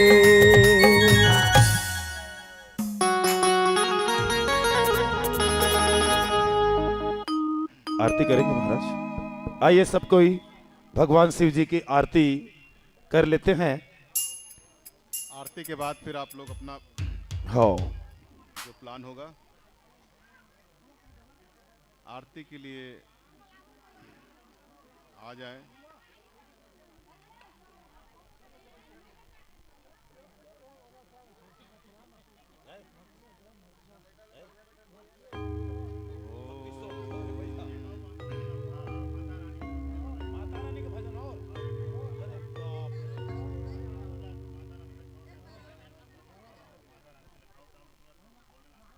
अच्छा, एक माता रानी के भजन। साल में नवरात्रि के बार होते, साल में नवरात्रि के बार होते। 4 बार के 2 बार महाराज, 2 बार। अब अवैया है तो फागुन है ना, चैत माह भी नवरात्रि है। और हम किसान हैं, किसान मन माता रानी ने का चढ़ाबो जी, का खवाबो, दाई मन थोड़ा ध्यान दी है थी।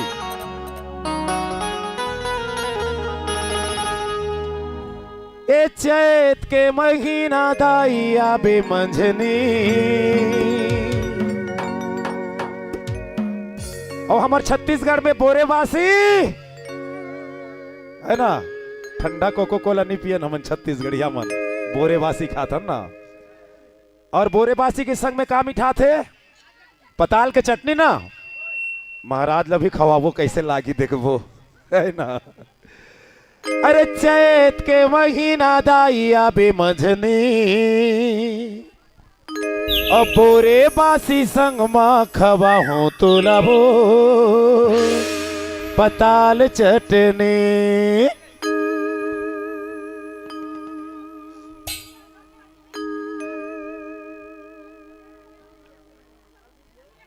अरे चैत के महीना दाइया बे मंझनी, चैत के महीना दाइया बे मंझनी बोरे बासी संग माँ खवा हो तो लबो पताल चटनी। बोरे बासी संग माँ खवा हो तो लबो पताल चटनी। चैत के महीना दाइया बे मंझनी, चैत के महीना दाइया बे मंझनी बोरे बासी संग माँ खवा हो तो लबो पताल चटनी। बोरे बासी संग माँ खवा हो तो लबो पताल चटनी। पताल चटनी दाई पताल चटनी, पताल चटनी दाई पताल चटनी। अरे बोरे बासी संग माँ खवा हो तो लबो पताल चटनी। बोरे बासी संग माँ खवा हो तो लबो पताल चटनी।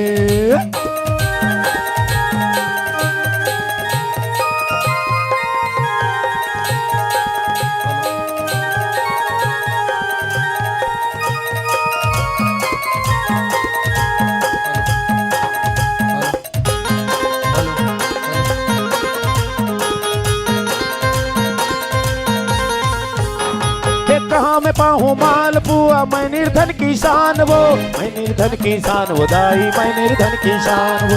आबे दाई तोला खवाहू चाउर के पिसान वो, चाउर के पिसान वो दाई, चाउर के पिसान।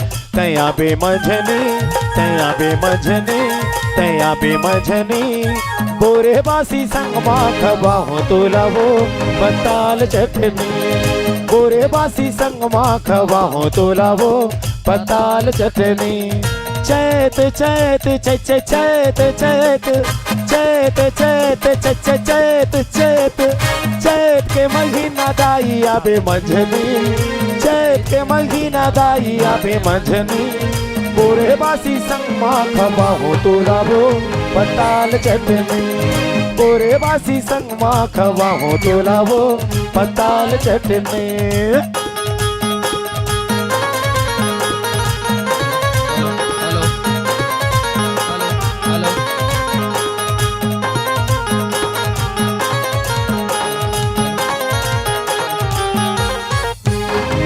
देवलोक के देव बड़ोदा हवे तोरे वास वो, हवे तोरे वास दाई, हवे तोरे वास वो।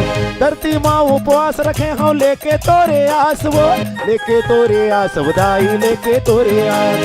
तैया बे मंझनी, तैया बे मंझनी बोरे बासी संग माँ खवा हो तो लबो पताल चटनी। बोरे बासी संग माँ खवा हो तो लबो पताल चटनी।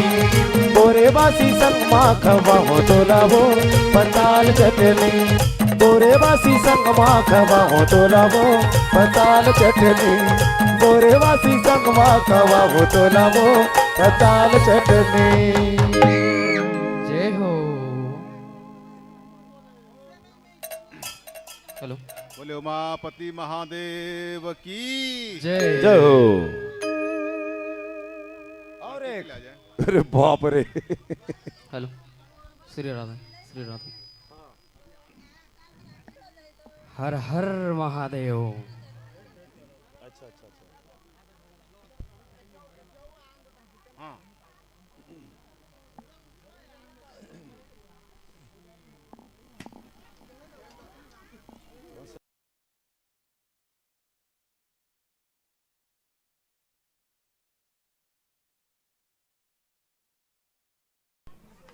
कहाँ चला गया लॉन्ग प्रिंट वो था।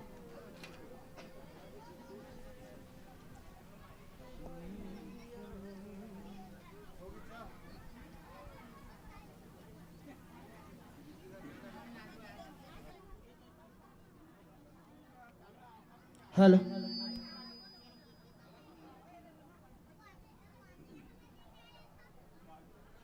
आइए, एक माँ चंद्रसेनी की भजन भी आप लोगों के बीच प्रस्तुत किया जा रहा है।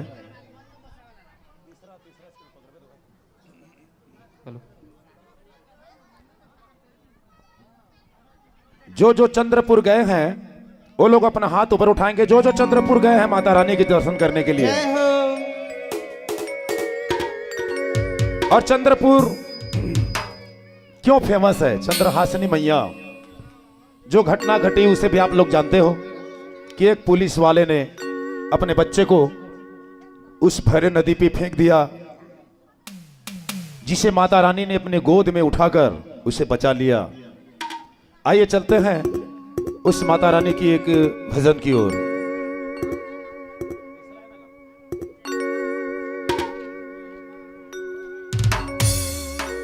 सुना सुना वो चंद्रसेनी कहानी, रहे एक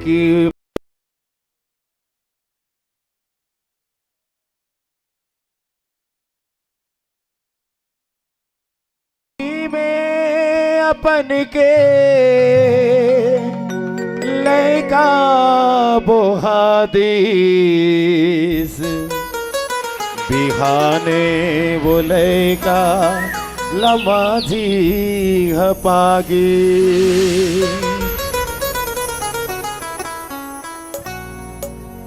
अरे बाहर के धारी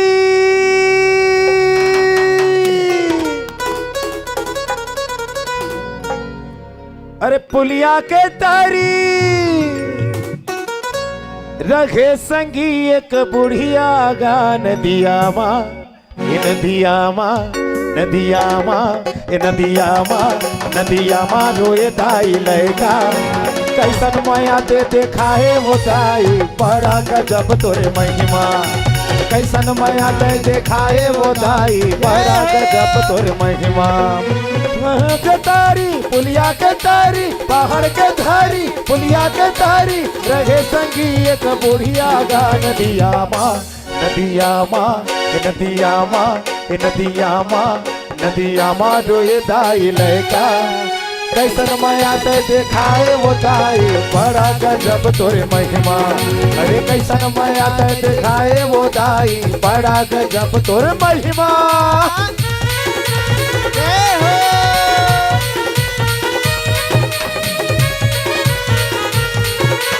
जय चंद्रहासिनी मैया की जय।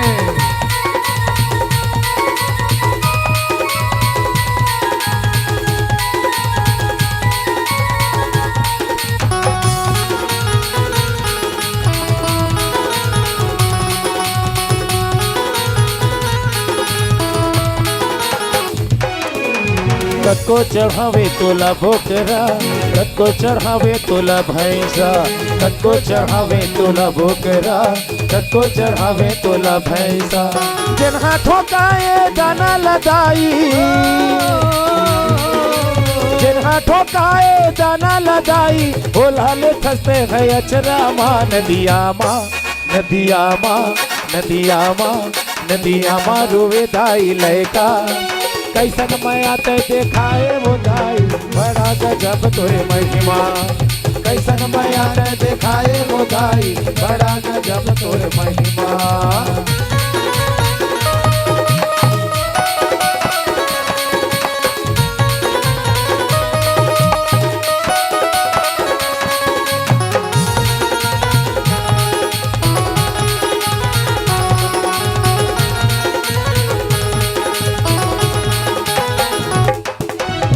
को नदी माया जाए पानी, ओढ़े न जाई तेरे को छाने, को नदी माया जाए पानी, ओढ़े न जाई तेरे को पानी, दोनों कहे तोला छत्तीसगढ़िया, दोनों कहे तोला छत्तीसगढ़िया, दोनों कहे तोला ओढ़िया, वो नदिया माँ, नदिया माँ, नदिया माँ रोए दाई लैका, कैसन माया ते देखाए वो दाई, बड़ा गजब तोरे महिमा। अरे कैसन माया ते देखाए वो दाई, धाई बड़ा गजब तोर महिमा। बाहर के धारी पुलिया के तारी, बाहर के धारी पुलिया के तारी, रहे संगी एक बुढ़िया गा नदिया माँ, नदिया माँ, नदिया माँ, नदिया माँ रोए धाई लैका। कैसन मैया तेरे खाए वो धाई बड़ा गजब तोर महिमा। अरे कैसन मैया तेरे खाए वो धाई बड़ा गजब तोर महिमा। अरे कैसन मैया तेरे खाए वो धाई बड़ा गजब तोर महिमा। हाँ कैसन मैया तेरे खाए वो धाई बड़ा गजब तोर महिमा। बोले चंद्रसेनी मैया की, जगत जननी आदि शक्ति माँ भवानी की, बोलिए श्री शंभु भोलेनाथ वरदानी की। बहुत बढ़िया। चलो भाई,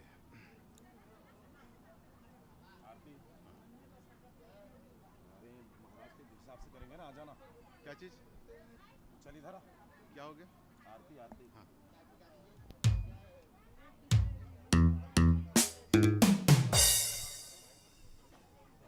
और आज बता दूं कि आज रात्रिकालीन में रामायण का कार्यक्रम है। बिल्कुल आप लोग अधिक से अधिक संख्या में आकर आज ये रामचरितमानस मर्यादा पुरुषोत्तम श्री रामचंद्र जी की कथा का भी रसपान करेंगे। साथ ही साथ कल 9 बजे जगराता का कार्यक्रम है, यहाँ भजन संध्या का कार्यक्रम है, जिसमें कोरबा से झांकी भी आ रहे हैं।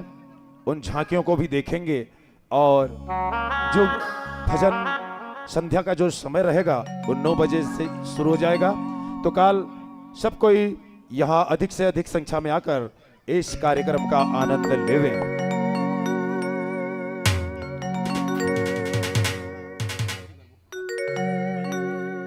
बोलो उमापति महादेव की जय। हेलो, प्रेम से बोलो अम्बे मात की जय हो, प्रेम से बोलो वन दुर्गा मैया की जय, प्रेम से बोलो सुंदरा माता की आरती लेकर के खड़े हो जाएंगे सब कोई।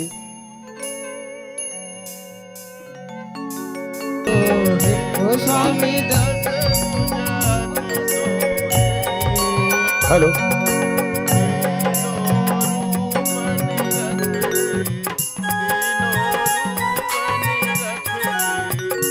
भुवन जन मोहि ओम जय शिव ओंकारा।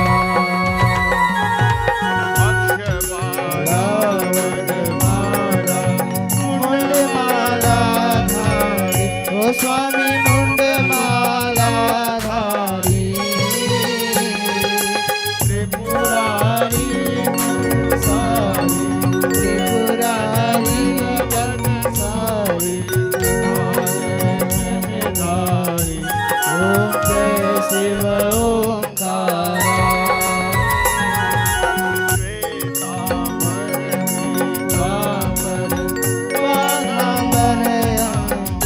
स्वामी बाधांबर अंगे सनकादिक ब्रह्मादि सनकादिक ब्रह्मादिक भूतादिक संगे ओम जय शिव ओंकारा।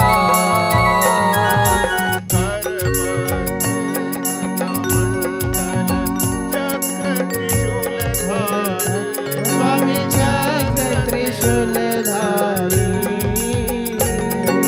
सुख करता दुख हरता, सुख करता दुख हरता, जगपालन करता ओम जय शिव ओंकारा।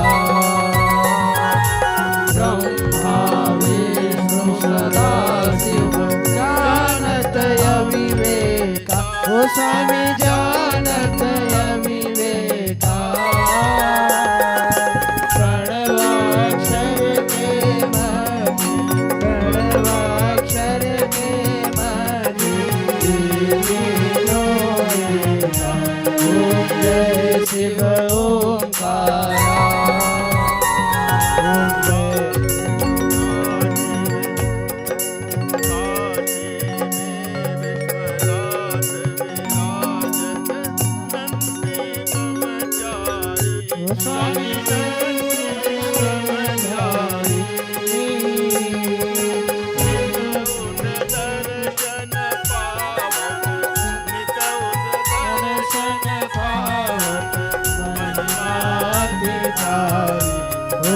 जय शिव ओंकारा। स्वामी जी की आरती जो कोई नर गावे, वो भोले प्रेम सहित गावे। शिवानंद स्वामी मन भजन हरे भर स्वामी, मन चित फल पावे। ओम जय शिव ओंकारा। ओम जय शिव ओंकारा। प्रभु जय शिव ओंकारा। भोले जय शिव ओंकारा। ब्रह्मा विष्णु सदा शिव, ब्रह्मा विष्णु सदा शिव, हरि धारा। ओम जय शिव ओंकारा। ओम जय शिव ओंकारा। प्रभु जय शिव ओंकारा। बोलो उमापति महादेव की जय। कर्पूर गौरम करुणावतारम संसार सारम भुजगेन्द्रहारम सदा वसन्तं हृदयारविन्दे भवं भवानी सहितं नमामि। भवं दरवाला कुलतालकाये कपालमालाकृतशेखराय दिव्यम्बराय च दिगम्बराय तस्मै नकाराय नमः शिवाय। त्वमेव माता त्वमेव बन्धो च सखा त्वमेव, त्वमेव विद्या द्रविणं त्वमेव, त्वमेव सर्वं मम देव देव। गुरुर्ब्रह्मा गुरुर्विष्णु गुरुर्देवो महेश्वरा, गुरु साक्षात् परब्रह्मा तस्मै श्री गुरुवे नमः। गुरु उमापति महादेव की राजा रामचंद्र की जय। जनक नंदिनी सीता माता की जय। लक्ष्मण कुमार की जय। पवन सुत हनुमान की जय। गंगा मैया की जय। नर्मदा मैया की जय। सनातन धर्म की जय। गौ माता की जय। गुरु गोविंद की जय। सुंदरा माता की जय। वन दुर्गा माता की जय। नमः पार्वते पते हर हर महादेव। करचरण कृतं वा कायजं कर्मजं वा श्रवणनयनजं वा मानसं वा पराधं विहितं विहितं वा सर्वमेतच्छमस्व। जय जय करुणाभे श्री महादेव शंभो।